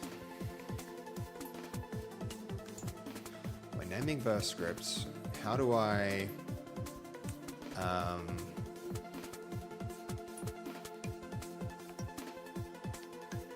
when naming verse scripts, what are the conventions I should be observing?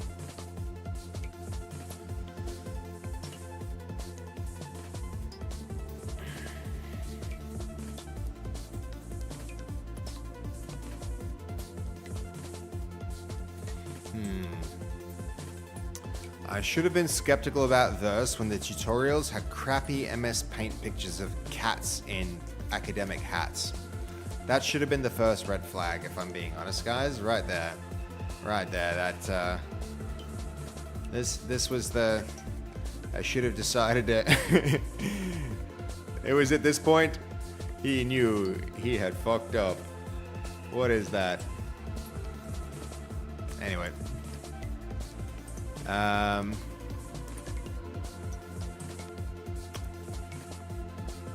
Naming verse scripts.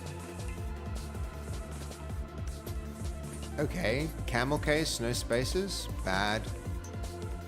Does that mean, look at this. If that's a good name for a good class, look what happens when you create a new verse script. If I go, look, if I go new verse script right here, verse, if I go create new verse file, look at this. It literally says bad is something like that. It says hyphens to use hyphens. So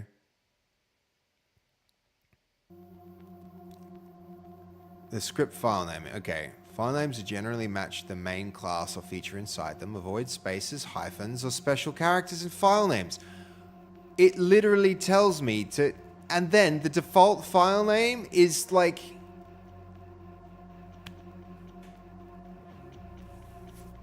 Look, these other types are like creative underscore device. Like it seems like other classes already in UEFN violate these conventions, for instance.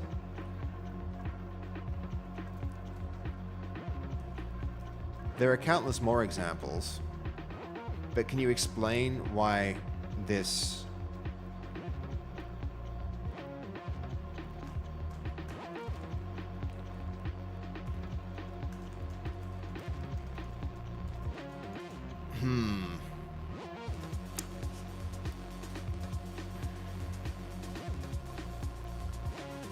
Underscores are accepted? Like... Yeah, no, fair enough. Fair enough. Underscores are accepted, but like... I want to name it like... Like, I want the, like, camel case, Pascal case. This is what I'm used to. I would want that. I would go through and rename things and even just, like, try and deal with fixing the names of things if, you know, if I could, but... Okay, that's fine. We're going to start with the right conventions now. Why not?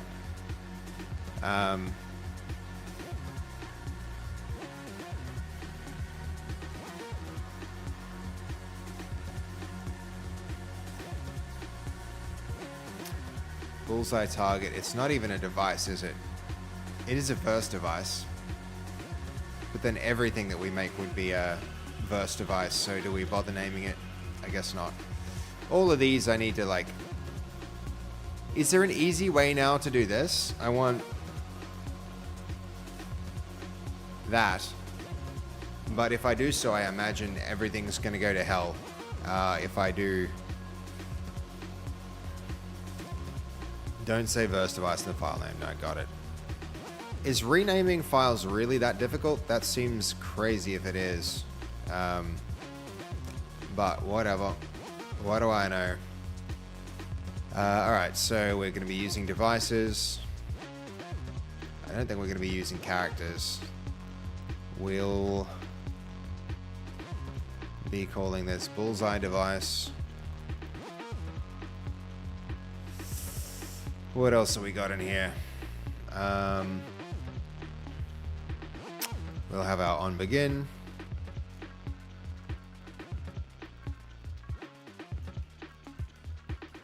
Let's see.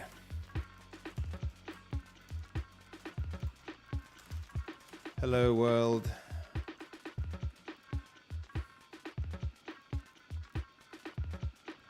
Deleting them or moving them is difficult. Renaming files is not difficult. All right, let's try it. We're about to find out. We're about to find out. Bullseye target. This can be minigame activator.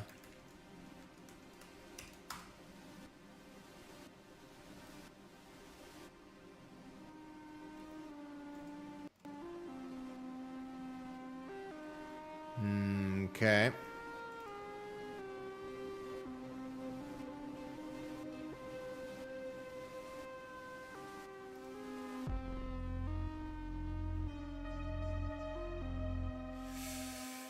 Will it all break? Will it or won't it? I don't know. Underscores are accepted. Yes, I'm more comfortable with the Pascal case, honestly. All right.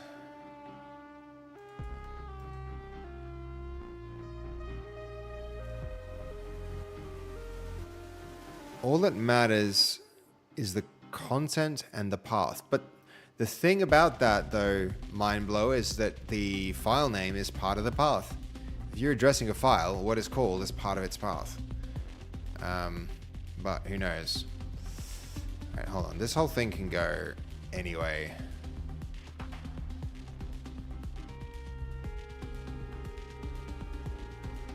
Pretty sure I don't want you. And if you break something, should have been broken because it shouldn't be in there anyway. So this is going to be the gun model.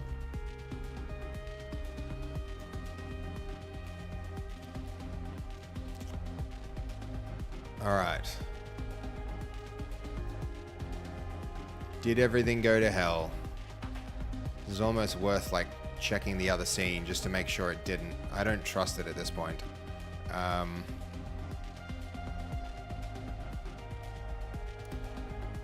Noticing that these have not been renamed. I renamed them here. Why are they not renamed here?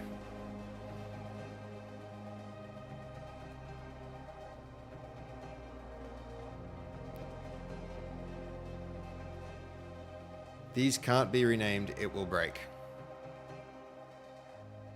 Are they different from these? Aren't these the same thing? Reveal in File Explorer. There we go. It's right there in content in that location. Are you telling me that like this doesn't match the file system?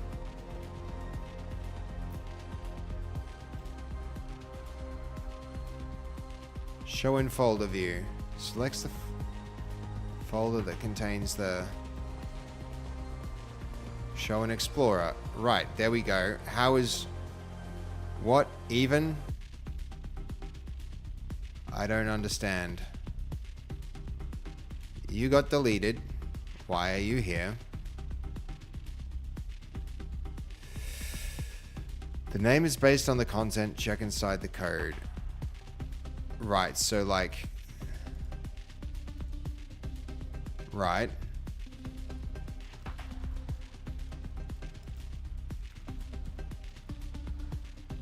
That's what we should be seeing then. Here. It's just... It will break the references.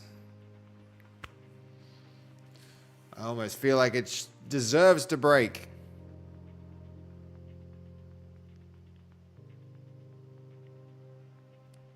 I'm actually tempted to go and like do that rename and then go and change them all. All right, everything probably broken. We're gonna go into the other scene and find out.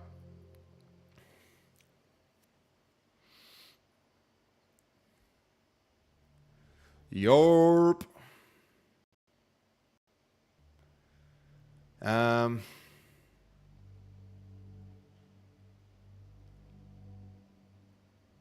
How do we deal with this? I mean, mind blow, I'm actually tempted to go and like let it break and then go fix everything, because the names, like, it was unclear to me with like what naming conventions were right, and I want to use the right naming conventions for everything. So it seems as though that means now going and fixing everything. I know that breaks literally everything in the game though. Maybe. Actually, it just breaks the arcade mini games. All right, so I'm starting to understand how this all...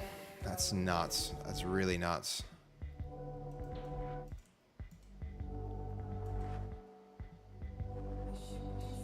All right.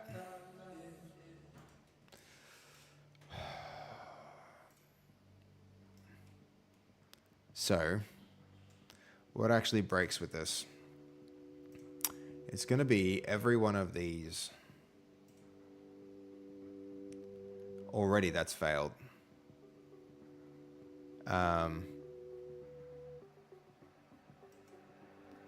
Close that map, head back in and out. Yeah, no, I know, right? Mind blow, I think I need to do that. I think I need to move them to the right folder, fix their names, and then we'll be in a better spot than we were. But it's insane that you can't just rename stuff like that. I'm actually flabbergasted that like such simple stuff that is like such a no-brainer is so difficult. Man, I need to make a compilation of like game dev reacts to UEFN. It's like every time he like complaining like that, I shouldn't complain. I should, like, game development is difficult. You just need to suck it the hell up and get on with it. But at the same time, yeah, I'm a little surprised. All right, let's open it up again. Hopefully it's not broken now. I've reverted the name changes. Crazy though, really crazy that that's not so simple. Like that's so freaking difficult. All right, I undid it, but it still broke. Failed to load verse class. I mean, here it is though. Maybe I didn't hit build. Didn't hit build and code. Close the map. Verse, open VS Code. Make sure it built.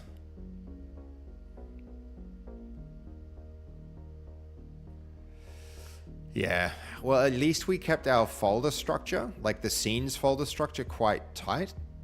And we named everything well in the scene. So fixing things might be more manageable than we initially anticipated, but like, it's ridiculous. I can't believe it's so brittle. Minigame activator. Let's do a build. Make sure that gets dealt with here. Then we'll open the scene up again. Make sure that it works.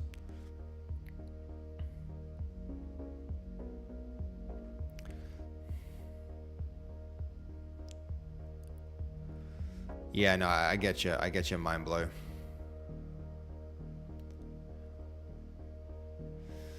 maybe I'm getting sidetracked, but I feel like a good coder, like a good programmer, uses like Scout's honor. You get it to the best stand, like the structure of the project. If it's something you're going to build and maintain on for a while, which we are, you get it to the right standard, and then you leave every place as good as it can be when you pass through it.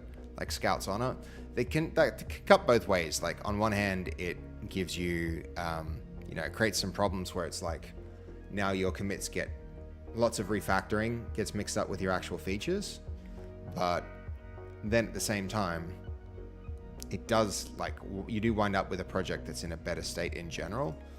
Okay, here we go.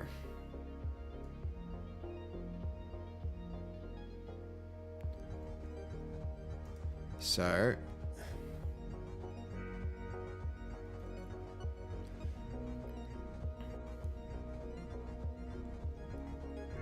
rebuild verse and reload map, I guess, because I did actually pick these names. I did actually save these names, right?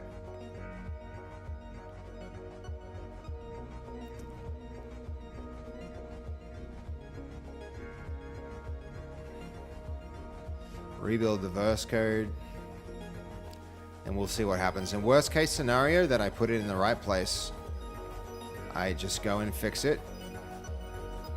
So where is it? Carnival minigame. These are all still working. Minigame activator. Yeah, I think I do it. I potentially do it. As long as it's like, it's gonna take a while, but it might be worth it.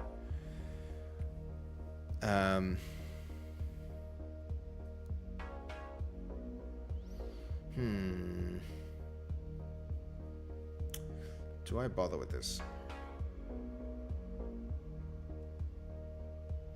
I think I do. But do I do it now? I guess I don't do it now. Don't do it now. Keep focused. Don't get sidetracked. All right. Here we have, it can be destroyed. We want to trigger an effect on destruction. So on destroyed, we want to spawn in. We want to spawn in what? The target fractured? I think this is what we're actually doing, right? The target destroys and the target fracture comes up. Was there a sequence with it? I think there was like a... Here it is. So what's playing that animation? It's a Niagara system.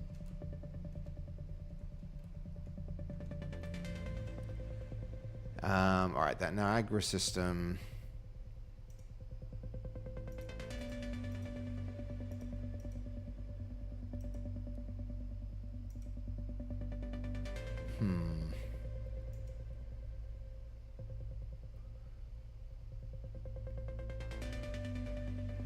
Maybe it wasn't that. It was, we actually need to go to the Niagara system and then open that up.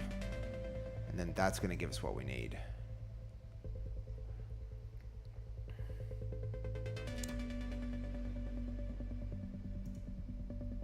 Edit this. The Niagara system, here it is. Yeah, okay, cool. There's the Niagara system that breaks up the particles. Essentially, this is what we need to play when our, we need to play that when our other target breaks. So where's this new, this Niagara system? What's it called? It's called New Niagara System. Oh my God, that's going to be a, if it gives me trouble about renaming that as well. New Niagara. There it is.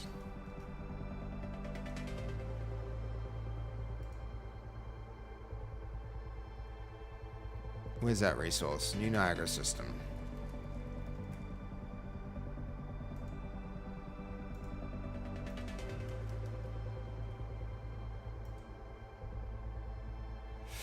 Where is it? Show in folder view. There it is. This is going to be Bullseye,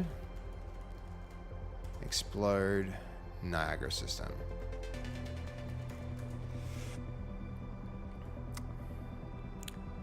And then Bullseye, Explode, Niagara System. Let's see.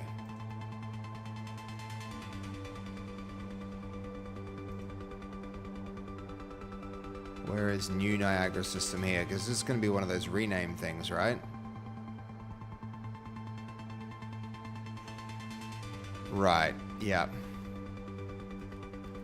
NS underscore because it's Niagara System. Thank you.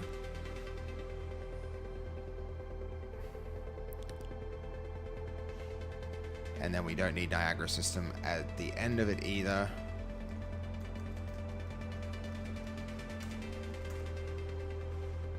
And then new Niagara System because it's this redirected thing.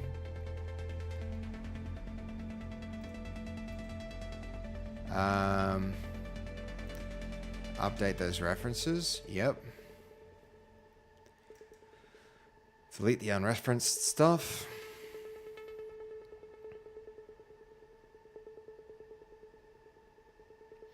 Okay, cool. I mean, we've got all this other stuff here. I'm guessing these are like the static meshes and there's blueprints. All of this should be using those naming conventions too. Why shouldn't we just, let's do it while we're here, right? This is blueprint, target. This is going to be, oh, where's the old one? Redirector, yep. Update that. What's next? Can't believe how long these little, like, a simple thing like renaming a file, how long it takes.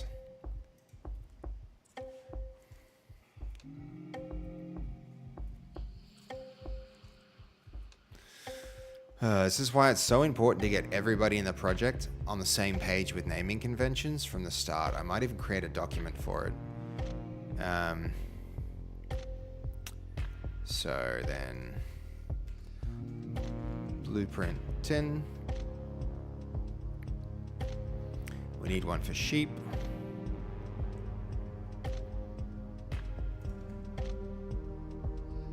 These are already redirectors.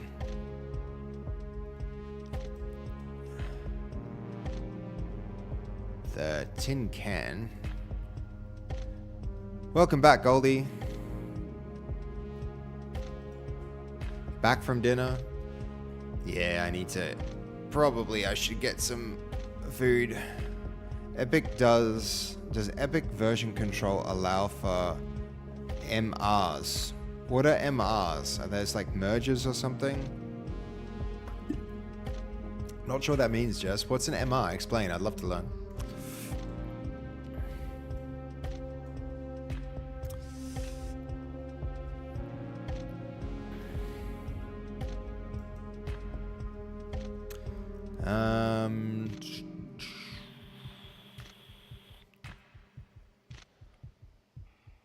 So,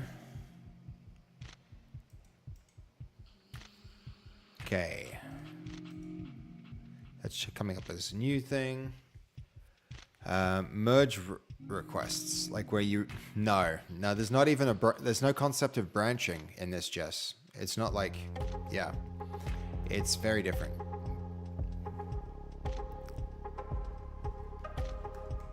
It's like, it's kind of, imagine like the linear history where you can, essentially it's like Git, but if you could only cherry pick, if that makes sense. So you can only cherry pick from the past.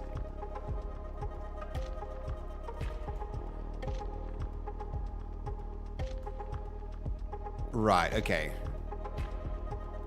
Apparently branching exists for revision control 2. Whatever this is doesn't have it though. But that's okay, we'll deal.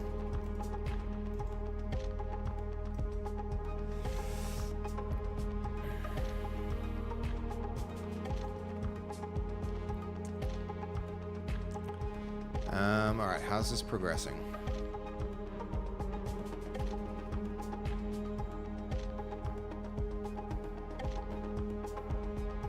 Oh, right. I'm gonna try and like keep focused on like making progress with these targets. Mind blow already. I'm taking too long like renaming resources, but I need to stay focused. So I'm gonna try and stay focused as much as I would really like to be able to do that. But yeah. Okay, so we've got this Niagara system. What I need to do is when this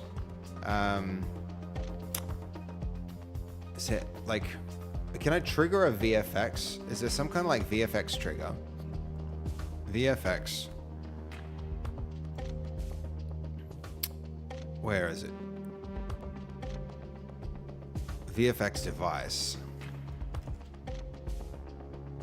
VFX spawner. This seems like what I want. So VFX spawner. And what it's going to do is...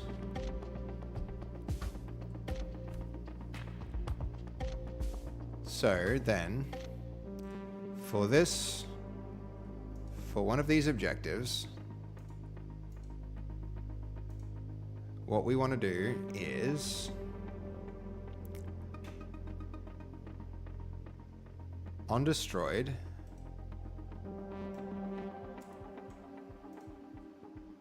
so the VFX should have the Niagara particle,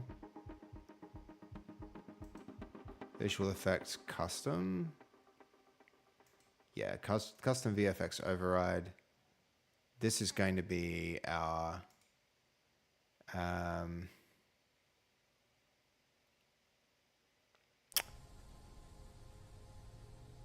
this is our, what do we call it? Bullseye. Our Niagara system for the bullseye explode. Good.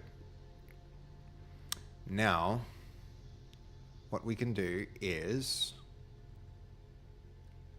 from here we want to connect that to one of the destruction of one of these things. So let's say this objective, on the objective's destruction,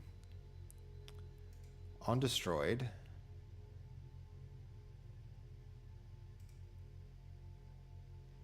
so let's see. What is that? There's no like none for this. It makes me uncomfortable that that's there. Burst will be one time. We then on effect. Well, what is it? This is enable the VFX. This is going to be our objective on destroyed.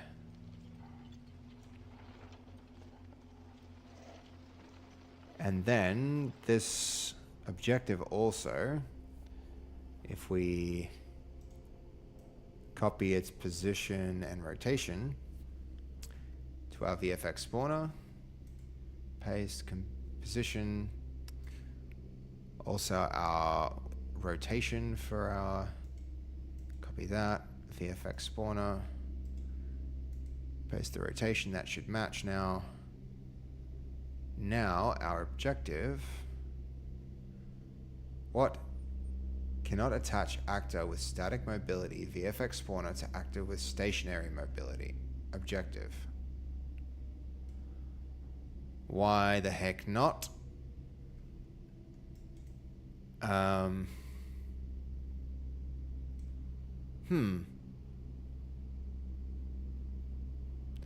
Also for depth effect, I would recommend making a new blueprint that's only the VFX. Okay, but new blueprint that's only the VFX. Disregard. No, my thinking won't work right now. I want eventually I would like, oh, hold on. Eventually I would like the sequencer to, like, look, I can move this. I think we might actually wind up using,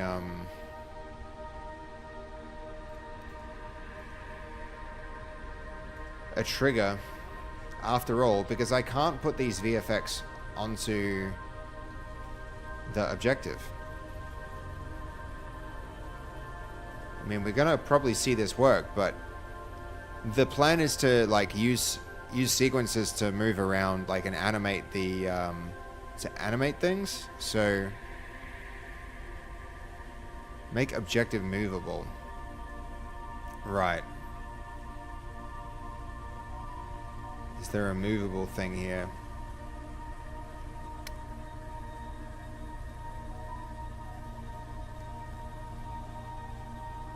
I don't see any option there for that.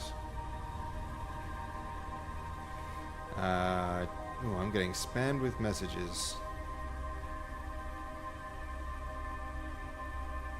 All good.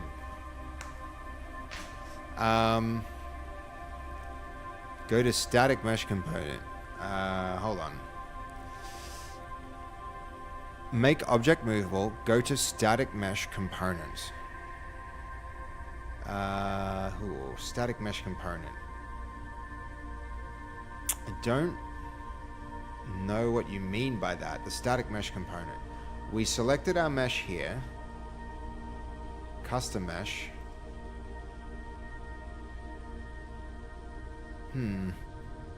At the top of the details panel. Details panel here. We've... Oh, right. Static mesh component. This.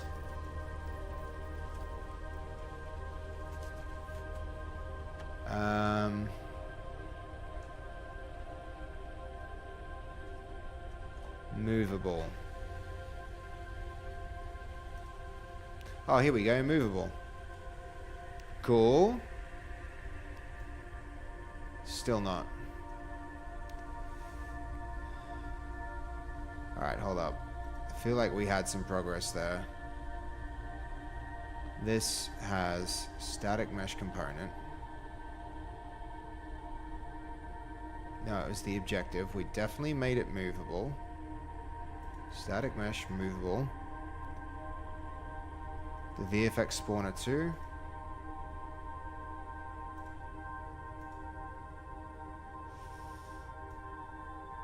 Damn. We're getting there.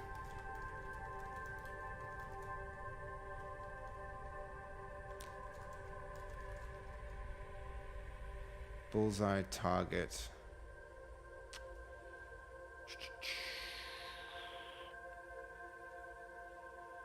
So this is actually our objective. Cool. So all y'all can go.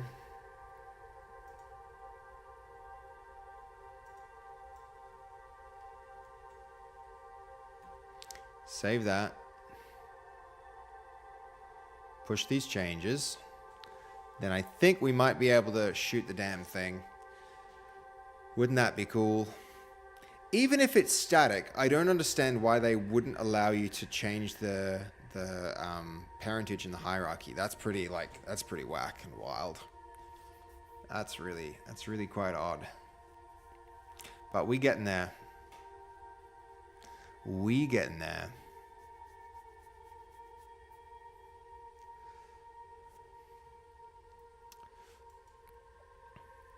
Performance and lighting, yeah, but like when you set the parentage like that, all you're doing under the hood is you're like setting the location, like you're setting the transform of the object, right? So there's no rendering reason that shouldn't be there, right? No rendering reason at all. But like if you change the parentage, it's just saying now your transform references another thing and then gets an offset to say where it should be in the world, right? That doesn't change your, there's no reason that you couldn't, just because it's static and has to be statically batched, doesn't mean that it couldn't like be done with offsets. There's no like, I can't imagine a reason for it. Anyway. Making progress. before we know it, it's going to be ready to play. There's going to be things to shoot. It's going to be so much fun. Going to be a score system.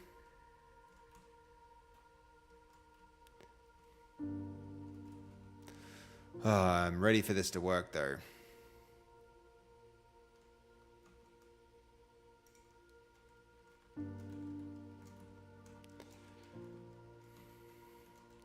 As in pre-baked, kinda. Yeah, but you can pre-bake two things, right? Just pre-bake them both. Anything under it is also pre-baked. Done. Hierarchy, like, sorted. Oh, it's level... What are you talking about? Close. Just click it and pretend nothing ever happened. It's already doing something, so I don't know what that warning was about.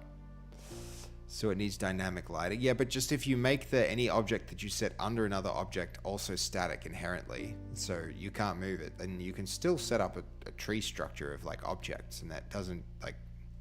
So what with the baking? All right, here we go. Here we go. You guys ready? You excited? I'm excited. It's gonna be interesting. We'll see if this works. Please explode into many little bits. Wop wop. Bam. Also wop wop.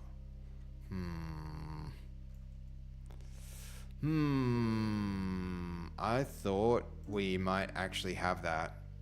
So, VFX spawner. Device target bullseye on destroyed will spawn these VFX, which are going to be the Niagara system here.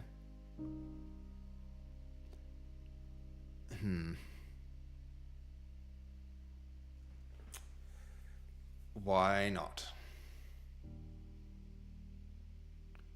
Why not? Try restart.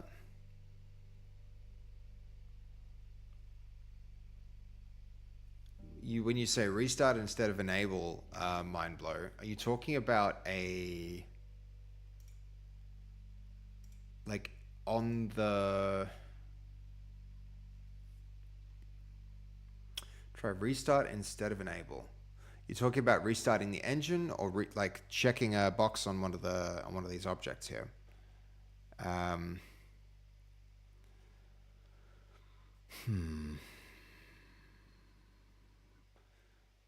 Did we see something on the... Yeah, on destroyed, that really should work.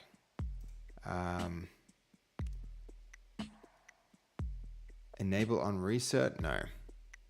Functions of the VFX spawner. So, you're saying... I believe what you might be saying is, if we have our bullseye target, it's got... Sorry, on VFX it's destroy. Instead of this, like on restart here, or here.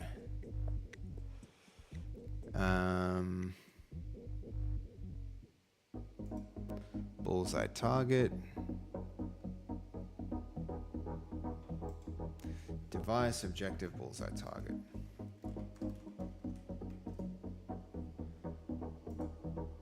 On destroyed, restart the effects. Yeah, that could be legit. That's pretty based. Yep.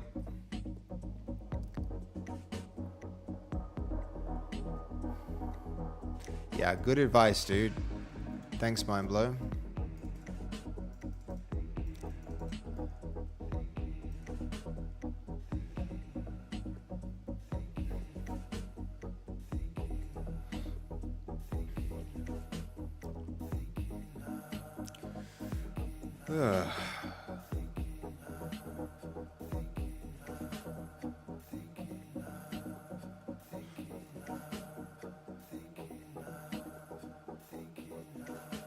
Here we go.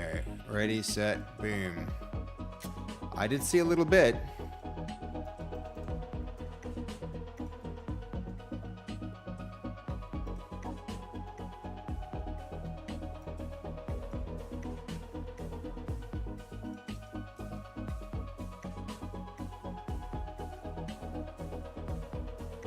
Where's my gimbal? I'm trying to move this. I'm not seeing the gimbal, which is quite strange.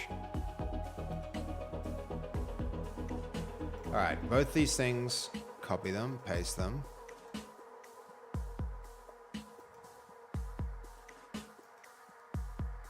What have I done to disable my gimbal? That's pretty weird.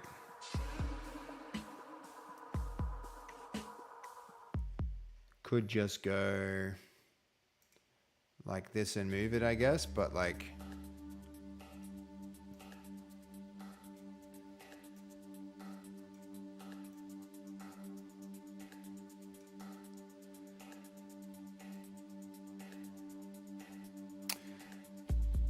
Go to the eye icon and press it.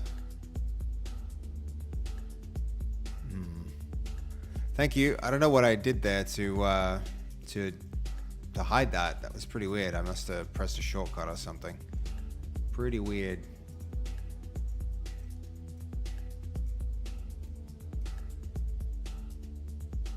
All right.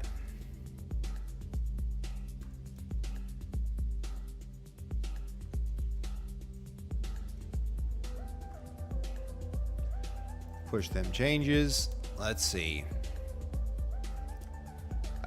Without, because I'm used to selecting a parent and having the children get copied.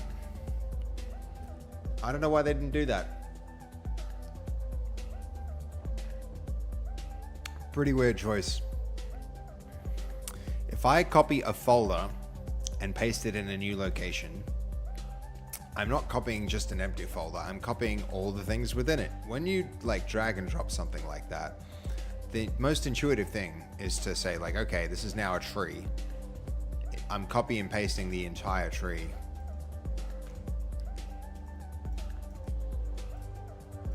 All right, hold on. Device, VFX, bullseye, break. That's what this is. Okay. Copy, paste. Copy, paste.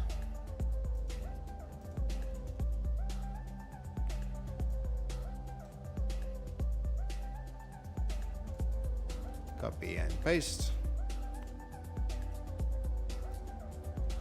Copy, paste. It's kind of satisfying having that little explosion every time you copy, paste. All right, sweet. I don't know why that session is updating. I'm almost tempted to just like launch a new one and then see.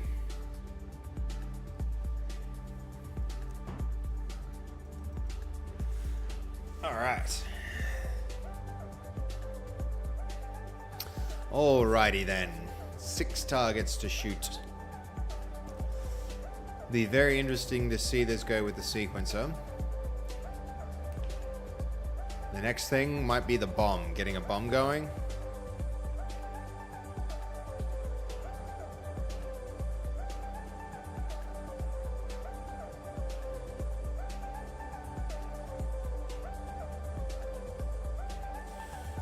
All right.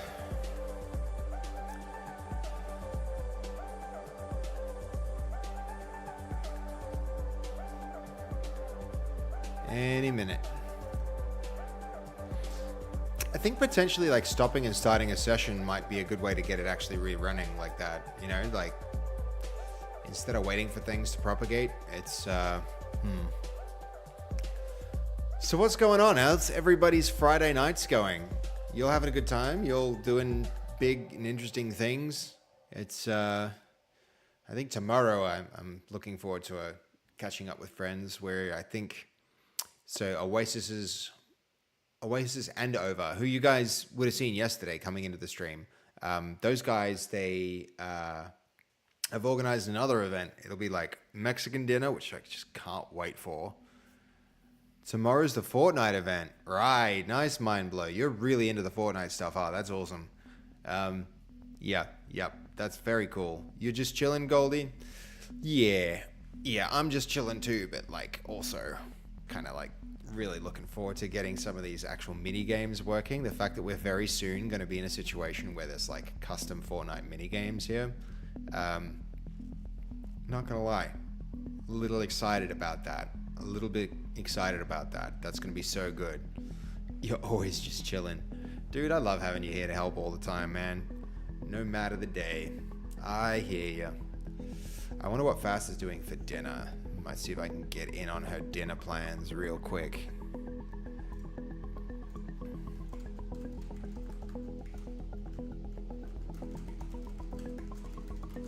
Maybe I can even get her to bring me some food. Wouldn't that be nice? We'll see. We'll see. Let's not get greedy. Let's not be greedy. That's not how we roll. Come on, UEFN. Please load. I think we're gonna call it UEFN now. From now on, it shall be known as UEFN.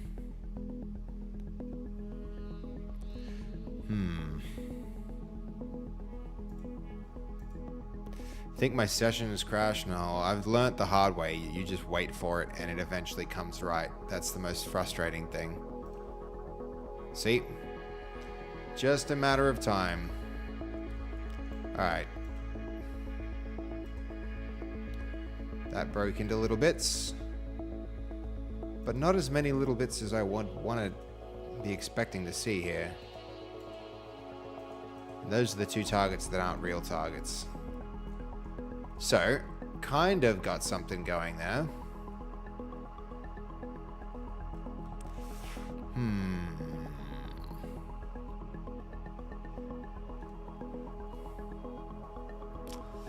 So why would that not be working there? So, our VFX spawn. What do we got? It's a burst. Burst. Ooh.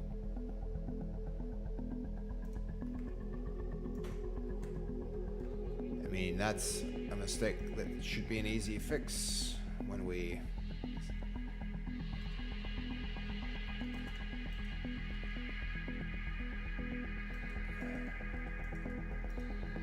The FX for all of these. Dang it.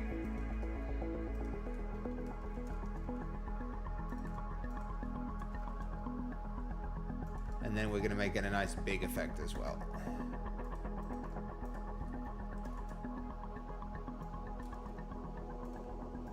That and that and that and that and that. And this. Let's go explosion large and see if that helps us at all. Save the changes, end the game, start the game again, see if they've stuck. See if they stick.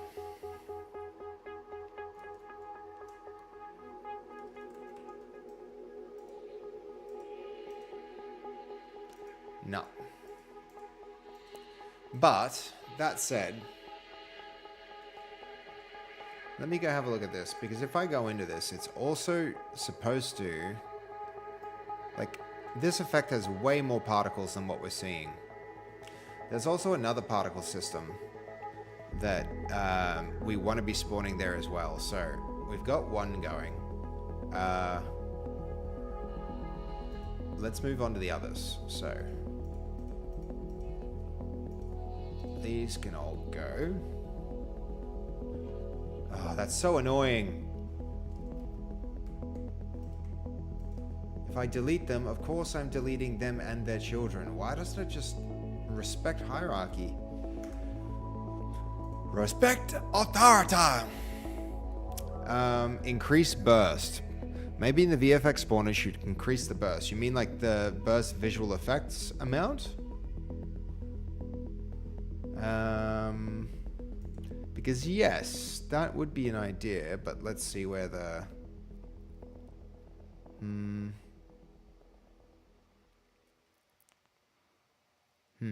Yeah, okay. I mean, this might be a Jose thing. Jose can go play with the amount of the VFX. Though he did make his Niagara system look good, so it's not really, it shouldn't really be his responsibility there, should it? All right, we also had... What else is this one? I don't see any, like... Oh, here it is. It's our hit effect. We definitely want our hit effect. Default hit effect. That's fine. I think the name of that one's probably going to be fine. How about VFX Creator? What settings does that have? Let me just... It's a good idea to check.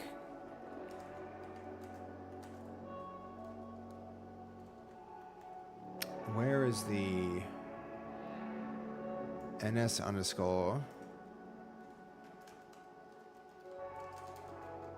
NS underscore default hit effect.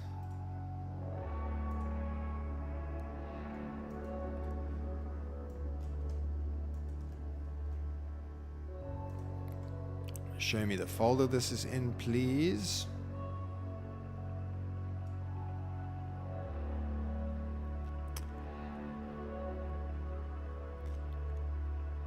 Was there a, like a, why is there an underscore here? It just, the whole fit of, okay, there's another one there. There are two of them. That's just a reference.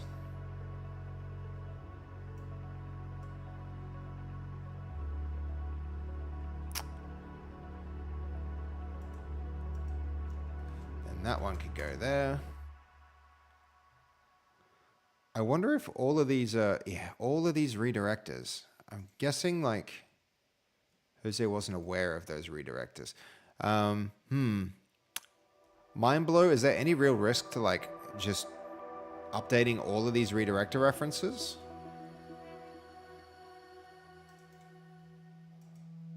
I can't see a harm in it. They're not really used anywhere except for in the scene that we're like currently in. So yeah, okay.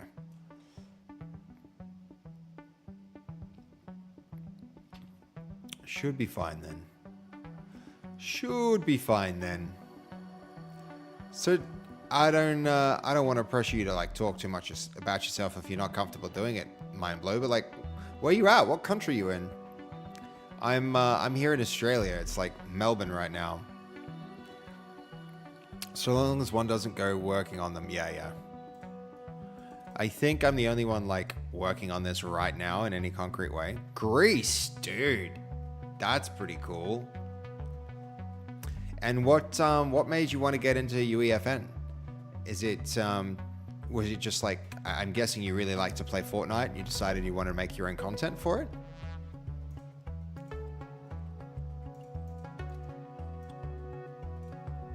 All right, that effect is very cool. We want this as a part of what we're doing. This is going to be... This is going to be NS. YouTube stream just broke. Interesting. It still looks fine here on this end, Goldie.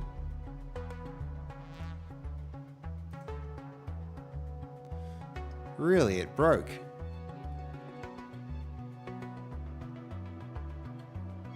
Oh, what? I think it's to do with the music, Goldie. I need to figure out how to stream the music separately from the audio. I should spend some time tomorrow just like going through it and yeah, I need to go and delete all of the something like that. I just need to change it so that like right now on Twitch the VOD and the audio is kept separately. I think I need to download all of the recent streams on YouTube, like every YouTube stream essentially, and then upload them all from Twitch without the audio, and then from there, unfortunately, it's going to delete so many of the views that are on the channel, but I'll do that, and then from there, it's going to be a matter of like figuring out how to like separate the audio from the like the music from the rest of the audio on YouTube as well, because like right now it's restreaming just the YouTube, like it's restreaming the Twitch output to YouTube essentially, and so all the audio gets like crushed together. It's more efficient because I don't have to compute it twice. It just gets sent to 2 destinations. But yeah, it is unfortunate. So all right, there's our name. There's our default hit effect. We can copy that. We can then paste that right here next to our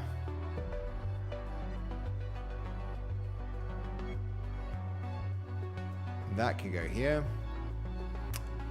under this device.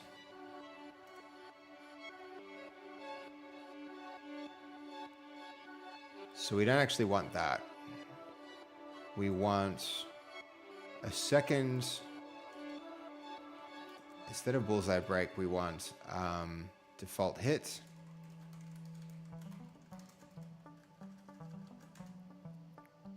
And then this is going to be default hit effect, right?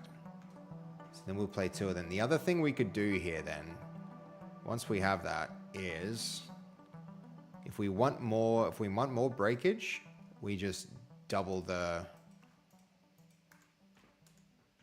number. So that's default hit effect. All right, let's try that. Push those changes. I hate the time that it takes for these things to propagate.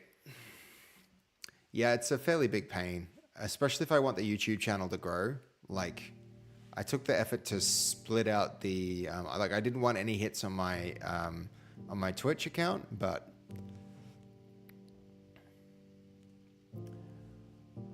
yeah, fair point, mind blow. Right now I just want to see if that's going to work, and then you know, whether they have the same animation or whatever. But yeah, it's definitely a good memory concern for sure. Have you ever run out of memory on a project before? And if so, like what kind of map was it? That sounds pretty interesting. I like your little stormtrooper profile picture, by the way. Today my sister played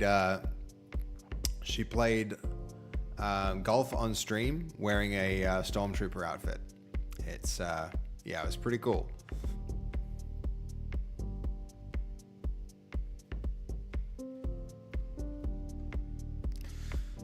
Any moment. We should see a puff, and we should see some rubble. And then the other thing, we should also go see what else we've got here. We've got, I mean, it seems like these are all using the default hit, right? There's like 3 ways that that's getting done. We've got those target track dummies, and then we've got our tin. So hopefully we're gonna see this bullseye break, and it's gonna be cool. And then we can start using it in a bunch of other systems. Though I think I put the default hit effect in the wrong place potentially. Yeah, maybe. Where is it? There. No, they're all in the right place. This can probably just go. VFX spawner, sure, it can go.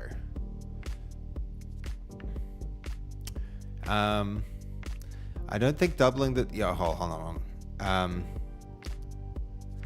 Thanks, it was drawn by a creator many years ago as a thanks for helping him with their map mechanics. Really? Dude, no surprise there, dude. You've been really, really helpful this stream. You really know your stuff, man. So, what part of Greece? I've never actually been there before. Yo, Sergius, you getting your cat jam going? I'm really looking forward to going and like working on this. I really want to get down there. I want to get those emotes working. The 7TV stuff. In Athens, dude. I've always wanted to go see like the Colosseum and you know, all the cool stuff that's there. All right, should I just like end the YouTube stream and start it again? Probably, right?